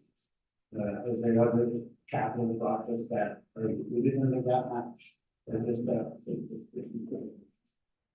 From what I understand, the only one I'm aware of is. Yeah, but is there already an application that has been submitted that we know that it is 30? Where did the 30 come from?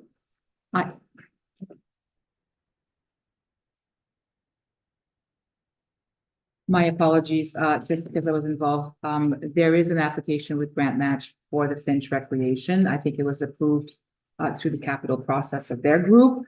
And I know that I've spoken with Linda and she has some questions for me. So that's how I know. I can verify with Linda if there's anything else with grant match, but I know for a fact that this is one of the projects that's on board. I will email her right away, sir. So my view on that, it's just that we've got two communities where I remember back in the day, we would fund these records. And we were funding double for the Moose Street pool and the Moose Street hall. The Moose having more pool, the Avamore hall. But then rec, in the other three places. And it came a time where, okay, well, we don't have a pool, so why don't, so if Chrysler now type a dome that now they maintain, but I mean, there was cost to the municipality to support that with Wheeling and Finch. We just gotta be careful to say, oh, no, you know what, you're on your own. So they've other than their rec group, which we support, even, I shouldn't say less, but because they're tied with the arena, they're sort of on their own different entity compared to the other reps. But it's just that they proposed this and we're gonna have to, like I said, it's one case, but we're gonna have to support because. But we're not leaving them out to dry, like, again, what we did in that agreement was we took over, so. Avamore Hydro, for example, was 17,000, we used to only give Avamore $15,000. Now we're paying for the hydro, we're paying for the snow removal, we're paying for maintenance of the buildings and so on and so forth. They used to have to do same thing, that would happen, so they have been receiving a lot more benefits from the price perspective. There, so Well, the Avamore pool used to get 15,000 as well. yeah, exactly. So that's what I'm saying, that you gotta look at what they have, and that's all I'm saying is that, Yeah, but the arena is part of the arena is part of Finch's speech as well, and so Finch benefits from the units that this as well, so. Right, it's not apples to apples for sure. I agree to the chair, I guess the great, I don't think there's an advantage, hall on top of the arena, saving on. You need a new roof for it, you need hydro needs, so they include the thing, but, I've been here for many years, on vacation. And I think it's the first time that this recreation even comes to one for such a project. Exactly. Compared to all the other community benefits from the very high wood, the big heat, the big snow removal. And they go through, and it's the first time they come up to such a project. For the staff to support, so there'll be a council decision, but it's the first time we actually propose something to make a nice change in the town. And so, you think that is advantage that you get a hydro blade in your heat, there's no removal, they don't have that portion. Of expenses every year, but in return, they don't, the building on their own, they only have to share the building next to the arena, which would be still part of the arena.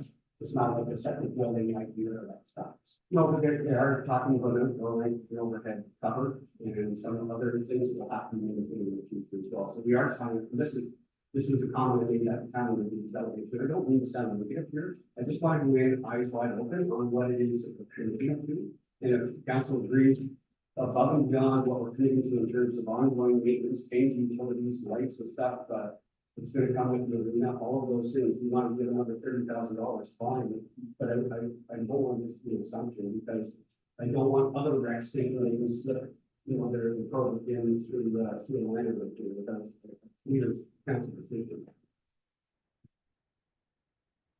well, I think myself, it's an infrastructure that would be valuable, I think, for the residents, and they're finding hard, they did a wonderful delegation. All I'm saying, they're doing it through grant match, and I think that we can, look at supporting, so this 30,000 equals to what in funding? 10%. I believe, I don't have the contract, but I believe it's 10%. I've already emailed, Linda from Grant Match and asked her what she has on that goal for us and what our portion would be if that were the case. And I see what, Steve, when you mentioned that it's ongoing, I'm just saying, like Derek said.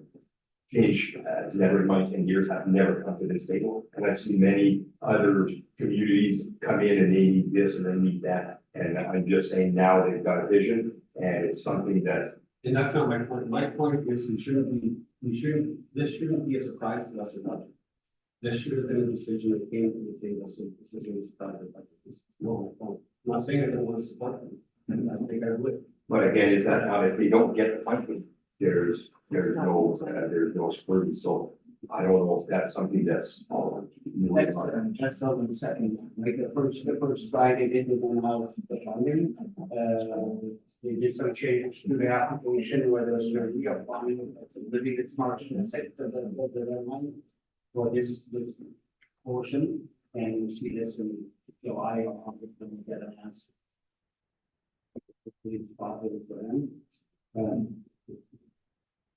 Allow me to. I'll just let Kim say, is it in regards to the discussion that we're having about maybe? Through you, Mr. Mayor, the way, it should have been properly presented was the grant funds and revenues, the grant match funds as an expense and the capital project as an expense. It's very, very clear. Right now, it's very segmented. So we have the fees for grant match and we have no project, there are revenues associated, so. Just for you. So that's fair comment, like I say, I might, after discussion with somebody, I might maybe have a better view in my head as to what, so I apologize for that, maybe council is not as, so, but, I can ask for clarification from September to December with any dialogue with Kylie or planning, Mary, regarding this. I don't know about.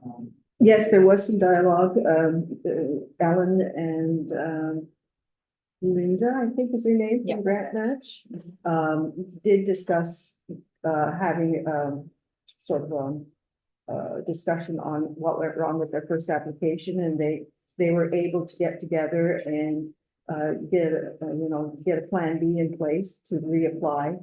So that was all done, and, it didn't come to council, but this was basically, they were reapplying for the same project. Right, based on the presentation that they have done. Correct. Council, I believe that was. That's the correct. last council They meeting. didn't change the gist of the program or the project at all. They just wanted to reapply, with better, I don't know, a better plan in place. Yeah, yeah. so to come up with 30, there had to be a number for the application, which maybe if there was better. Yeah. But with it. Correct. Was Carly's discussion, No, she wasn't. No. It was through Grant, through Alan McNaughton and, Linda. My apologies again, because I wasn't here for the conversation, but I assume that Linda was connected with things that through our office. Well, Alan had already had discussions with her previously Oh, on other projects, yeah. So Alan knew Linda, yeah. There we go. Yeah, so basically, the first application was denied, communicated with me and we gave communication with children, so we went back for a session with children and then we issued a second application that would be signed up by one. Was competitive enough for competitive, we're missing some information as far as the first request. As far as the amount of requests on the map, I didn't see it. So that certainly will help the graduate solution with the rest for the 150,000, we have a $30,000 fee for that much. And the revenue will be different with that, so. One would need to know what the application amount of the application for the grant is to put in the budget. As a potential revenue for 2024. But I can see, the good recreation director you would be saying some of these, the grant match, because some of these grants don't need to go to grant match. It can be done very quickly and thoroughly, and there's some fees that would be taken off of it, which grant match is not looking for small grants to apply for, they want to go for the high end. But if the high end, if we follow something like this, we should type of it's something you want to apply for, and if you're in that or a smaller grant, I'm sure it can be done with. So for finance, can we maybe proceed what the application amount is and if they're determined and just put it more sort of put it in clarity? And through you, Mr. Mayor, just one more thing, I was talking with Peter here. We could probably fund the Berwick baseball dugouts with some of our parkland reserves. We're supposed to allocate 60% yearly, and the cost of that project is $6,800, which will take $6,800 off. So it's just a thought. And also, while you're mentioning the Berwick, I see a name late as the answer, the basketball court pavement for the Berwick rec at 100,000. Oh. I believe that's the administrative building. I See it all. so there's $100,000. I may be speaking too fast under capital, and it's under Berwick rec for the basketball court. Because they used to have the basketball. Yeah, that's why they want them back. That's in the guy. Well, I What it is. the one went down where on. A lot of kids use this. Yeah. They were here. Yeah. People were here. Sorry.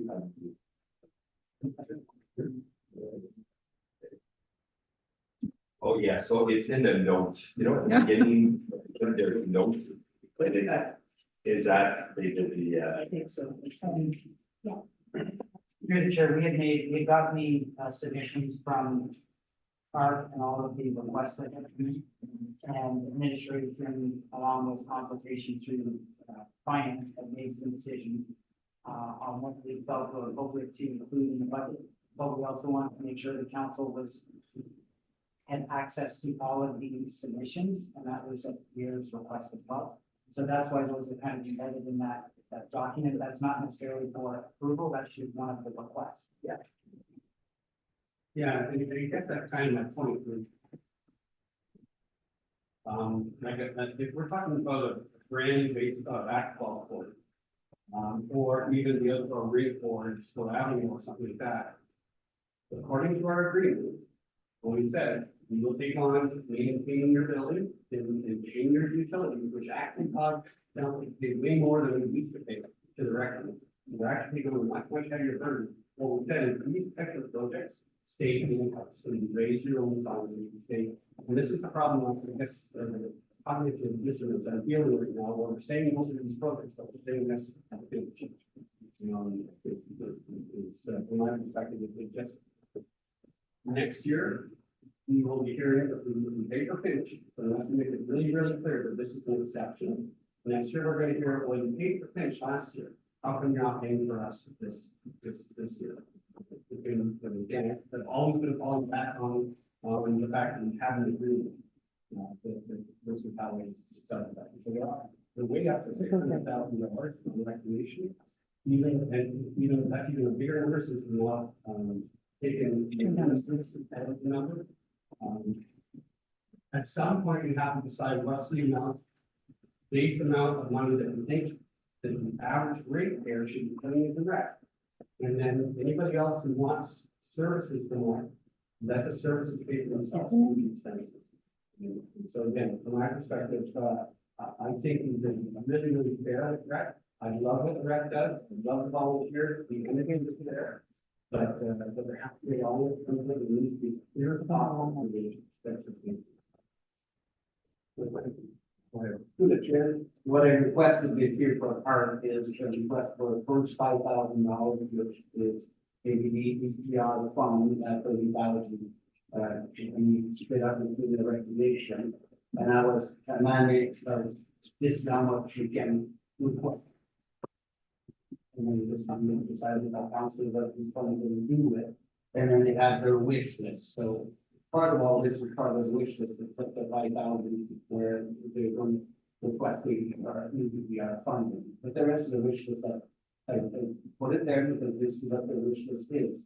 This council will be making a decision. We know in the ARC agreement, it's there, but they, you know, every year somebody's going to be asking for something.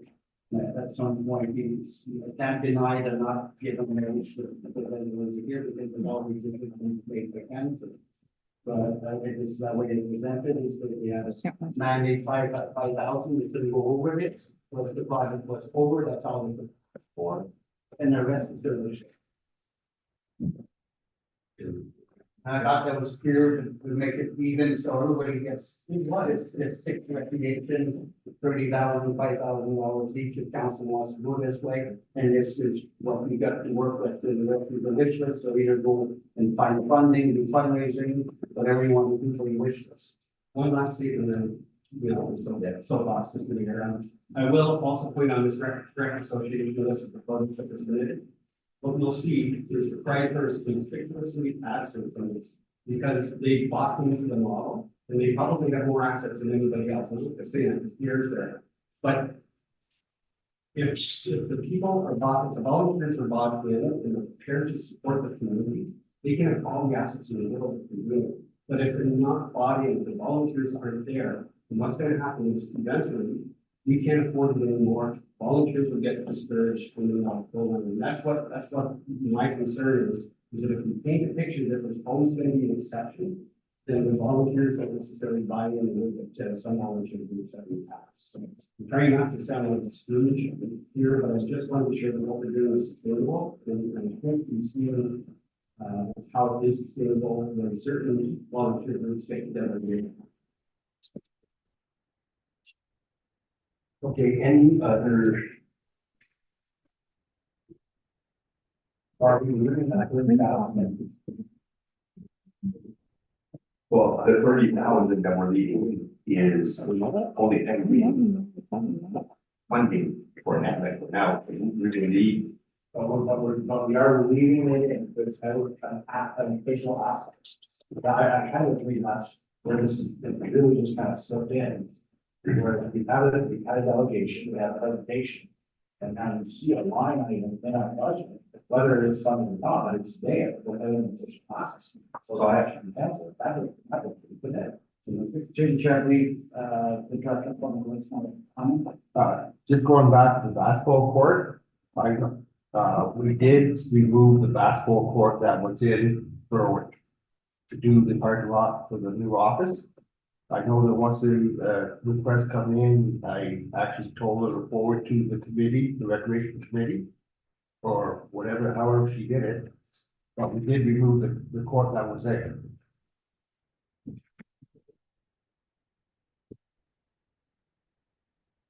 So in turn, so on those comments that were made, obviously something came through the administration. I don't know that it was done in regards to the application that they should put in if we put, but I don't know. I can't speak on, like I said, there's no project detail. There's no money for the what was asked. They're outside of saying 30,000 for consultants on that. You're the chair. Here, do you recall when the first unsuccessful grant was submitted by Finch with grant matching support? It will have to be 2024, so that'd be have to be in 2022, that we're funding, it's still there. I'm sure within a couple of phone calls, we can have the amount of money that is requested, because that application is due March 6th. So if they're doing the same application as the previous time, the amount will change that much. It's just the wording that we needed to change in the application, so I'm sure we can get an amount that they're requesting as far as funding. Through the chair, Dave, the presentation was, I believe it was at the August 15th meeting. I believe that delegation, yeah, we go into that. No, I'm just trying to ascertain the timelines on when the grant application was submitted, what did it happen after that? So what it had been in the fall of 2023. So what happened, the wish So- list was submitted, so Finch obviously submitted their wish list as wanting a grant, or applying for a grant. So that part of, some were denied if we read the pass list, but it's just that it doesn't reflect that, and I believe that for second draft, right now, that 30 has to be properly identified with more information or, so. I just received the budget, sir, for Finch Playground, Finch project. Their requested project cost is 287,000. They are asking Trillium, which is what they're working on now, 200,000. I don't understand the acronyms, but there's a township portion, which I believe will be theirs, is 45. So I'm not sure what all the mathematics is, but I do have a budget for finance too from the, and this is from Grant Match itself. They're also working on another project, which would be under Blake's supervision, not theirs. So There's only with two. That said, I know the art committee, was there any discussion when they submitted the wish list? Is that on there? Was that something to be added for us to go to review in budget? Unfortunately, for the chair, no, we said the next round of application was going to the Finns because of their project, and that's how it works at heart. There's funding that comes on the table, they said we got this project and our folks will get, apply for the next funding. And went by priority, and since that created a delegation to council and was going to find funding, so Finns was getting priority to have the next billion capital grant. Well, from the delegation till now, there's a miss there where obviously council or even administration, not too sure. So before we approve the 30, we would need to see. She said that a $45,000 commitment from the township. But it could be them. She could have written township, but it could have been, exactly. You can certainly speak to Ellen and I can get more information for you for after break. Sorry, assuming we are. I can call Ellen and get a little bit more detail on what's what. There's a maximum, this year's 200,000 for children as far as capital, so I'm making about that. Plus the grant match, $50,000 by the region, or the portion of the amount of capital, then what fees should go to capital or to these, filling the stack, and they get another grant to use alongside of that as well. They apply for more, not on the capital funding, there's different session in doing. If they be doing some planning and stuff like this, with the grant for this, but now they're at the stage where it's actually capital. And then probably when we offer them to live on there and throw the best, and that's how they'll be paid. If they apply to accessibility, for example, we got some links in that. They can still accept a filling in another. Yeah, sometimes we combine it, and depending on federal and provincial, you can combine some of this grant, you can go and get accessibility funding to do this project. This was this, and now we're going to move to this, and they can do sometimes you can combine both of them. Because if we get a rec director who's doing the final grants, and you're going to supplement this job, you're coming on the tax. Here, But I think that with a project of that magnitude, it's not just only the 5,000, now it's substantial, and I think it has to be presented better a budget than what we're seeing now as far as there's 30 that we don't even know. Well, we've got some numbers, but so maybe before second drafts, we have to get the details, and then we'll have to come up with our decision. That satisfy right now. You're right, we don't know what it all implications to make sure that and at the end of the day, it all based on if money is so let's see if we can move on, because we still have many, and I want to make sure we check it, everybody before the end of the day, so I think is that. Okay.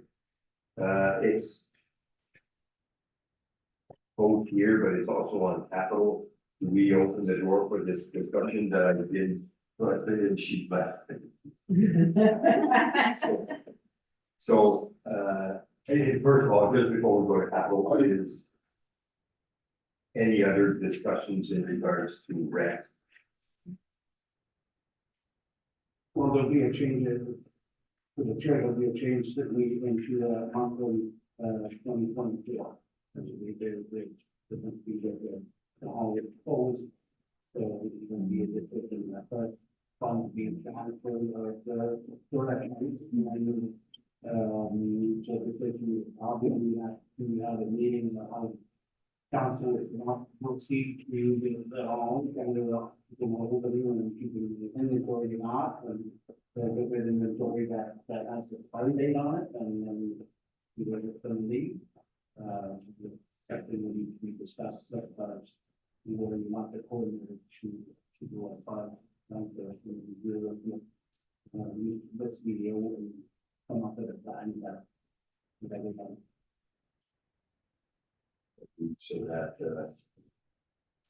So if Nancy, well, let's just oversee the capital, other capital, we'll get back to the ones I think that our fire chief has input on, but,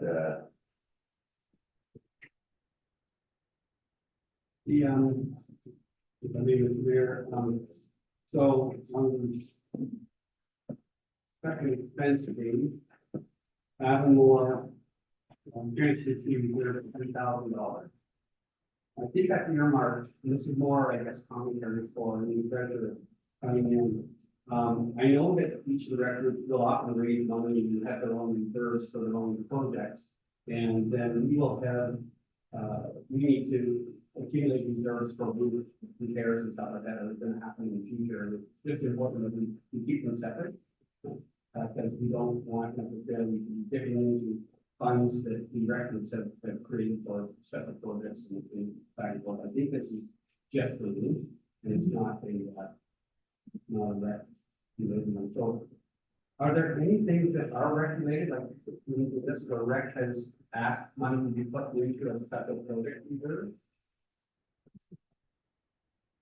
well, I don't understand, is there a reason for them that, like, I mean, they have their own account, they manage their own money. Quite thank you, the chair, the reason, some recreation will have a project, are using a fundraiser and request because some of them donations are coming in, requests, official receipt. And presently right now recreation can't, so, it's in the federal, receipt and I, that's my own, that some checks are made up to the North Storm, township, so that private money is done. As they want an official receipt. So we did this in the past. It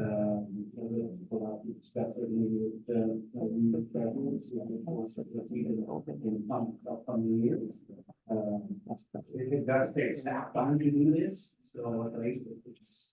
So anytime when you have something that's 5,000, 2,000 or whatever the amount of information, you're requested initial receipt. We have to go through it. Checking that like this fund will be project like this. That's what these funds are here in the revenue is still specific project. Yeah, so if we look at the reserves, we've got one reserve label, an amalgamated rec township reserve for 40,000, another 20,000 remaining. And there's anything coming up from 2,000 balance. Is that the rec group's money to use at their discretion on projects, or is that the municipality to maintain capital assets? I believe there was to the chair, there was money donated by the Fortune that went in also. Definitely the recreation reserve, that's 6,400. Think so. I think that's around it. And what happened, if you remember, the budget for this year is we were putting $30,000 in keeping two over children. And putting this in reserve that if we have a project, it's something we can decide that, we want to all this cost, we did make sure $500, we make sure we make it, where the fight for the fund, so they came out of that fund. Right, we need some of the fire family, fire box or something out of that fund. Or the lock boxes. Again, that $10,000, we're looking at the reserves at the back, I'm not sure where it ended up.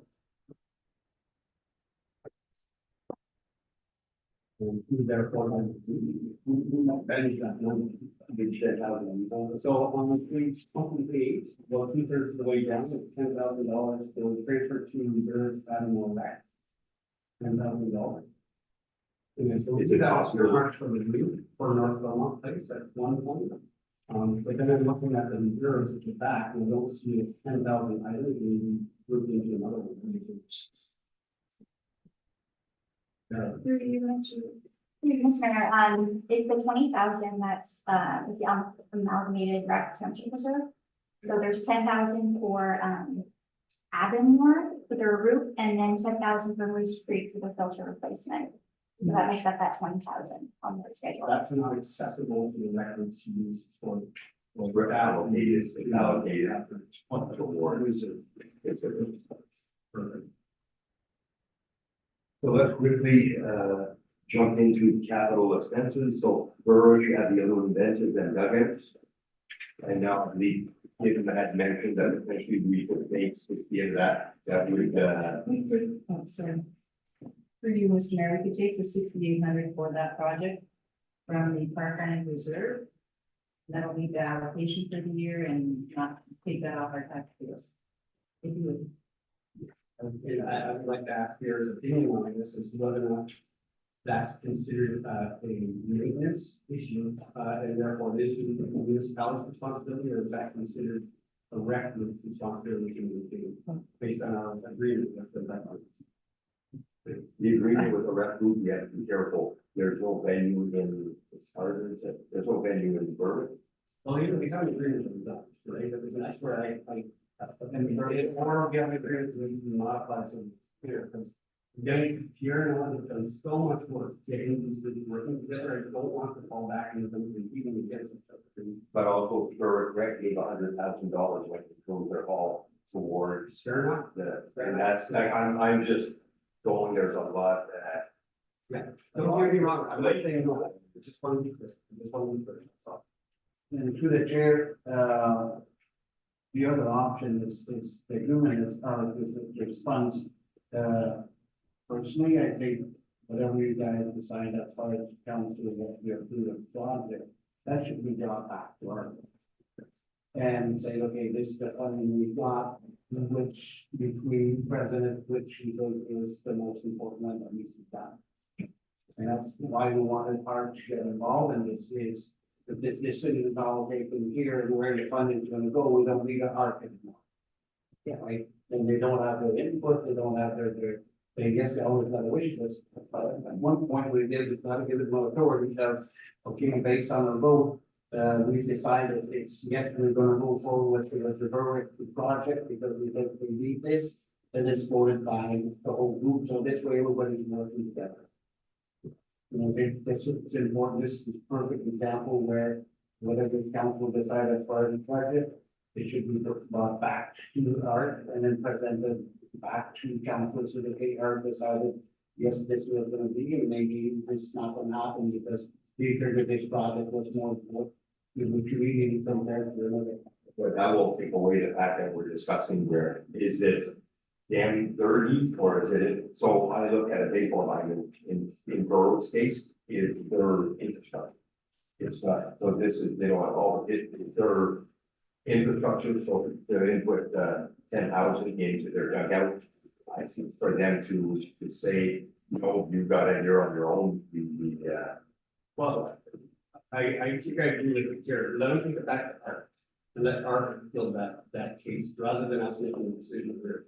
Because if somebody feels that they can go around Art to get council members to leave their case, Art is going to go and so Art needs to make a decision, and if they feel that the exception is warranted, then they're selectively making that appeal to council. But rather than people going and doing it around, there's always, which currently is a bit getting special, And through the chair, even though we'll try to be as much as even on Art, we know that each town doesn't have the same capacity, but.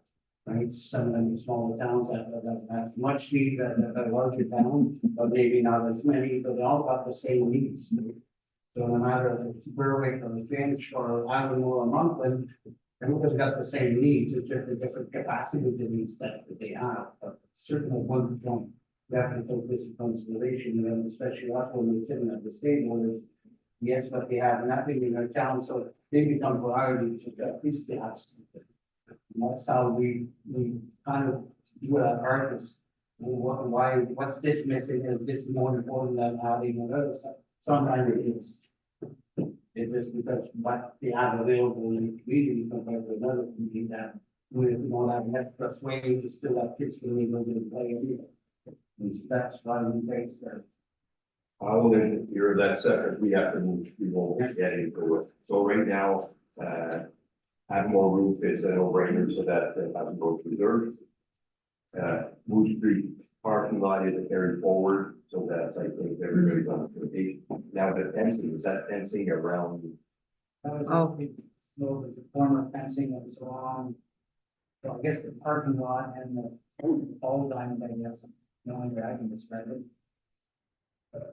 If you, somebody shuts down their mic. I've been. It was separating parking lots of London originally, and it was actually directly where the building was going to build, so that. But is this where they wanted erect a new fence somewhere? Where the existing one is, the building is, but I'm assuming that, Nancy and the building fence needs to go. I need somebody's mic to, thank you. So sorry, to the chair, the fencing needs to go back up for the liquor license because they have a patio. So we need to enclose that area. So there's just a small section. And because we took the fence down, and we don't know where it went, it just got got destroyed. So that portion of the fence needs to go back up. And Carly had agreed that we would assume the cost of that.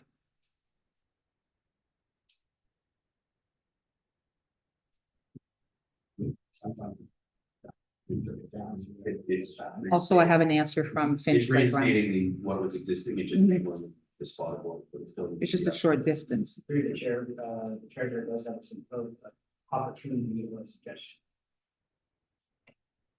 Through you, Mr. Mayor, I'm still pushing for the parkland fees. This is exactly 60% and you're replacing what was there. You want to use it rather than the tax base, I think it's a good option. So it is a good option. I just wrapping my head around trying to see where would be the best fit. So this we're last minute trying to, again, what's the, thing about that?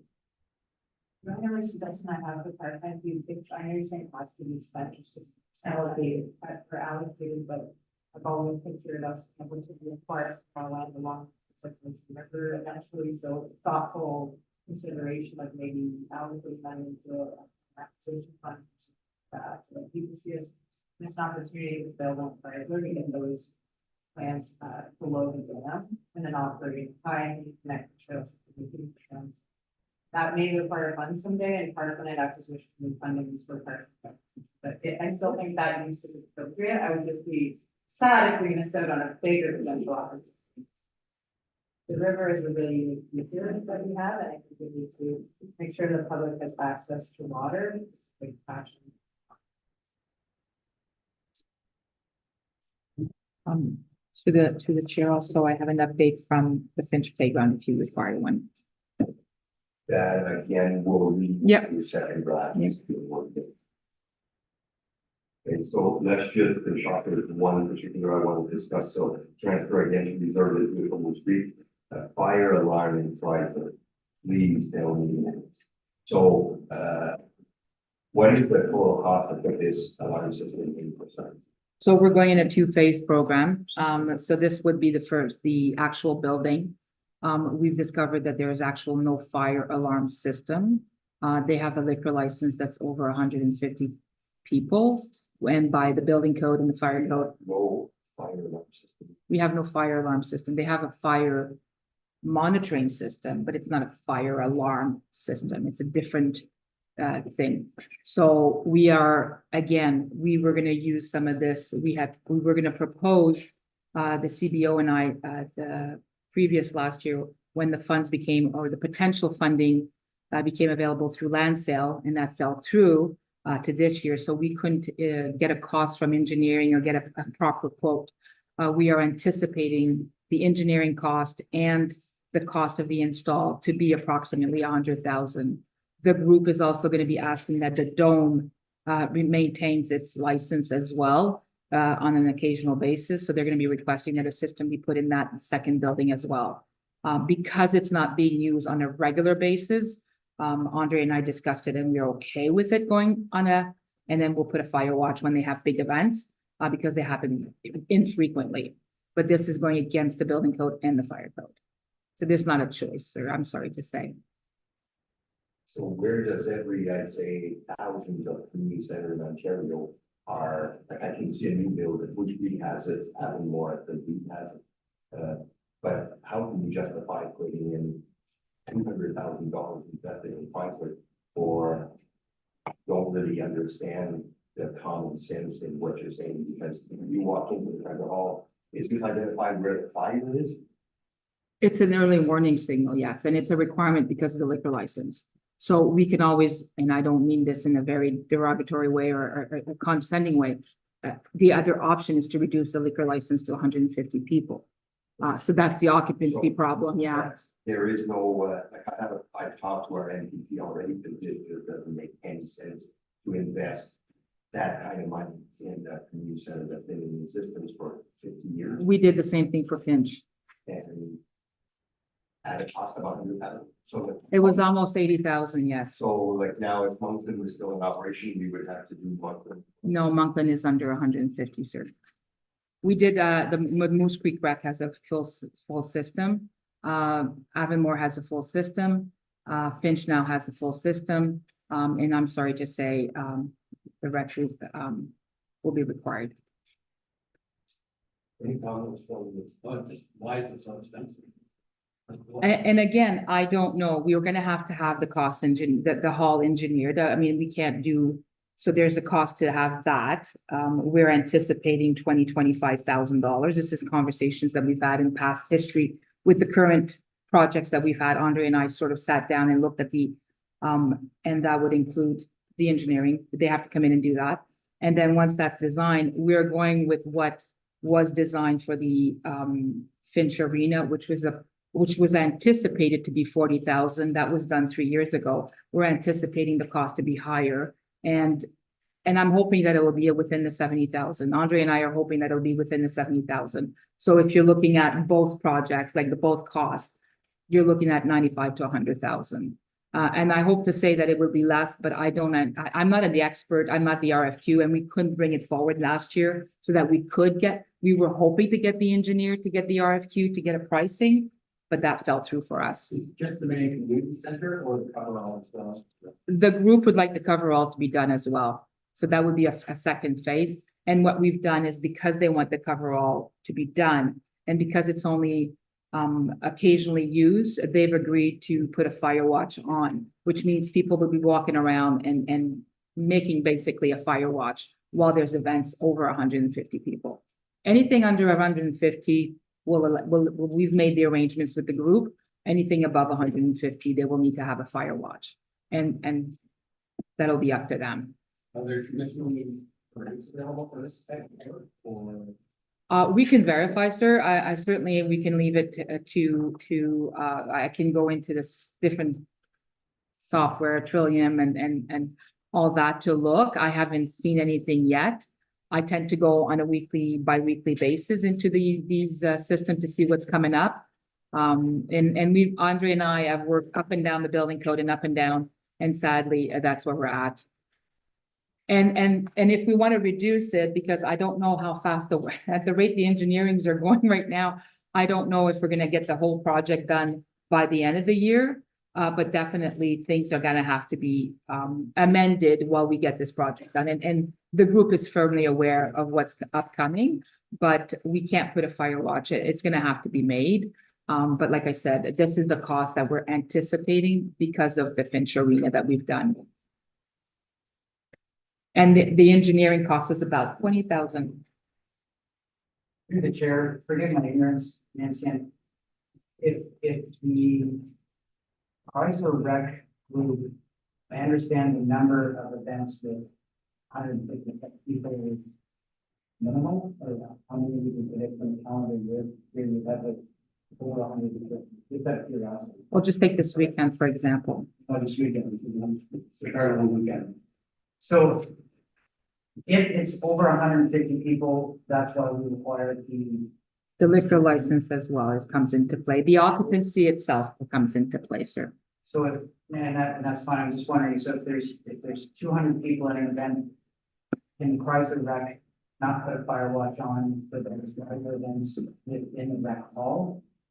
And potentially a lot of this cost, is that not an option? Well, they could not have more than 150 people. The liquor license ATCO regulates 150 people. And my sign off and Andre's sign off stipulates that this is the occupancy allowed according to the fire code and according to the building code. In this case, their liquor license is over that. But are those stipulations and agency requirements? It's not an AGCO requirements. It's what we sign off on. So could we not do this? I'm just not. No, This is an agreement so that we wouldn't have to do both buildings in the same year. So instead of going 200,000, we're going 100,000 this year and possibly 100,000. I'm just saying, we're not doing, this is the 100, I'm anticipating 100 for the hall. Yeah. They would like the dome, so that would be an extra 100. My I'm assuming. main concern is the hall, so if Yeah. you're looking at the hall.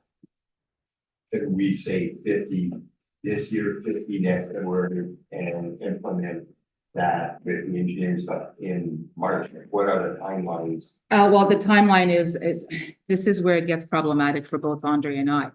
When you work for the township, issuing an order against your own boss is kind of like, you know, you don't want to do that. It's like a job cut. But at the same token, we have to work towards it. And I know it's been like that for a while. So if you're saying, you know, you want to cut it down to 60,000, get the engineer, get the plans, get the quote, get everything, and then January we'll budget that, and then do the dome the year after, because the dome is not used as frequently as the hall. My target is the And if hall. we do an event, we can do a fire watch. Exactly. But it's not a permanent solution. It's just a temporary solution so we can get the dome done. Because I understand budget restraints as well, and they're very good at working with the fire department, and obviously we're very good with working with them. So, but we do have to have something started this year. I can't, if ever anything, God help us, happens, not that I'm saying it would, I'm just saying, God help us. I am still, at the end of the day, it's a fire. When did this launch? When did this come into legislation? Like, when did it? It's always been into legislation, sir. It just got missed.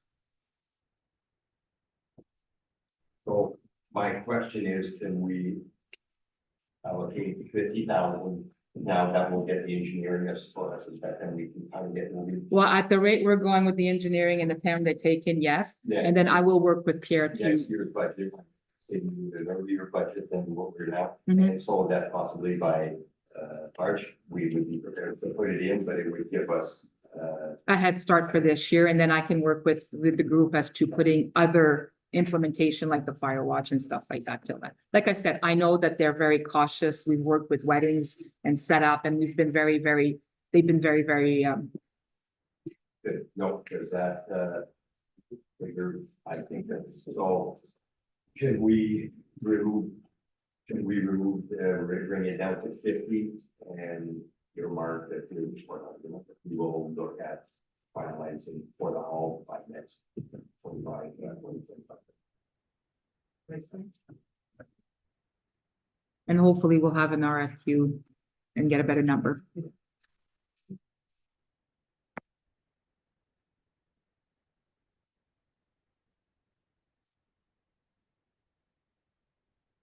Okay, so let's just quickly go, last is playground, which is,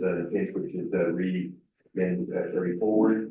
Bleachers, I guess, at the hall that was put in, and again, Pierre, that's part of the bracket, so it's part of the PR committee.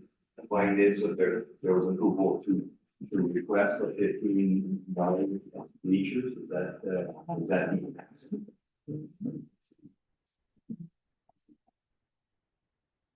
Or 15,932. Yeah, so is that a new wish list. It's the same as I mentioned a while ago for all recreation, requested $5,000. So just for the record, we gave direction to the 5,000. And that can go, but this is above and beyond. You want above and beyond. Right? Is it above and beyond? There is- No, I'm saying we're already giving 5 and now we're asking for 15 for the bleacher. So to me, Right. I don't know where do the bleachers fall in, are they, you know, like they've got their ball in there and just saying, do we support? This is one of those gray areas where our bleachers considered existing capital assets that need to be maintained, or are they new apps? So do they have bleachers in their? It depends on, through the chair, depends on the shape of the bleachers also, but it's some bleacher that needs to be changed because they're poorly maintained. And it's a risk that safety, or somebody comes to set a baseball line and get injured, or it's just a wish list that they need to be changed. What they want to put additional ones, Or they want back some more, they want to, and this is where, like they said, limit to this and the 5,000 and hopefully this would need to be, again, evaluated to coordinate with the director. And the evaluation of what our assets are. Are the bleachers part of the inspection, inspection that we? No, sir. They're not. So they're not inspected for safety, liability, or anything like that. No, sir. Then recommended in the future they should, Mhm. because this is the high risk as far as insurance. And it's something that a lot of issues that we have proper barricades or proper signs. I know we got some that 4 items on, but today was told that. and they get the metal frame versus putting it like 2x10s, I don't know what the conditions are. But I think if we're concentrating on the big project and now we're getting this, I don't know if we want to. We would need more information as far as, are they replacing, are they fixing, are they, where do we stand with bleachers, again, they're missing. Yeah, personally, I would say, I mean, a lot of $30,000 to an automated rec, with the assumption, an automated rec if they want to change this, but, they have that money available. And it would go all the way towards supporting the grant application that they want to invest. I think we'll just, unless, until we decide is that we're not going to our existing capital assets that we need to be maintained. We have that, I can see. And through that chair, if you allow, guys, these are expenses that we all covered in the grants on that. Because we're getting the data now, if you go a year from now, and you have a recreation reference, these days will be a monthly grant where it's still got the equipment reflected, but it didn't come from that reason. So for now, we, remove the bleacher. We're getting the 5,000 in the, but, Yeah, it's just if we have an agreement that spells something else, and then it should be clear. What is the capital asset or not, so if that can be clarified in the coming months, and then you have to decide. so I think with rec, when it comes to their wish list, it's just, I think we need a little bit more, it has to be identified properly in the budget, so that we can see the cost that associates to us versus what they want to spend, what's grant match, what's the, so there just maybe be a little clearer that the. And when you do this, is to itemize each item, is this a capital, or this operation, or this, if it's capital, that this needs improvement, and needs repair, or to be replaced. Because I expect to see this feature sitting there, is it classified capacity, then to change the capital, then operation. I would say, if that's what you're looking at, that even things like all lines, we can build it down differently than say the pollution. For instance, that play ball, that nugget is like out, like it is falling apart, it's gonna hurt something, and it's gonna hurt, even access that. That is part of the capital of the ball that, so. The bleacher light are, so much that's people sit on it with that ball inside. I think we have to kind of really define. I think in the agreement as well, though, that any capital asset that's under $5,000, the rec is covered. Yes. So the bleachers are automatically based on that, and those dugouts are just over, so, you know. That's, And here, like I mentioned, if there's funds there, and as Conservation wasn't said, it is a help, it's a risk for like it's supposed to be there, this becomes a value like a risk at this time, as a risk for the participants to be there. There should be priority even above like park recreation, if this is deemed to be a risk, like the destruction should be this, get this fixed, so we're not spending on insurance and we're doing this in the best interest of our participants and residents, so. Okay, let's move on. We mentioned one comment to the chair, we played the T-ball and bird too. There are options for the dugouts, that's an enclosed dugout, you can always remove the dugout and put a bench for the time being. It doesn't have to be a full reconstruction of the enclosed dugout like they have now, just their own document, I think that's what we do. On the options, it doesn't, like, it is an enclosed dugout, it is not the safest thing right now, but you can remove it, just simply install a bench for the time. So what's the features? So that for now, remove the features, and we're gonna have to reassess the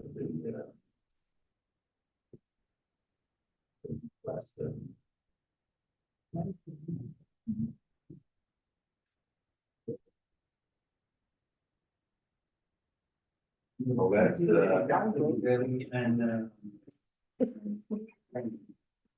If you guys go to the line, if it's a risk to something, like, well, then it probably should be counted because some of this funding. Is going against this, this risk that they as soon as food starts. If that becomes a priority on the bit, but I'm concerned that it is an issue and we need to counsel from the. Are we gonna come to, is it a phone call in or just a bench that will be louder? We gotta go fix the issue because of safety issue. and Not even. okay, let's move on. Does anyone, so anyone, I don't want to take too long a break, there's a bathroom break that's needed. Yeah, we'll take 2 minutes and so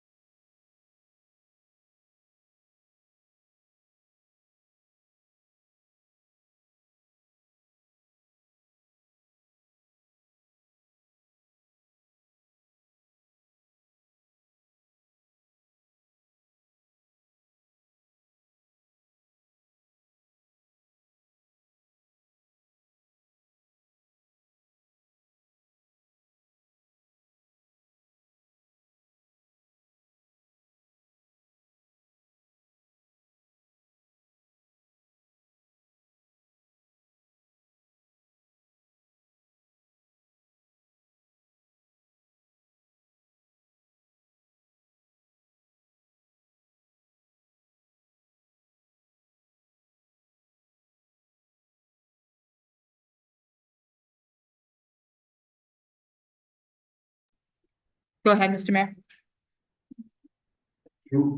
So if, we can jump into, planning and development with Peter, looking over the revenues, any questions in regard to revenue?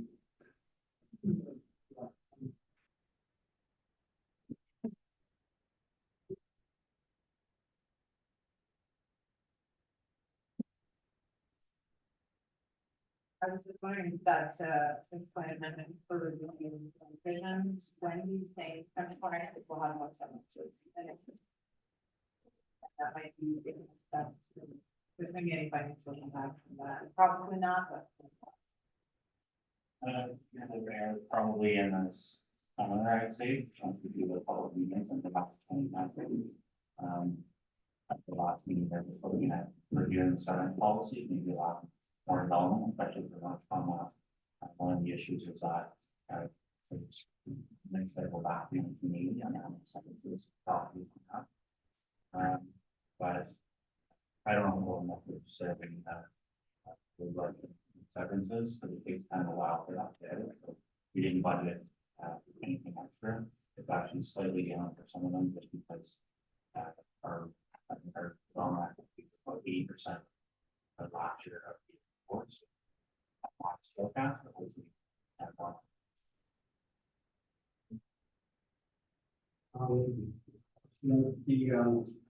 Peter, we don't have an economic development yet, but we have,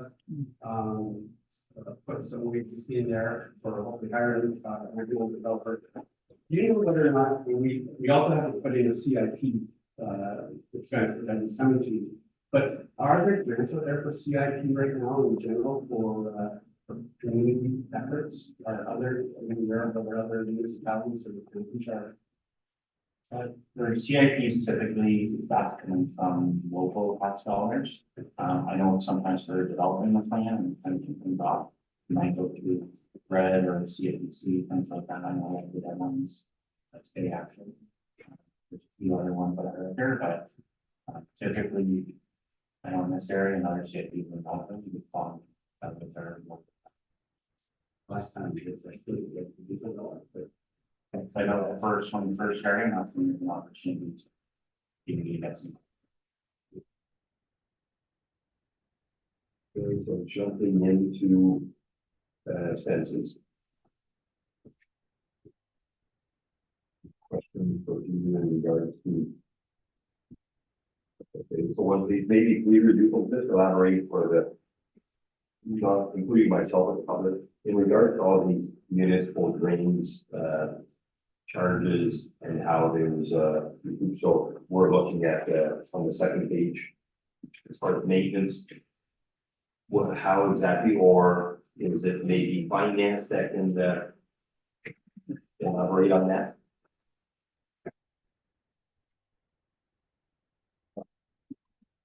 Okay, anything? Municipal drains, you, basically, that's to Sean. And that's basically, the portion of his salary, I'm trying to, I didn't look it up, but where you, I don't see where you're looking at, right? So on the second page. Oh, right here. 7,700 talking? So no, you've got municipal drain maintenance, which I think should come from, should not come from taxpayers. I think there's a cost recovery there, isn't there? Yes, usually it's in and out. And same thing with the municipal drain, eligible, and then it stops, but it's 100,000. I'm just, Yeah, it saw John will get paid portional for the municipal drains, and the municipality has to pay the other portion, so all the extra work that he has to do that's not covered in the drains, it's basically absorbed by the township. And There's also a grant that covers 50%. so do we have, but so what's the percentage that is actually, on the tax base that would have to cover when it comes to dealing with, I'm just looking, trying to identify where is it that we have, where we cover, Mr. McDonald's fee for being our drainage superintendent. Revenues?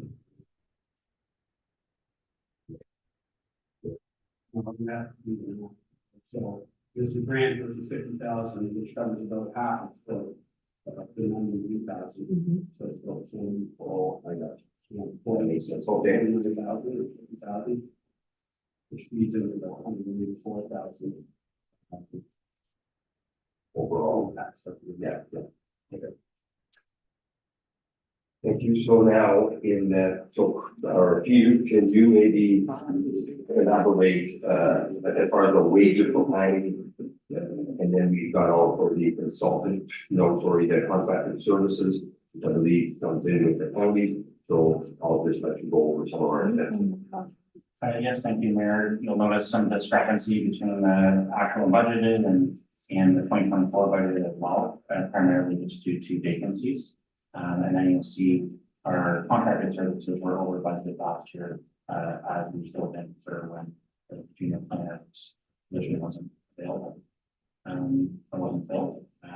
This year, in the budget narration, it does identify that the EO is up to 6 months before, as well as we're looking at that involvement in the planner position full time now, starting at the very beginning of the year.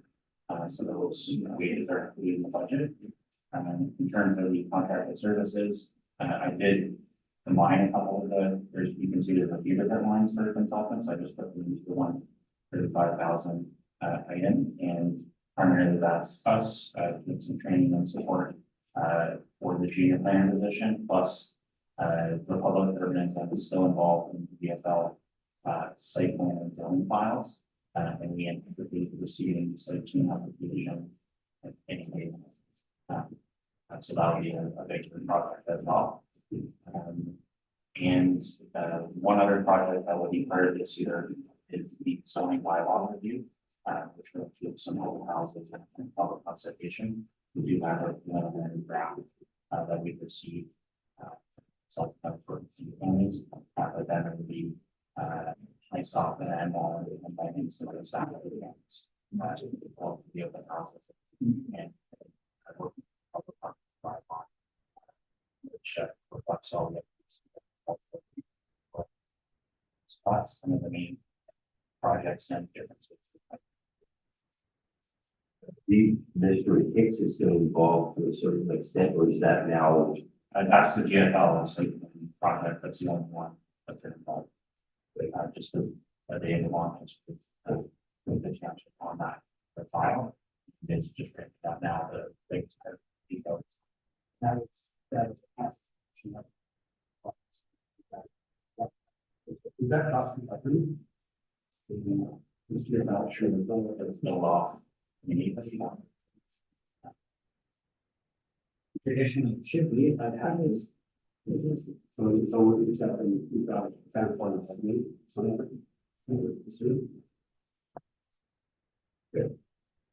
Any questions from? Well, the only thing I'll put on the table is, again, the potential CIP, in the past, we've traditionally put about $30,000 available for CIP. I know we're not looking to any deal until we get about halfway through. The other thing that plays into that is there is a county level RIP program right now. I think once it's February 29th to goal. One of the things that Tara said in her email is that she's hoping to exhaust all of that funding right up front. I don't know whether anybody from Northumberland has applied. Two people did the last go round. I don't know if anybody has. We've done 2 or 3 of the municipal portions and has, but 2 or 3 that are supposed to be submitted. I don't know if it's formally submitted yet, but certainly it's pretty interesting. I wanted to be sure that we're not missing the window of opportunity for CIP type or RIP type grants, and it sounds like a few people didn't even catch the window on those. So yeah, I'm not. I would love to see that added, but I also would love to see us around the 5% mark. So I'm not sure what the issue is going to be. So Maybe I'll save that for second round, we can put it as an option to see if we can do that at 30,000. If I'm not mistaken. And Steve, you're probably gonna kick me under the, so I'm not on the same, I believe the last CIP, we had 29,000 that was circulated for CIP, the regional was like the RRP and through the counties. Substantially way more funded than what we had, and if I'm not mistaken, we had to run after some of these people that applied to this person. So if we're running after them, I find that the need for CIP and the amount that we're allocating, so it's very minimal, that we might have someone with a sign that is not a make or break. It's not, and to say here, we're gonna pay $1,500 for your tree, so we're having a tough time trying to keep the percentage down to a municipality where they'll fit, and I'm just seeing, I don't know if it's a big benefit to say, okay, we gotta work and put it in CIP. That's again, that's I know. And you know as well as me, I'm again, so I'm not sure what's the tally between the planning and development wages that goes for economic. I know it's part year, but is that where the money is allocated right now for economic development? Or is it part of, it's not part of the 35? 93 thousand, is that, that's where it was. Is that partly the 6 months for an economic development? I believe the half of the EDO position and then the annual planning position. I'm not sure if I'm being to be allocated all parts of the call.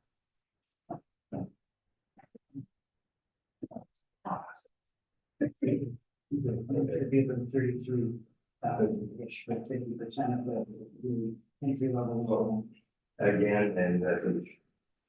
We've got, I'm just thinking that we're slowly getting to, we're filling 2 positions, and I understand, but right now, I think there's more of a need for a rec director than economic development.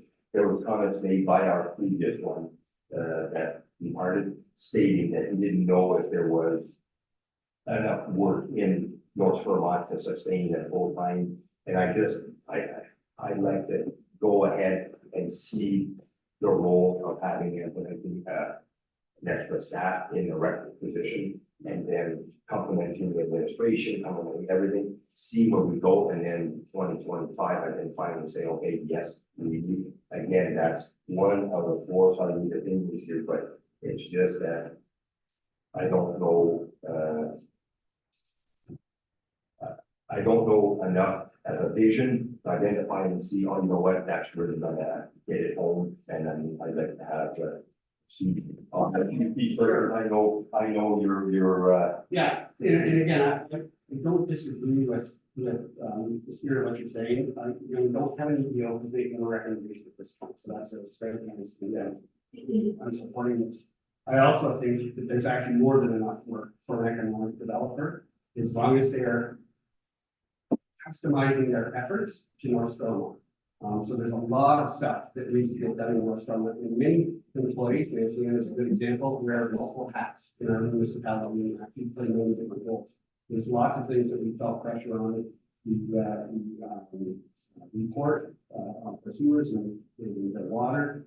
Natural gas is something that we haven't really spent a whole lot of time on. There was a great brochure that came out at the canopy level. Tara did her best to include North Stonewall, but we are conspicuously absent in promoting some of the things, and we're trying to ramp up on the tourism and the agricultural committees or something like that. We've got, the daycare activity that I think could benefit from support from the individual. That again, quite often the CAO is taking a lot of responsibility that he shouldn't be. And then programs, our website, there's local business support, grants for businesses, coordinating with chambers of commerce, Moose Creek in Cornwall, and Industrial Park, working to get the Finch Arena, working with the director. So there's a lot of supporting broadband, the ideas of greenhouse abattoir, working with food share, all of these different projects that we want to take on, that when they become a priority, it seems like our CAO is really busy when we should be.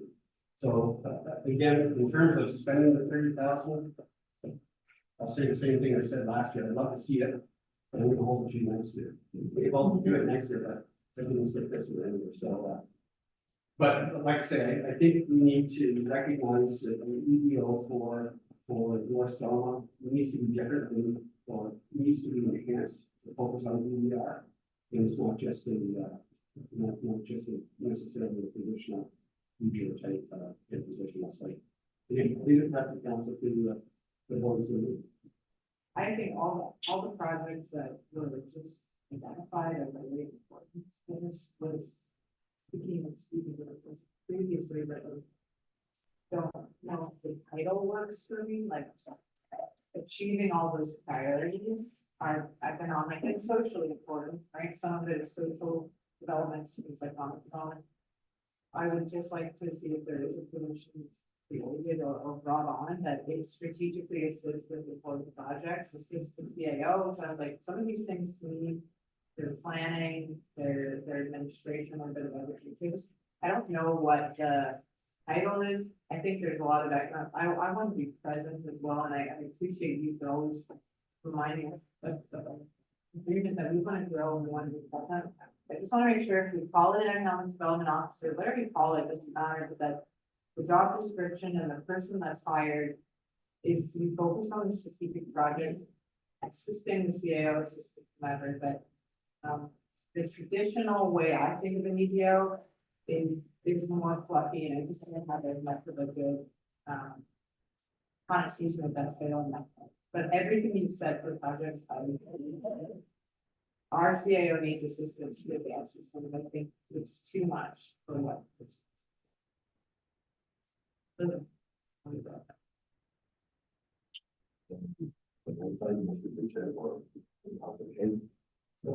agree with Councillor Brown, maybe more on the lines of assistant and not director.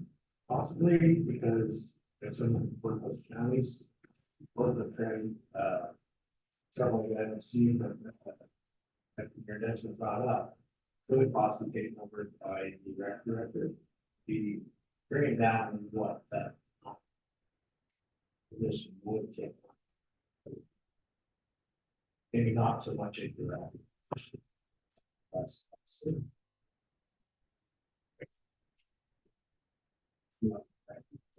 sorry, Through the chair, the evolution of the director position at the table last night did have a component in it that spoke to the duties that was removed.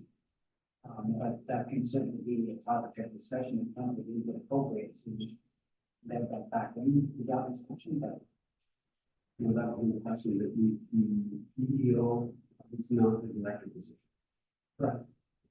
It's more of a management position. Yeah, I agree with that, be quite a flexible, fluid job description, like the challenge. Trying to craft something like that, that's that all encompassing. Not to say that there's not a value to that. I would definitely be supportive of it. Again, I think this is something that kind of take on a life of its own if we start to go through things. And we haven't. We kind of like, we're gonna go on a development officer, we thought we had one, and then we kept that flat on our face. And now we're kind of rebranding and rejigging the position, so I'm supporting the shoot on the other. I'd like to see something in this budget. But to your own staff to try to craft something in that very. If I hear all what you're saying, we can basically see where as a whole where we stand. My view is just that I think a rec coordinator or a rec director is more of a pressing need that will enhance our revenues one at the arena level. I think the rec, with the direction we're going with rec, is a big part. Like we see, we spend a lot of time on rec. We're dealing with our volunteers. We're dealing with not employees, but at the same time, it's bringing everything together. So I just think that from the lead that I see here, but at the same time, now there's two of them. The wages, when it comes to dealing with this, has now, overall, our wages are going up rather than reducing. I just don't know if we start with one and see the benefit of possibly how this would work, and then implement is, again, that's again, but. Well, I think we changed topics there, because my first discussion was about having a CIP fund, and all of a sudden we should kind of more of that. So the CIP, I went over this 93 and I wanted to know, so it's again about. Maybe we regret bringing up the CIP.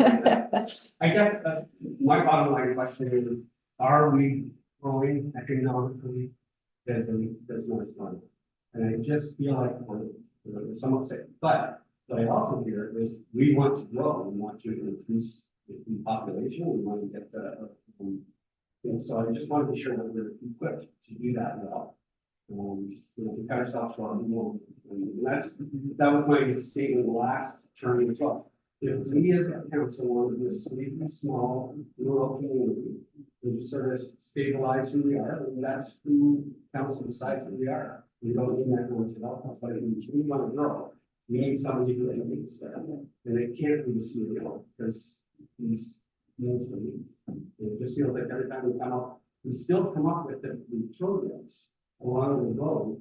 And then the CAO feels compelled to deliver on this project, and he's not doing the leadership jobs, doesn't have the time to do some of the leadership jobs, but I think the CEO should be doing. So, anyway, my goal is, I didn't, sounds like now we're discussing reducing wages. My question was, should we add 30,000 to the CLPs?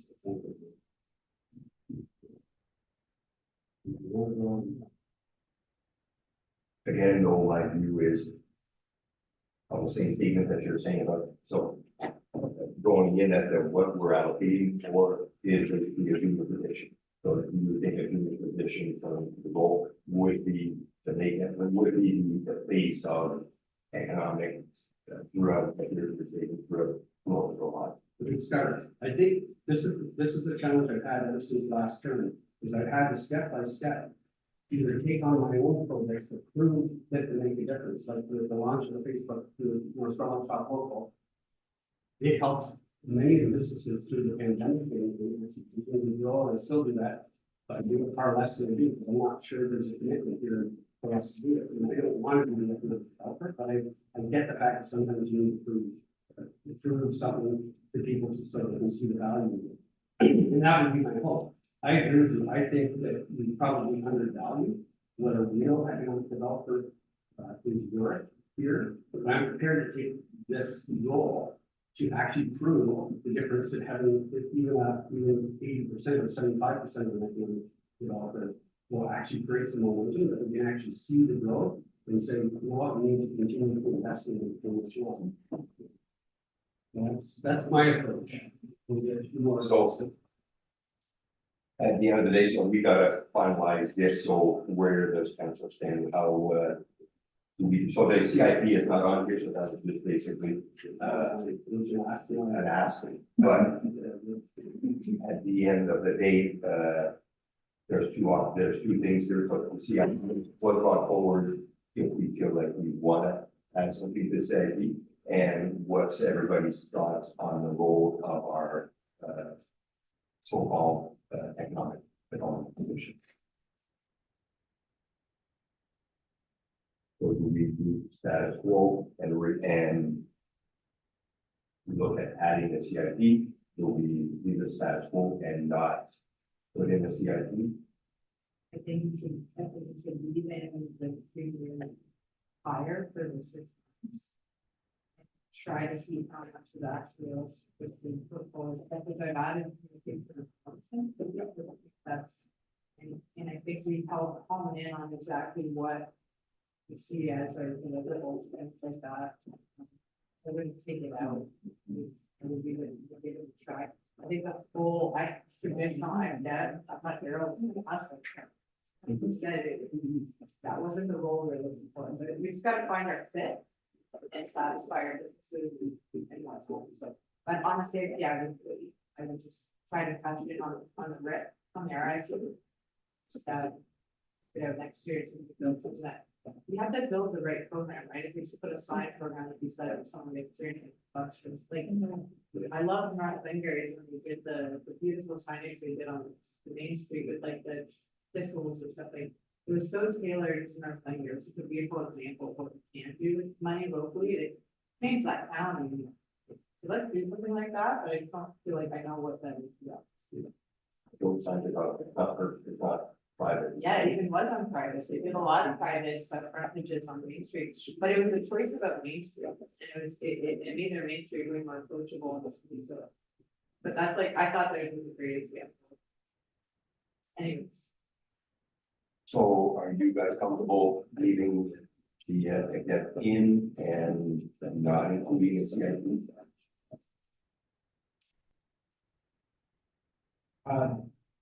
Yeah, I think we will motion it, honestly, monetarily, but to the point of the CIP, we would rather bring in some, I don't want to push and quickly bring some fuels to set the balance. Maybe from the engine level. Okay, well, we want to build this, and then we're not going to do anything that they were there to start with. Kind of any down, we're not. So I want to, so maybe. That number is if they are looking for a short term. That's short window, maybe shrink that, but. Yeah. This is money that can be allocated, and if it's used for it. We are giving them permission to.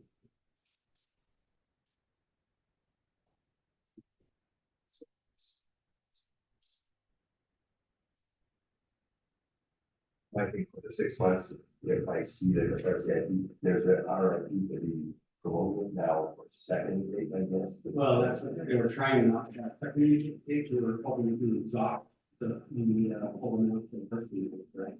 That's not, it's not in council, essentially. I think if we could figure that out. Last year. Because I would say as far as application working with the RFP, which had years. One, but it might be like to actually, if they have a second, they fine, but if not, then they would, he or she would not have the opportunity to ramp it up with our residents here, those from hospitals. Can I propose something so we can move on? Yeah. I propose we leave the wages as are right now. And the second draft will come back with an option of $15,000. And so we can quickly remove it for the year based on the Research is how we stand, where we stand with the second. That your thing. Thank you, Peter. That's Blake, do you want to maybe jump in? What's the, I know township hours before, I don't know if that we take half an hour, because we do public works and waste we can always deal with at a council meeting or I just don't know if we'll be able to. We might be able to get people. Yeah. Yeah. Well. You can't talk Speedy Gonzalez, No. right? Doing public works first. If you did that, It's- we got that up real quick. What's the page number? I will leave that door open so we can get some air. I don't know.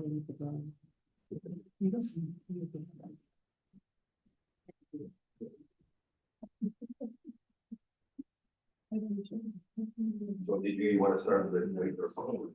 Yeah. We'll start the public works. Okay.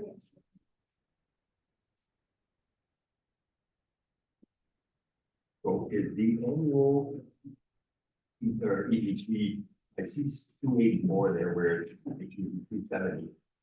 Definitely not index that high for the revenues of It increases every year. 30,000 out of it.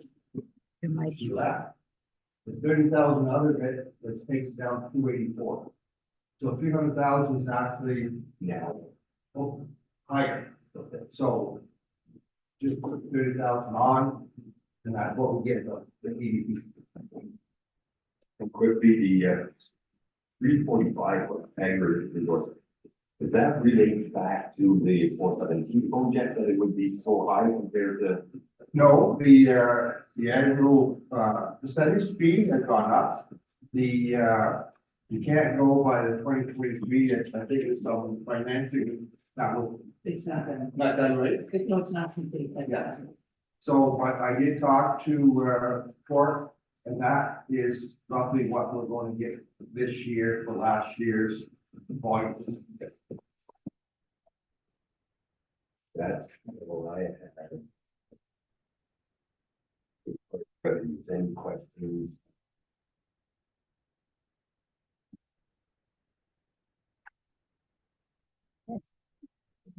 Is there a reason why what's the 25,000 for fund reserves? Your last one? So they make a, I believe, make everything fit. Okay. The pressure valve. Yeah. Here, Mr. Mayor, it's a carryover from 2023, it's for the salt dome. So budgeted in 2023, and we're carrying over, so it's just transfer funds.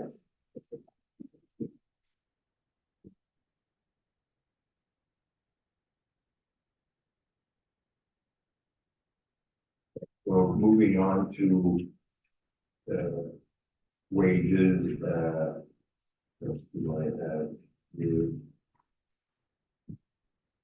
never mind, I'm good there.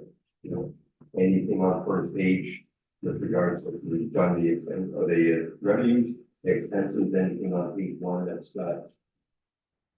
Uniforms is a new, it looks like it's a new item, is it, or 5,000 budgeted for, or we did have some actual things on the.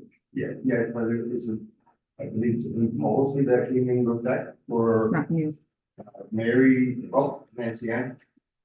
Sorry, it's not a new policy. I think it was $200 that was allocated and we've increased it to $500 for the roads department. That's through the human resource policy, but there was an existing $200 prior to. I think it was just charged in the wrong place before. Correct. move on to page two.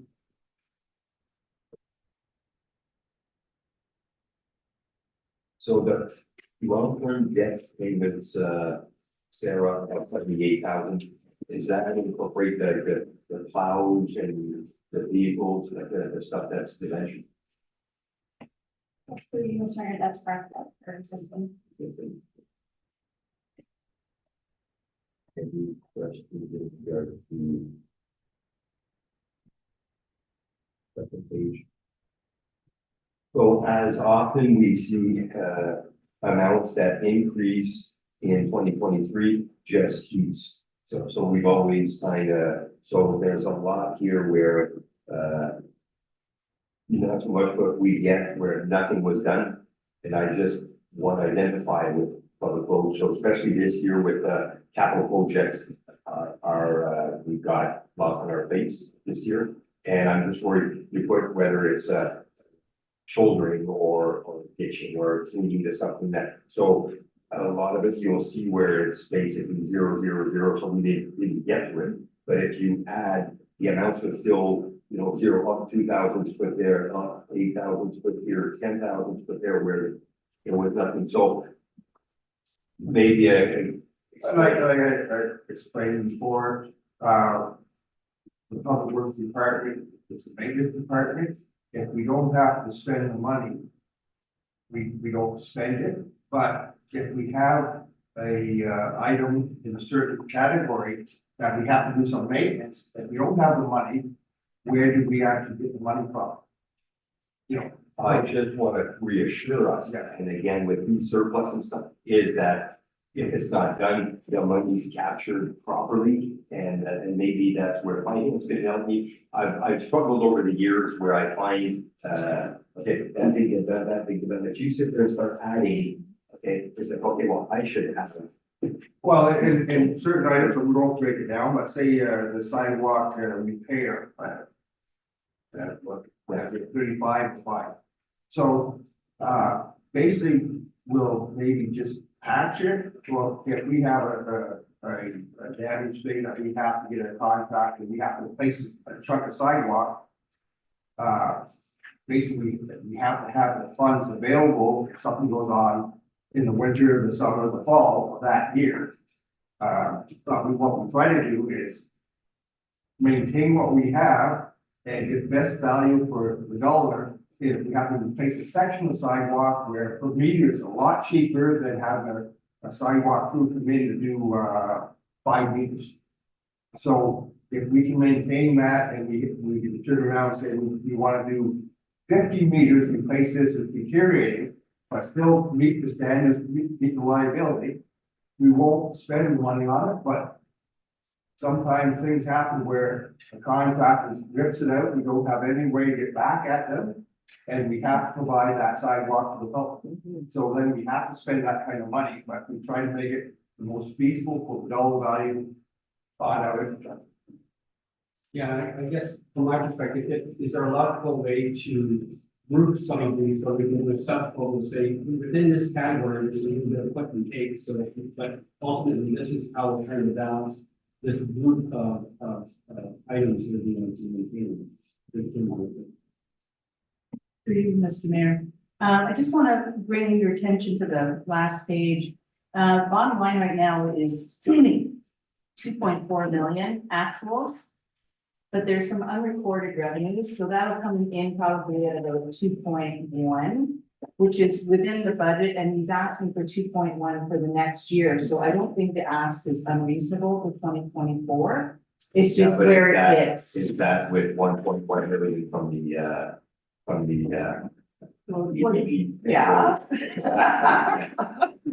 But so the numbers we can play with, but I understand what you're saying, but I'm more looking at the expense of 4.5 million is what Correct. really is the deal. So through the chair, just like materials and supplies, sometimes it's UC 2,500 in actuals. Like again, if we buy bulk supplies, we can get a skid of double sorbol, we're gonna do that. We're not gonna buy it for the bag. So I mean, some of these we're cost saving all the time. Now, are we gonna do that on everything? No, but everywhere that we can save on that public works, like unfortunately, they cut a lot, so we try to do it for the year, save as much as we can, so at the end of the year, you actually see the numbers, but we spend 5,000 out here, of course, but we actually, the way we look at it, we can save that 500, other things we can probably get there. No, that, like I said, I'm just trying, if you guys can identify any questions on page 2. Page 19, any questions before we move on? A couple, so these, 2020, Steve unpacking and spraying material at 10,000. We kind of budgeted 10 or 15,000. Last year, we spent 7, unless that's not. That's what we did there, like basically, if we're doing, we having a surface overlay or something, we want to take that patching amount and turn around and put it into our capital project. But at the 10,000 depends on the purchasing time frame. Last year, we actually have, I think we have a bill that was, we didn't buy, we bought basically just a couple of weeks ago. So it's, and the price of the volume, the price of the cost of the whole patch and this is basically,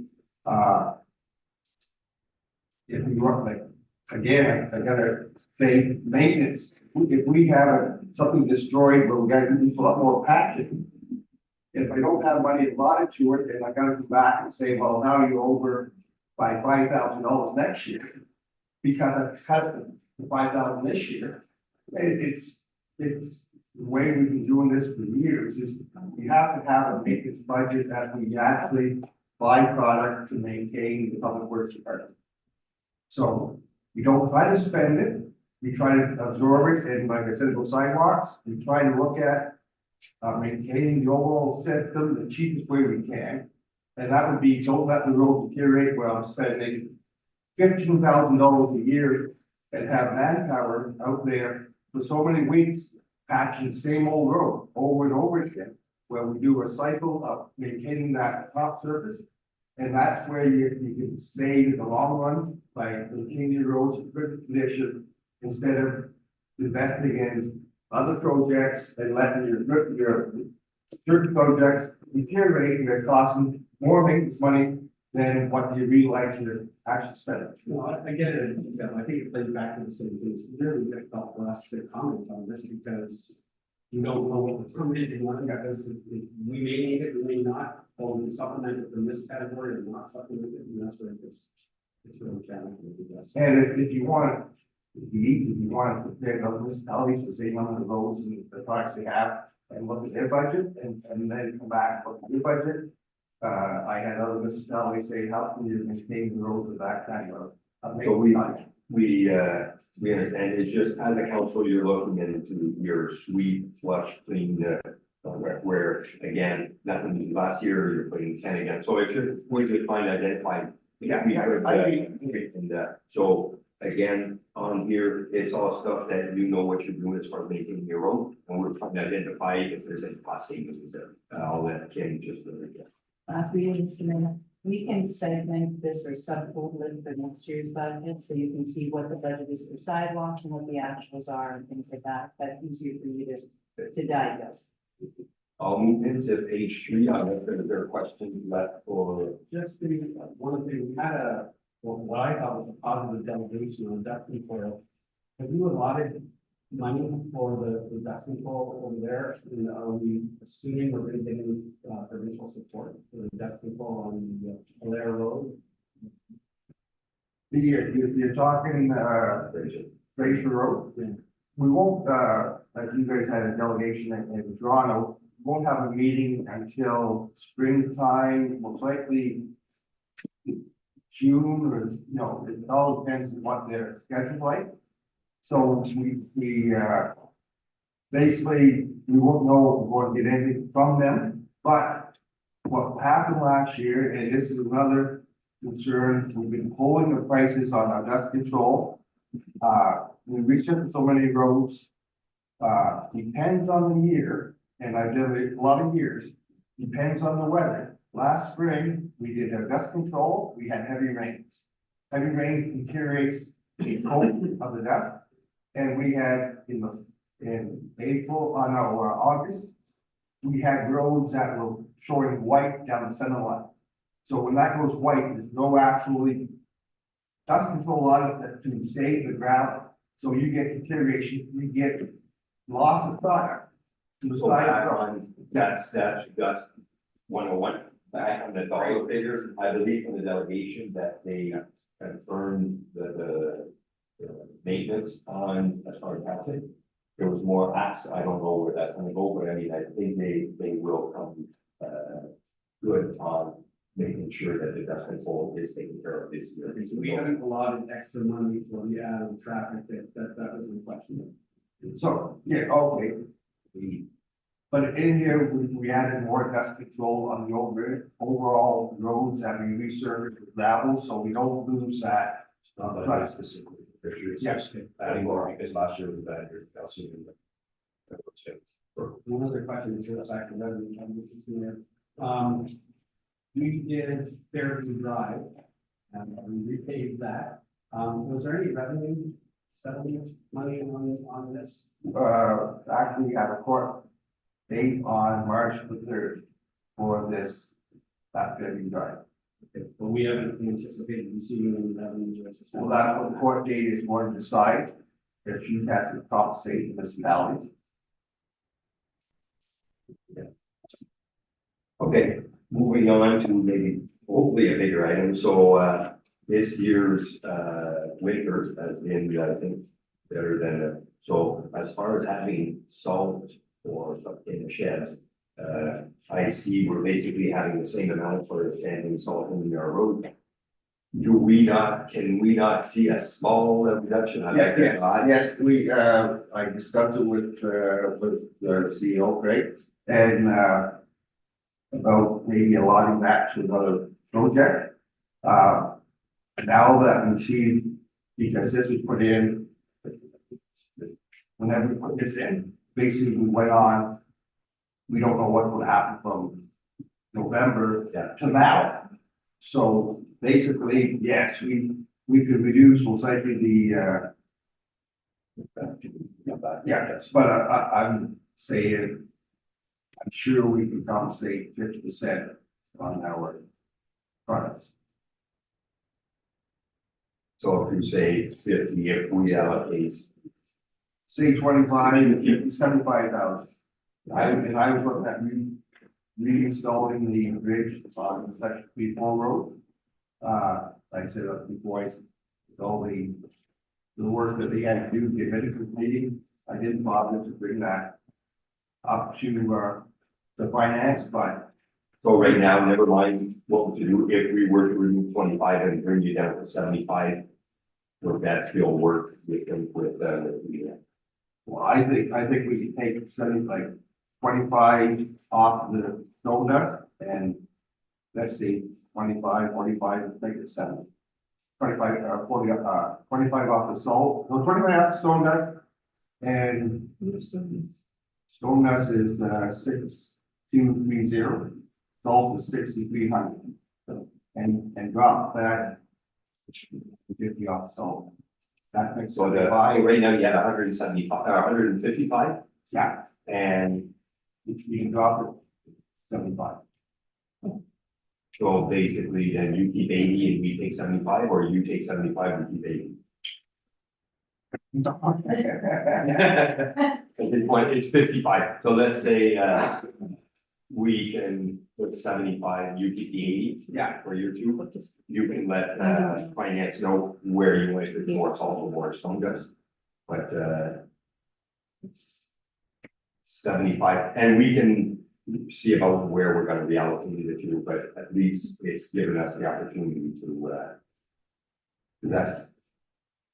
For you, Mr. Mayor, in all fairness, we're averaging around 100,000 the last 2 years for salt. I just don't want to be this. Well, we do have about half our product still Okay. stockpile. I just don't want to be sure. The salt might show a little higher, so it's gonna be a little lower.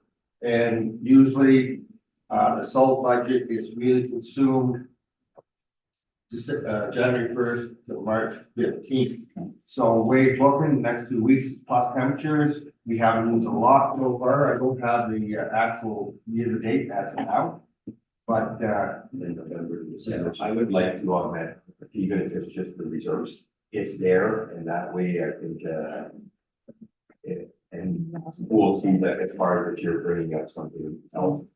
Right now, I'm just wanting to get everything in order, and then we can reallocate once we know where we stand. That we go ahead to. Just give you a suggestion, we could implement a winter control reserve.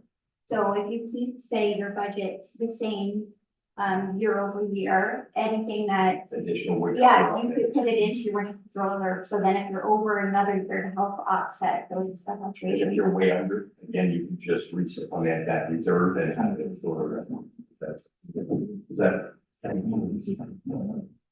How much? Basically, set a budget, maybe you got. If you have the budget the same for this year, and if like this, as under CPC is going to be that would just be your first transfer to reserve, and that would set your reserve going forward. At the same time, though, if he has half of his, so we already know that's money in the bank when you say what you've got in the sheds. So again, it's just to see that at the end of the day, I just don't, if it's there and we think, okay, I'd rather just put it in reserve. And now, does it hamper like how much work for you guys to maybe you like to just do a one shot instead of us? If, through you, Mr. Mayor, if Blake wants to reduce these to say 80, and then we can have a separate line that says 75 transfer to winter control reserves, that's when he needs it, he can pull it. It just has to go through council to pull it. How about if we not put it in, I'd like to, when we get the second draft, we'll see where we are, then I'm gonna ask the wishes of council, what they feel their rate is going to be as far as So do you want me to put in 80? So right now, he's keeping 80, there's 75 that's there and once we, so there's quite a few numbers here that I'm sure you're adding up as well, but that we can then determine what the rate of, the council feels, then we can determine, leave it in with Blake as long as it goes to reserves after, or vice versa. But now at least it gives us the opportunity to put us on the positive side, and then we can determine, where we stand at. Yeah, I think it's a great idea. What goes through my mind is, do you want to put it all in this year? Do you want to just save half of it, put half of it in? What's the right number? How quickly do you need to build that reserve? Just this, what Sarah's mentioning, and maybe Kim's been involved in that kind of system before, the counties do this all systems all the time. So in projects and stuff, if you come under, it goes into the reserve, so then council has an opportunity to say, let's go off on that to get this project done, that's the budget out. Yeah, and that's a way I prefer to do it. Yeah. And we always have to back up, instead of not having a reserve, then it makes it harder to find the money to be able to finish or finalize. Well, and not only that, but I think then as a council, we'll start reading the changes in our reserve, rather than trying to look at the minutia here and say, well, we really get the reserves. Maybe we put a little bit more in each year, or was this a trend, or is this a one shot deal? Like if it's the budget work, for me, I think it's gonna be easier, so mostly reading what are the changes in the reserves.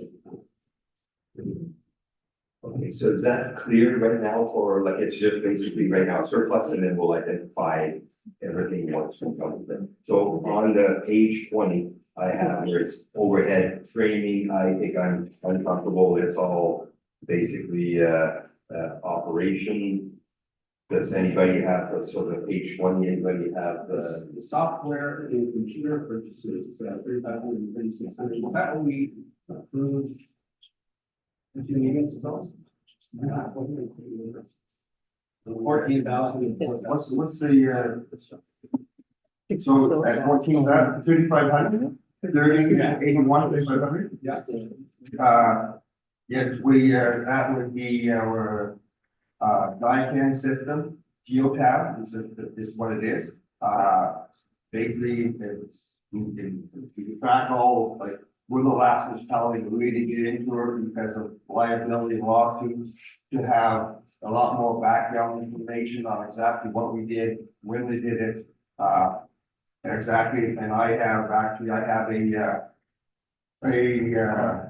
camera recorder in my truck that when I patrol and early mornings and sites, we have accidents, whatever, all that is documented. We save that documentation if there's any liability suit come up 2 years down the road. But another thing I have in there too is, because we get a lot of garbage complaints, we should, lots of times, the public is honest and fair. There's sometimes where things don't turn out because they don't know the whole story. I want to implement our camera system on our, because recycling is growing at the end of the year on our garbage, because it's way too many complaints. And what this will do with, once the public finds out, you cannot say, I had my garbage out there at 7 o'clock and my guy goes by and there's nothing there. And he complains and wants us to come back. Other municipalities do it. We don't give in as easy as some people do. But this would be a clear indication where, once the public knows that our trucks are monitored, they plow the road at 2 o'clock by your place, you can't say we didn't plow. Once they know that all the facts, the figures, and reduce liability, they cannot complain and make it look like the system is not working. And we spend more time trying to appease the public because they know. So through the chair, $14,000 is the fee that we pay yearly to have all the GPSs in the truck, have the system in place, and to pull off all the reports that the GPS gets. That is the fee. And this is what we reviewed 2 meetings ago. This is just the fee for GPS system. So that's what the directive compliant. That's true, I think, with, bylaw as well. Is that No, the same that's one? different system, sir. Mr. Compliant is our road patrol system. We can document I thought potholes. you said complaint, because I know. Compli- yeah. This is GPS tracking system for all the trucks, all the equipment, all the fish. moving on, if anybody has questions on controlling, so 21, where you will see a string of zeros, so we're not expecting a lot of budget items this year. We've got it right up to the end, so we're putting it in as 200. So we were at 175, I believe we came in at 208. Yes, so now we moved it to, is there, so we were like 125 back in 2022. Is there, like, I know we had a bad year and now you're increasing 25. Yeah. Do you see that? Well, basically, as everybody knows, the equipment's getting older. The electronics and components, new components on the equipment, as the older trucks get, it costs a lot of money. Some products cost $1,000 for a whole valve. So, and the equipment getting older, I know we had some more expenses on certain trucks. And basically it's becoming a constant spend, what we have to do to maintain the older trucks. We being proactive, so the older trucks you're talking about, if we deem that okay, it's not, there's no common sense in keeping it, are we making? Well, in the capital, I tried to put 300, well, I tried 2 last year, 300 this year, we got dropped down to 150. But we have 3 trucks coming up, basically that $1.2 million if we don't try to be creative and we go out for a tender for a snowplow truck. So we got 3 trucks. That's 27, 28, 29. So that's $1.2 million that we're trying to build up. In the chair, back in 2018, I started in 2018, I presented this spreadsheet. That was projected back then, we wanted to replace 2 trucks in 2024, 1 in 2025 and 1 in 2027. Since then, we've replaced 1 truck. 2 of them were projected in 2020. So what the cost of the truck is. Now they've gone up quite a bit than that projected. So we've also been trying to put in $100,000 the last 3 years into at least 1 truck, which is 107, due to be replaced this year. And unfortunately, now our maintenance is going to keep upgrading it as long as we follow this. It's just going to keep on happening. We had a lot of 150. We put in 3, and they cut down to 150. My comment here, and I think I've heard Tim already give a nod to this direction. I would have loved to have had that spreadsheet in this budget to remind us that what we're doing is we're trying to support an ongoing plan. The story that came out of your plan, certainly I've presented the last 3 years on to that. Yeah. Again, we haven't quite followed it, so I didn't know if it was worth bringing up because If nothing more, across the picture that all in. I mean, that was. Yeah. Any, so outside, so the 150 is the reserve that we just talked about, that will be transferred to reserve. Capital will go, any other discussion as far as last page of public works before we go through the capital? None. Let's move to capital.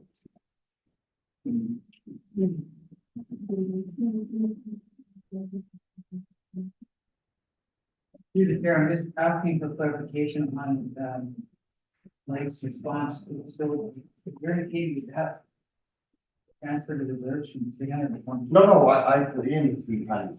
The request was 300. I didn't cut it. It's 150. That's what. Yeah.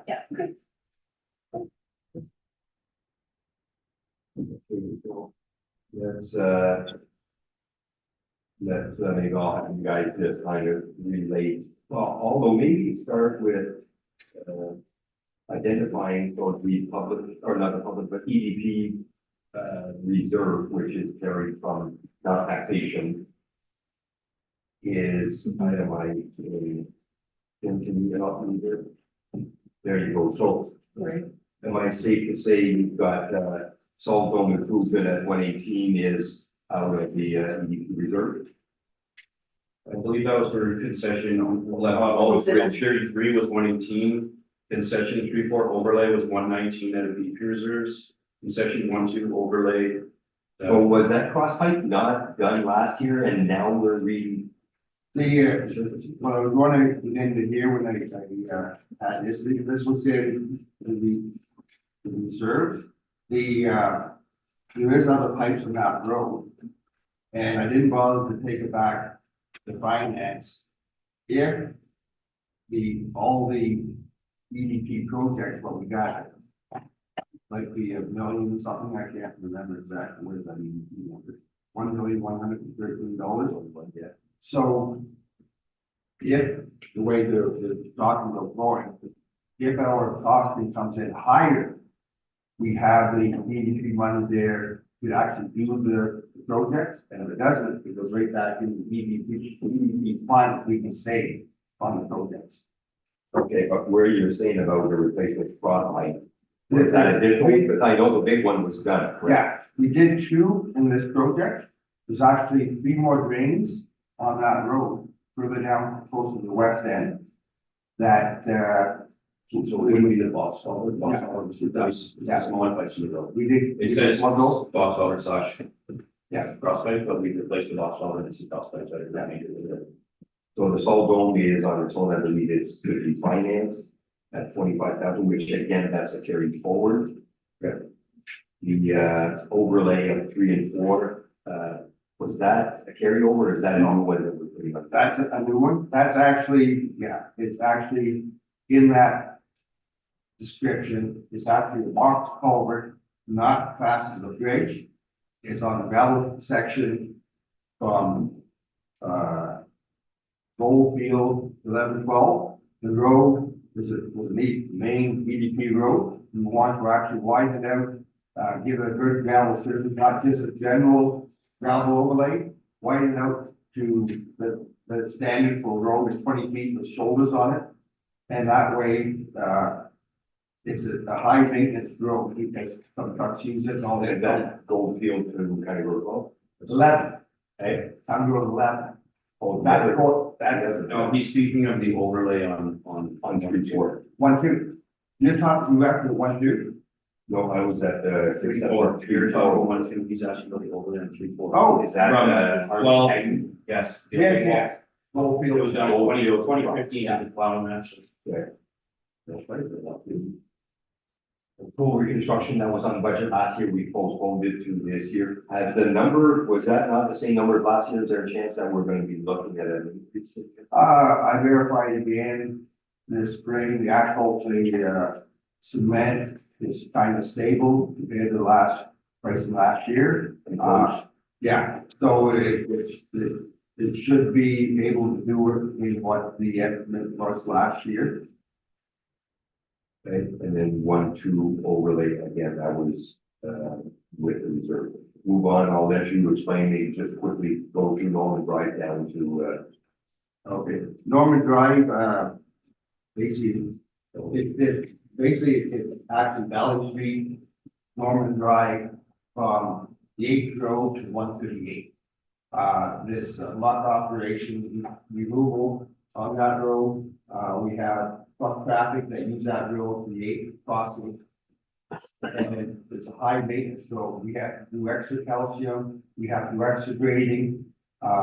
So in this budget, I have asphalt paving on the sharp curves because, and then surface treating, double surface treating the rest of the road to prevent the extra maintenance costs and get along the life of it and basically a safer road for the traveling public back there. So through the chair, it's currently gravel, that's why we got to that, we're not reconstructing. we're not you're not realigning the road. No, that was Fourth road. Fourth road that get into the tourism. I was doing some investigation into the Appleberry Farm. I can't recall exactly, I started this about 3 months ago, the amount of tourism that goes there, besides the buy-in, then we have the different tours there. Basically, that's most likely the heaviest, we did a traffic count, the heaviest road in the summer times and peak strawberry season, but yeah, and basically, when it was done, the asphalt paving that was done there was actually a joint agreement with counties and Duncan Phillips, where they gave land, counties paid it, it's in with all the business coming there, that this section of the road is bad. And with all the walking on the road and it's a gravel road after that, people walk and we got stone, gravel, all this stuff. And 99% is a lot of people from outside our township, Cornwall and all over coming to the dairy farm for different events. So what First section, where do we do? First section, first road, road, down surface treatment, we have to get rid of us there because it's a section. And how far, like, what's the distance that we're going? We're just going one click down. Just has to be first field. No, we're asphalting down to the gate and we're doing one clip of double surface. So that'll be down to where the activity of all the farm activity for the Amberberry farm ends. Okay, moving on to Storm Drain at 1515, so investigation, so that's fine, the overlay asphalt, 400,000, so where is that? Is that? Well, so last year we had the road tour and couldn't get a contractor. Council wanted to have the input. This year, maybe we can get active again and we get out there. Basically, the asphalt overlays be designated the villages to upgrade because. And we looked at, Well, I know counties got the micro surfacing, is that something that? people get away from that. Well, I mean, it is an advantage. But in the villages, you can't do that. This is the micro surface is for a long stretch of road because of the drain system and all that stuff. And it just gives it a top coat on top, and don't give it any more strength. But the Moose Creek not doing? They put it through Moose Creek, yes. But I mean, I'm talking now side roads, like our village roads, some of them only 300 feet long. So the train itself is, I don't know, 125 feet? We don't pick Yeah. a specific road, we put asphalt overlay at various roads, and if a road needs to go down, or that's damage, or a lot of them were paved in the early 90s. So, and haven't been touched, we've asked to pave multiple more streets, but we settled at 150 a couple years ago, and it seems like that's a good ask, so we're upgrading road for road as. Now I have a machine here, sidewalk machine using. Well, we have the sidewalk, we have two machines now. One needs to patrol their, basically their vintage machine, but we keep them going. We did propose in the budget for a new machine. Right now by $185,000. So to maintain our minimum standards, we always have a breakdown of something. And to get parts for these machines, it's they don't stop anymore. So I actually found a machine or a couple of machines, but one machine in fairly local here with a contractor that I know well. That if we buy another used machine, we have a backup and we have a major breakdown on one machine, then turn around and put it into a parts machine where it's gonna pay for itself. We're going to get a blower and a salter with the machine itself. We can use another salter, one salter is getting pretty right. So the value that I know we can't afford the $185,000 for a new practice machine. So we do have to have a liability that we can perform our job and make it a make sense. Is there a chance that you could have one at each full one? We have one now. Through the chair, we have one at each. Again, we can bring up our maintenance budget. These were due in 2022. That's giving it a lifespan of 20 years, which is more than any trackless machine probably has around. So we've got a lifespan of 20 years on that, due in 2022. Both of them are 03 and 02s. So buying another used one, yes, will get us by, but bringing it back up to your maintenance schedule and bring it back up, it's gonna keep increasing. If we're not gonna buy a $185,000 machine, our maintenance budget is gonna keep one of these two machines. We're all for it, that's what we have to do, but if you keep comparing the maintenance schedule, all these old equipment, we're buying another 20-year-old sidewalk machine. Unfortunately, our maintenance schedule, our maintenance budget is just gonna keep increasing, doing this. So just to finish off before council just talking, maybe keep it quick, it's small amount. You got rollers, skid mount sprayer, and state place evolution. So just, you know. The roller, the one we rent every year, because we do a lot of asphalt patching. So the one we rent every year, basically, we're paying more than half the cost of this mower per season. And it's more convenient, the owners want to buy a brand new one, he's a paving company.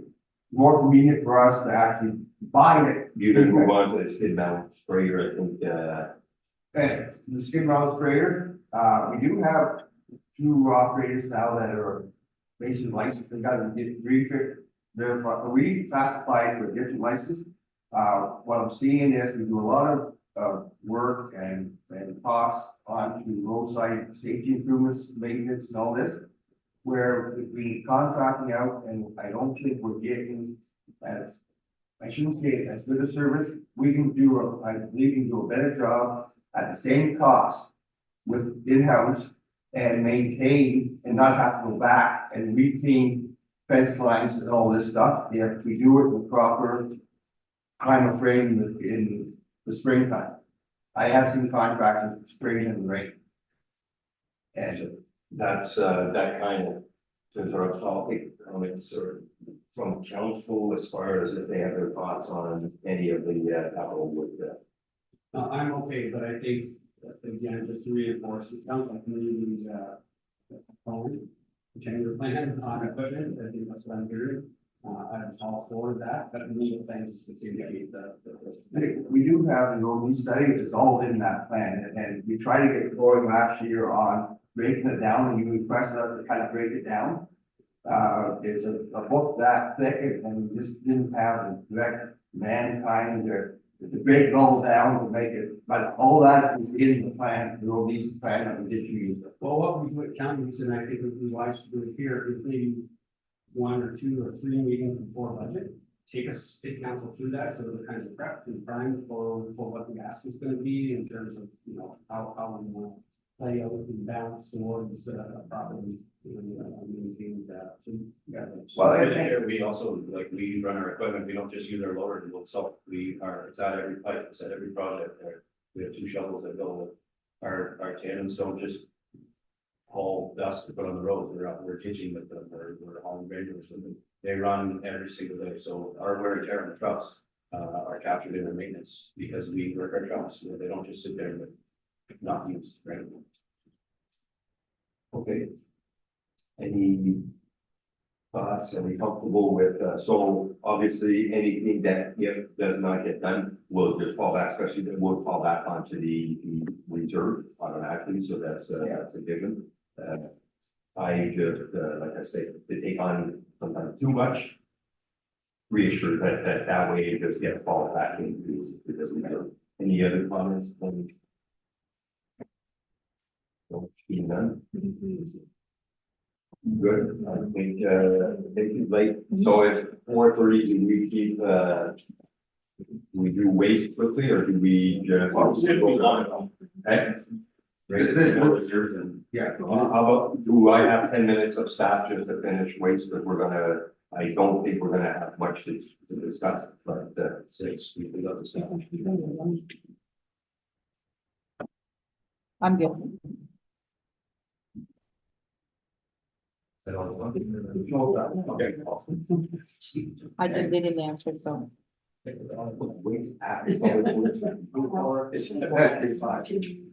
has it out for you.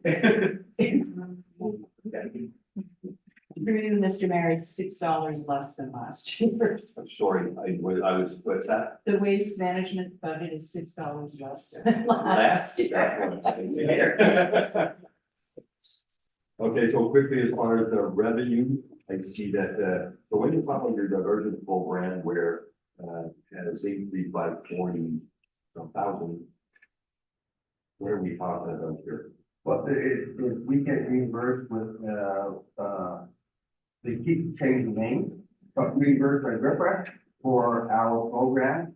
Now that after 2020, January 1st, 25, the producer take over the recycling collection, processing, all that. So what we get, we're getting 50% of our costs reimbursed to us. And we have a decent program, they up the rates and that, we do a pretty good collection system. And so that's what we're going to get. I called in, they give us the proposal out front, that's what we're going to get, it's already documented. With board different payments and the finance just hands the money. Any questions on revenue? Seeing none, I think as far as expenses, if you go down, everything's in line as Kim mentioned. It's basically numbers are out here where we've got hardly no differences at all. Going into the second page, let's see. So yeah, the landfill site consultation, I know we've been doing that for probably 15, 20 years. I see, only 20 and we're at 30, so is there?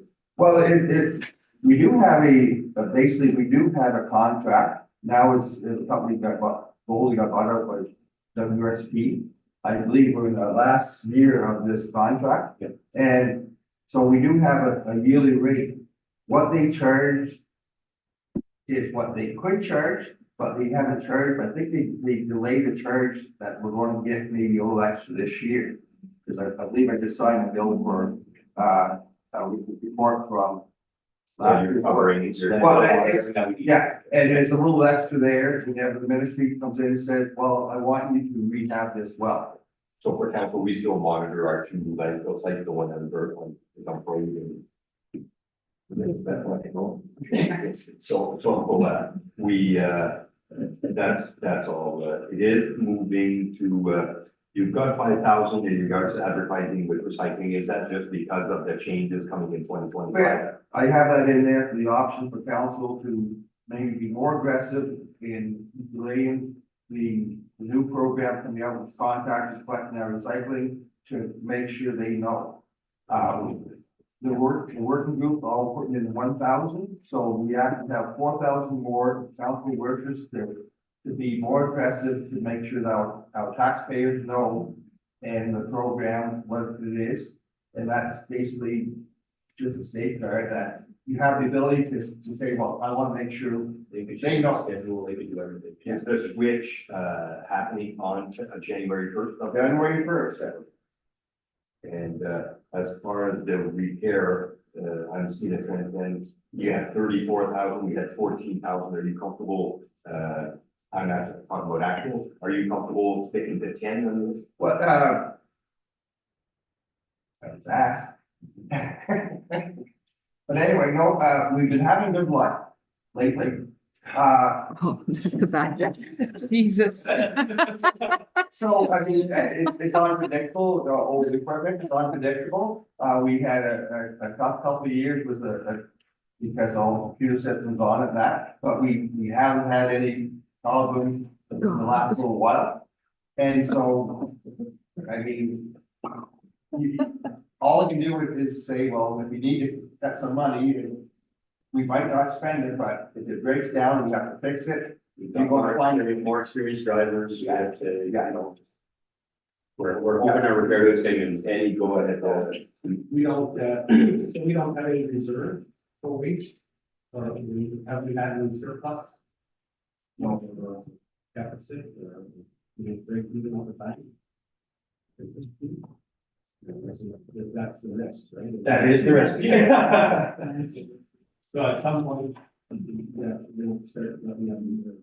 Again, from the reserve, I can go in this. Oh, we just bought a new truck in 2022.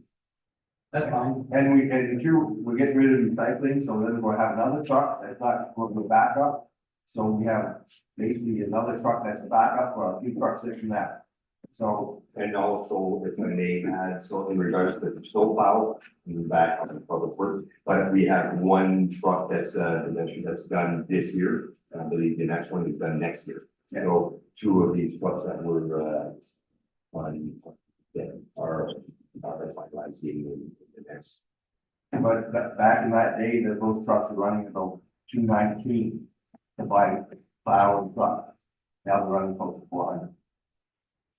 So, well, Don, any further questions quickly on waste? I'm gonna ask a little more discussion on what effect it will have on it, once that recycling falls on to me, but, that, for this year, like, we still recycling, for another day, we'll get to just, Somewhere you think where you post that. One question about the before we brought up for.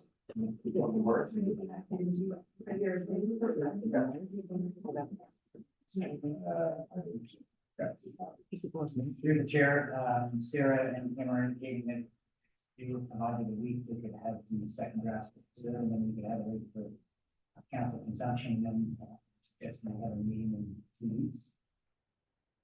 So, but we always basically do second draft at a council meeting. And I was gonna indicate that it's council comfortable doing it with March 12th. Which again, have you already started receiving, like how busy the council is, but no, if we can, The agenda is fairly light right now. if it's something that, I don't want to push you, but if you can come up with a second draft by the 12th, I would, actually like that, I think that would be good.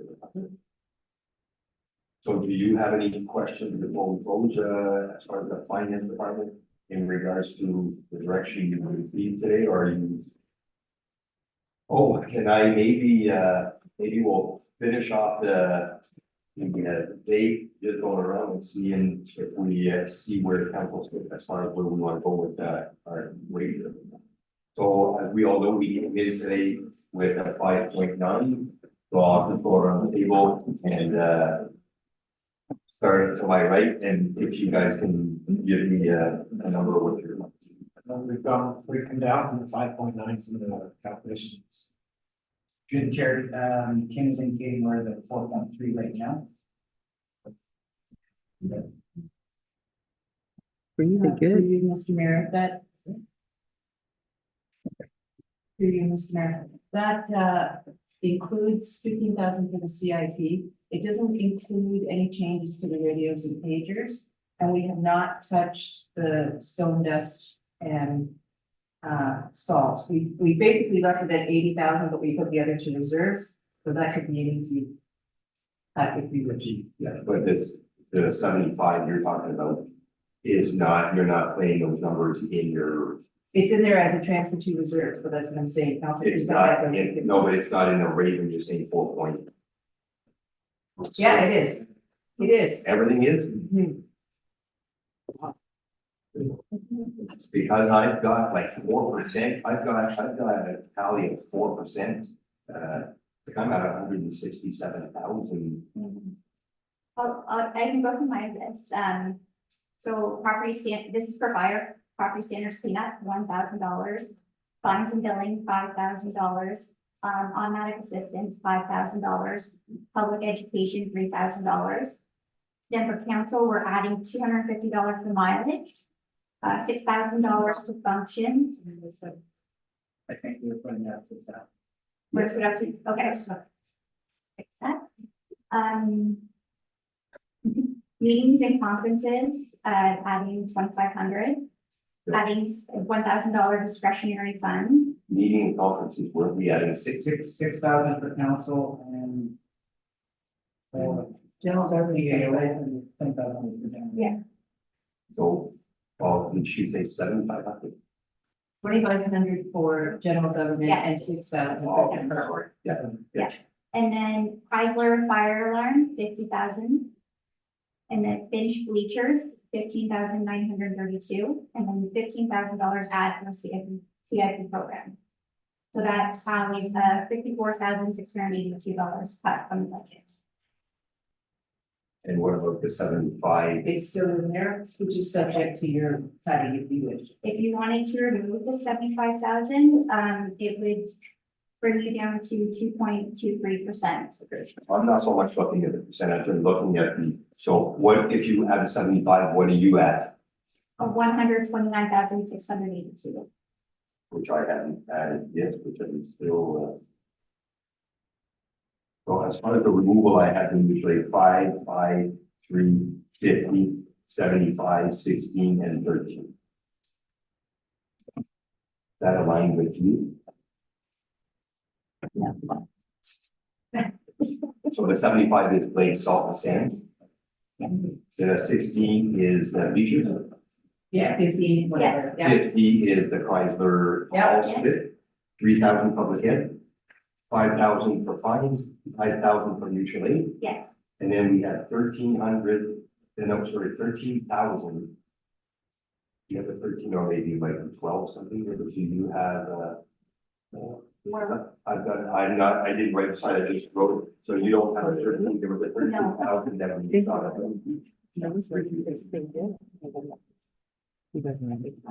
But, but again, I'm coming up, that's 167. Also, I didn't add what we're adding, the 7,500 and this, the thousands here and there, so let's leave it at that, I think you've got what you've got to do, so again, not any relation for what the numbers that we're playing with, I just want to know where you feel, where council feels they want to be as far as If we can say at 5%, possibly in that range or longer. Hearing what other municipalities, I'm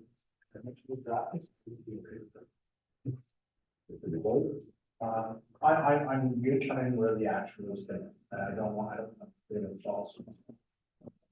Inflated or deflated factors just based on a number.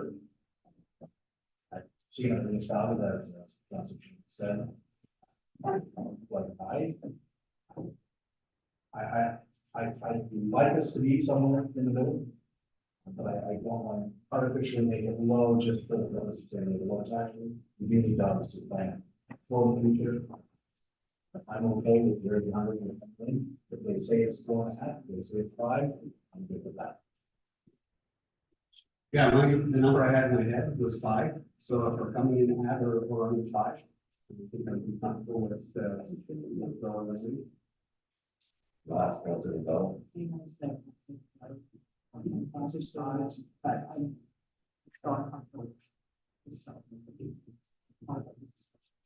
The thing about setting the rate, I just want to know where you're comfortable. The reason for that is we can allocate some of these funds to reserve to help us. So we got to prevent this, like saying, oh, if we manage to bring it right down to 0, well, I don't believe that corporation is progressive. If you're going and saying, oh, we're not charging taxes, hey, we've got everything we need. We have to look for the future. There's a lot of factors. So, And just for information purposes, Kim was nice enough to pull up a spreadsheet that shows the current budgets across Ontario in the past. And the average is 5.13, and I have the comparators locally, to digest that, but just for information. So I'll also speak up. So my view was to coming in at 5.9. I appreciated the work that staff did. 5.9 is manageable, compared to coming in and saying, okay, we're at 12, and now we're really struggling trying to. So 5.9, I think, is a compliment to staff working with our finance, so that and I wanted to see what 5% was my in my mind is where I wanted to try to stay at under that. So I'm comfortable with a range of the For you, Mr. Mayor, I just want to let the council know that you're happy you're not living in a municipality of Tweed who has a 17.8% increase approved. So, and right now, I believe Ottawa had mentioned that they were at 10, but if they didn't get funding in regards of, they were at 16. And we got to also consider assessment in Ottawa versus North Vermont is a drastic jump.